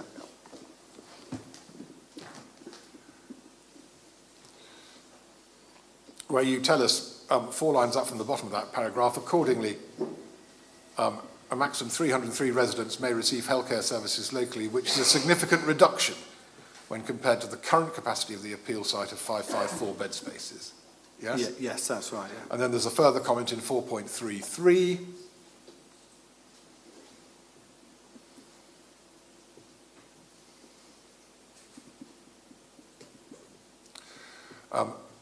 Very last line, likely make more use of NHS services than the previous users of the appeal site. Yeah? Yes. Yeah. And then again, and then lastly, at paragraph 5.8, which I think is in your conclusions section, yes it is, in relation to healthcare, I accept there will be an impact on resources from the appeal proposal, although a significant amount of on-site provision will reduce these impacts.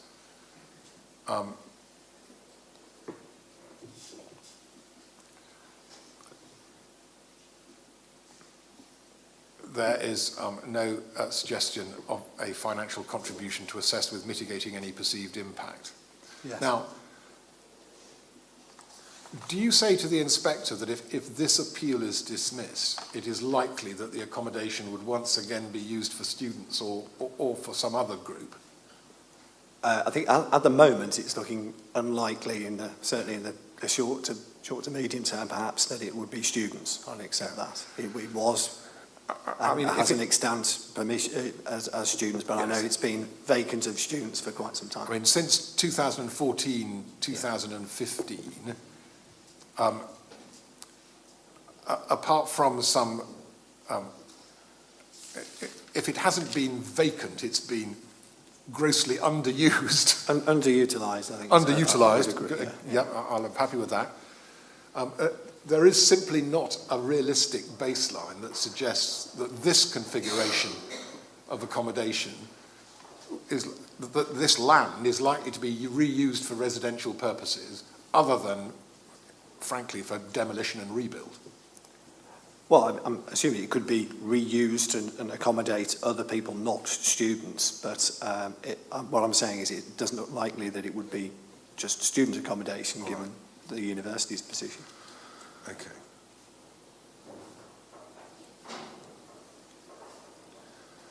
So far as mitigating impacts, we're used as planning professionals, aren't we, to identifying impacts, identifying mitigation, and then using the planning system either through conditions or through planning obligations to ensure that the mitigation is delivered and the impacts are mitigated. Yes. And that the local planning authority has control over the whole process. Yeah, I agree.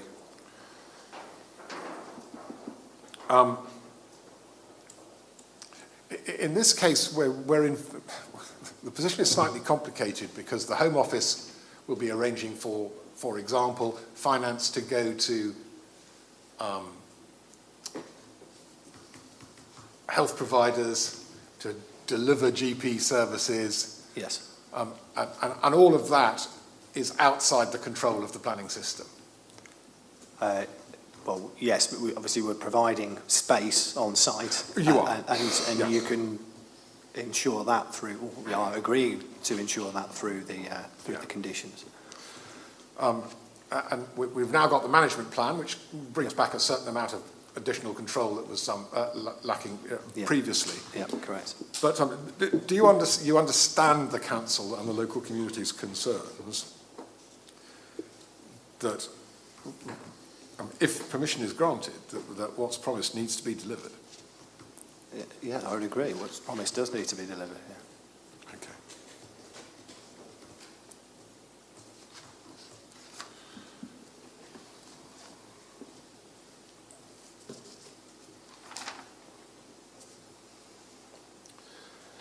Thank you, Mr. Jackson. That's all I have, sir. Thank you, Mr. Richards. Mrs. Trowbridge, you're still there somewhere? Yes, you are. Was there anything left over, having heard the cross-examination, that you wanted to raise with the witness? Yeah, do you want, it might be easier if you came to this microphone just to help everybody's audibility, please.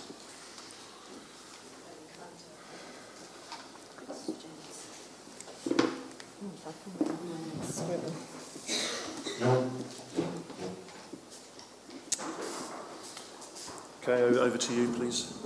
Thank you, and thank you for giving me this opportunity. I do have a couple of questions, if that's okay, Yeah, of course. that I don't feel have been answered throughout these sessions.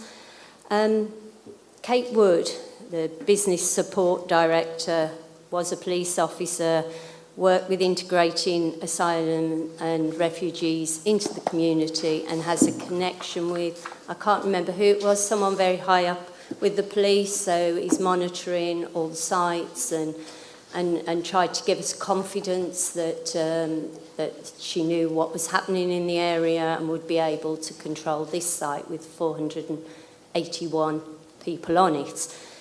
And yet she hadn't heard of the issues in Penkridge, just around the corner, which were proper issues that happened. And I know that for a fact, but the people who went on site to deal with the issues was a PC and a PCSO. My guess is that doesn't go up to the heights of whoever it is that Kate deals with. So if those issues aren't coming back to Serco because of the level of police officers going out to look at issues, how can you assure us that as that support director, the one who said everything will be fine and there are no issues, how can you assure us, the public, that those things are in place and we haven't got to worry? So as far as I know, I've taken the letter as read, that there's been this incident, or incidents, and Ms Wood's evidence has explained how the working relationship between Serco, police and other partners would work, and I believe that's certainly on a weekly basis, perhaps, where reporting takes place. So a comfortable number of weeks since that letter was sent through, so I would have expected that information to pass from the police over to Serco, is my take on it. Perhaps it should, unless I don't know the outcome of what the police on the ground was. Did they?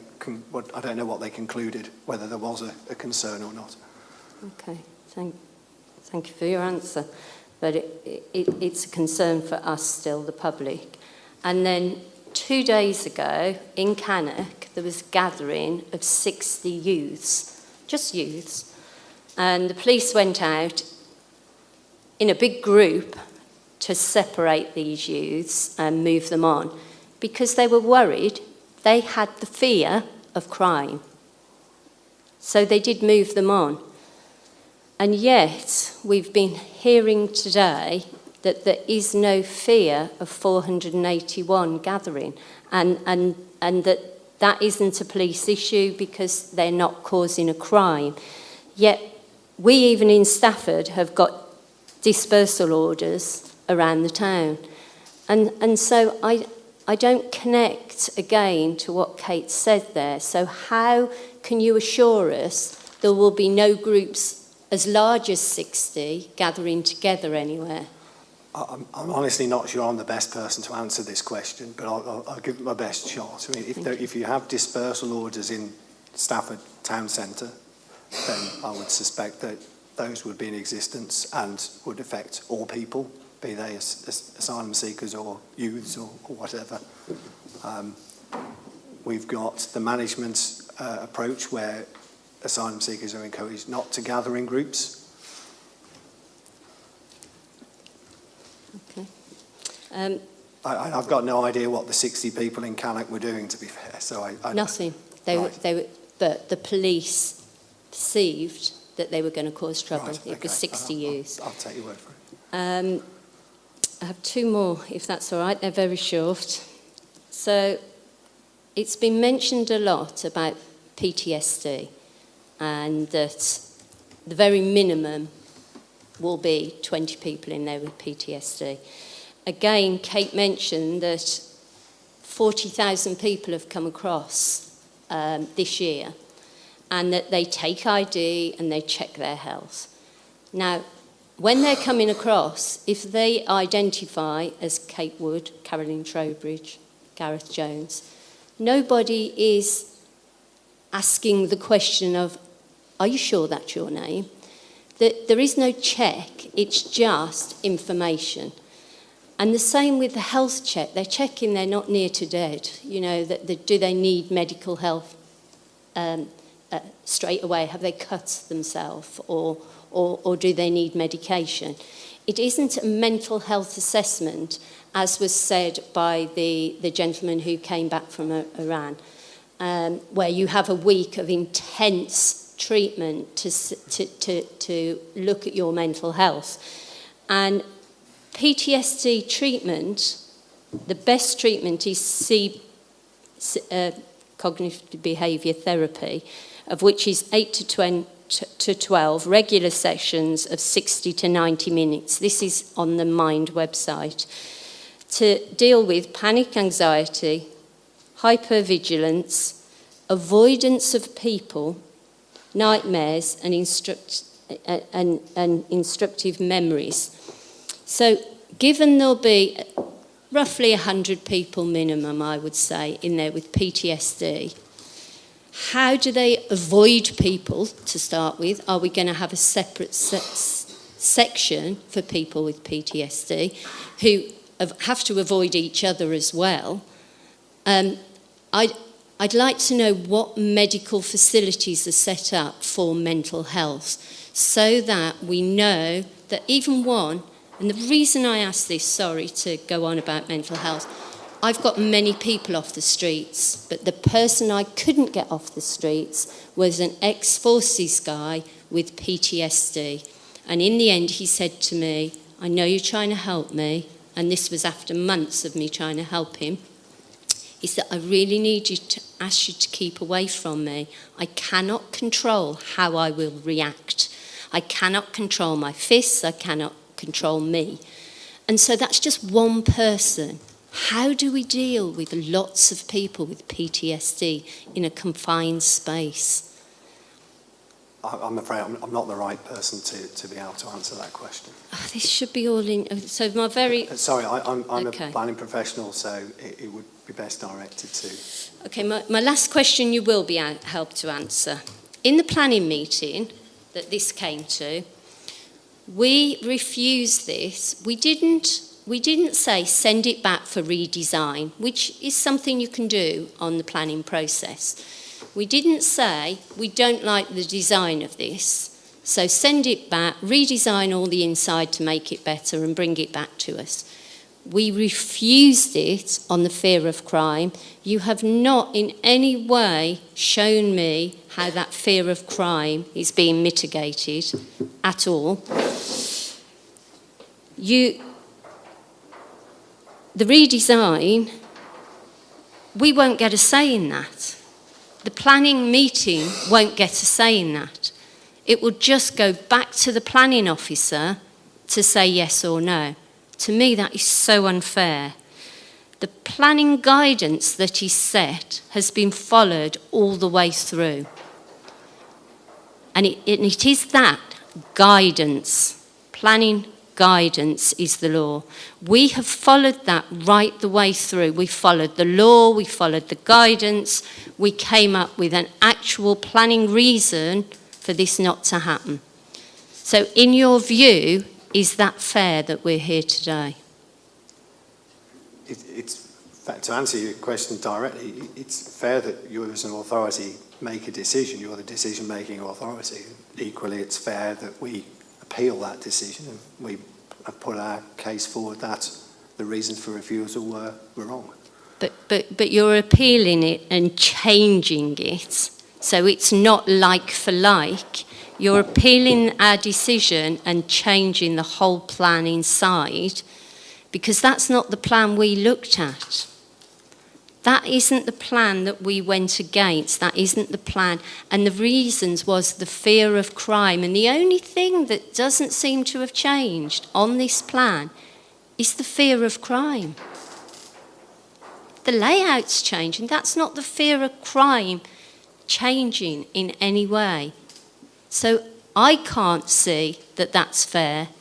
I can't see that this is a fair representation that you've given us back by saying, well, we're going to change the inside and we're going to make this area bigger.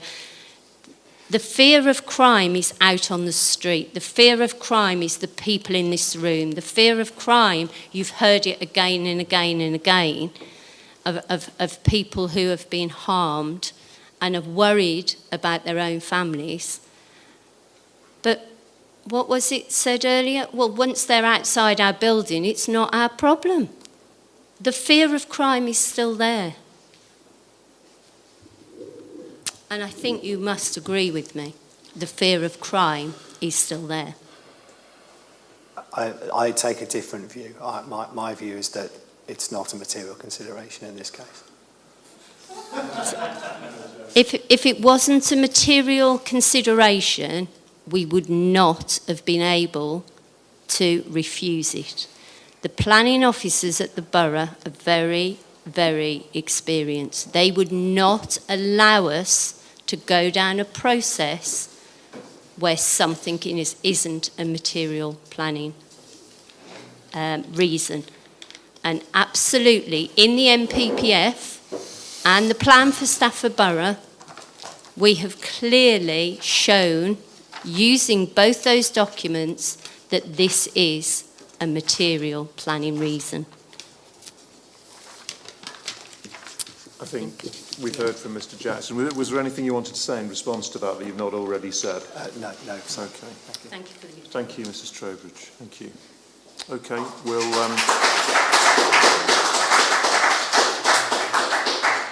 Mr. Easton, are there any questions in re-examination? Yep, just a few, sir. Thank you very much. Okay. Just whilst we've got Mrs. Trowbridge's questions in our mind, and just so that there's no misunderstanding, can you help us with this, please, Mr. Jackson? If you go to your main proof of evidence... Yep. And go to page 17...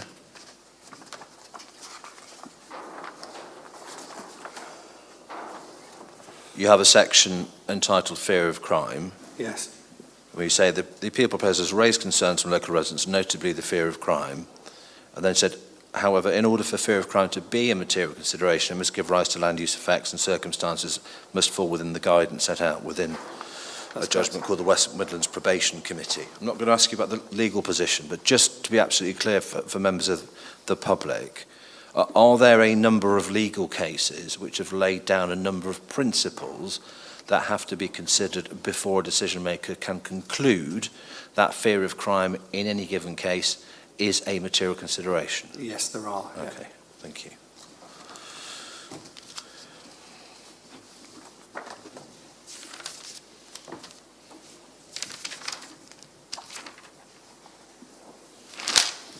All right, but questions that my learned friend put to you. So towards the end of his cross-examination, he had a discussion with you about the likely response of parents. So he said if the impacts come to pass and children stop walking, they'd like to be going in the car, and then he referred to the consequences in that respect of more cars on the road, unsustainable patterns of travel, and healthy lifestyles. That particular argument, was that something that emerges from the reason for refusal? No. Is that something, having read Mr. Wedderburn's evidence, emerged from his evidence? No, it isn't. No. And what's... No, it's a submission's point on whether that's a material consideration. Thank you. So far as the larger sites, Bexhill, Scampton, etc., are concerned, my first question is this. Is there, any, so far as you are aware, are there any sites of similar scale and self-containment to Bexhill, Scampton and the like within Stafford Borough? No. No. So far as Bexhill and the other proposals are concerned, so far as you are aware, are they meant to be sort of permanent locations for asylum seekers? No, they're supposed to be temporary. Okay. Is my understanding. Right. Temporary, I mean, temporary might have a different meaning to different people. I mean, can you put a time on the temporariness? I can certainly provide you with what I do know, is that the General Permitted Development Order allows for development to take place in an emergency through Part 19, Class Q, which allows for the use of the sites for a year. So I expect that they would be up for at least a year, and I understand potentially between 2 and 3 years. Okay. But a short-term solution. Thank you. And then, to the best of your understanding, are those larger sites going to be providing accommodation for IA or DA or both? It's initial accommodation, is my understanding.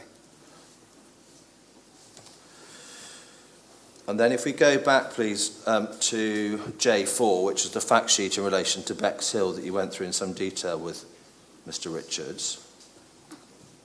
Yes. Can you go to PDF, page 3?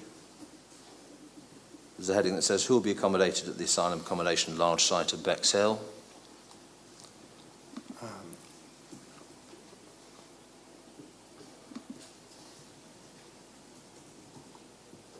Yes, I can see it, yeah. Short point, but it's going to be single adult male asylum seekers only.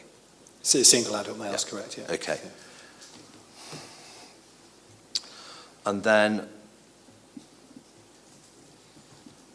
the expression lessons learned was used quite a few times in cross-examination, and the point was that although Learned Friend accepted that the other models, pepper potting, etc., are not going to be jettisoned, these larger sites emerged out of a lessons learned from using accommodation of a different type. Now, Yes. can we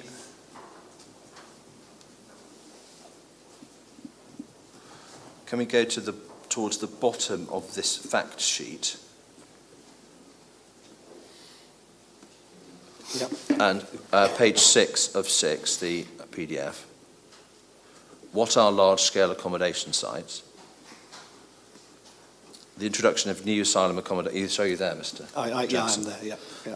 The introduction of new asylum accommodation large sites will look to provide safe, suitable and more cost-effective accommodation for asylum seekers. In doing so, they will help to reduce the government's dependency on the use of hotels to accommodate migrants who have entered the UK illegally. Yes. So pause there for a second. We've got safe, suitable and more cost-effective. More cost-effective than what? I take that as to read more cost-effective than the current way that people are accommodating, which is the hotels, which are very expensive, and also pepper potting, which is expensive too. And then under the heading, how much is this going to cost the UK taxpayer underneath? The use of contingency accommodation for asylum seekers, such as hotels, is costing the taxpayer £6 million a day. Plans to develop these large-scale sites will ensure cheaper and more accommodation is provided for people crossing in small boats. So to what extent is cost a factor in promoting these large-scale accommodation sites according to this fact sheet, Mr. Yes, it's Jackson? a key consideration.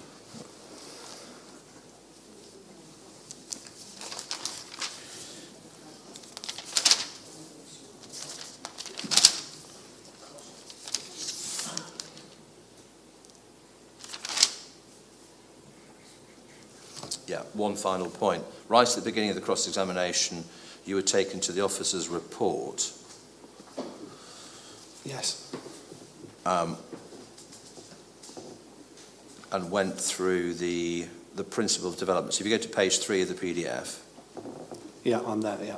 So the context for this was accordance with the development plan taken as a whole. Yes. And your attention was drawn in particular to paragraph 1, located within the Stafford settlement boundary, SB1. Yes, yeah. And then C, most relevant policies for the proposal are Stafford 1 and C1, where reference is made to the provision of specialist housing. And then D, policy Stafford 1 states that reflecting its role as a county town, Stafford will seek to enhance its role by increasing both the range and quality of services and facilities. And then in turn, this is E, C1 encourages a range of types and tenures of housing, and that new specialist housing is located in a sustainable location close to services and facilities in accordance with the settlement hierarchy, and that they are self-contained and accessible by both public and private transport with sufficient off-street parking. Yes. So in order to meet the policy requirements of C1, which relates to specialist housing, is it simply a requirement, as was put to you, that it's within the settlement boundary? No, it's not as simple as that. Right. And so, given that there was no allegation in the reasons for refusal, or indeed in the officer's report, that there was any conflict with policy C1, do we take it that things like sustainable location, according to the settlement hierarchy, self-contained and accessible to public and private transport and off-street parking, that all of those factors were satisfied? They were, yeah. Thank you. And then insofar as other local policies are concerned, can we look at subparagraph G? Yes, yeah. Subparagraph G, policy I1 states that new development which provides additional residential development will be supported by appropriate levels of physical, social and environmental infrastructure. The public comments regarding infrastructure pressures are noted. Now, reading all that together, the officer must have concluded that there was no conflict with policy I1, given his or her conclusion that there was compliance with the development plan as a whole. Yes, yes. yeah. Okay.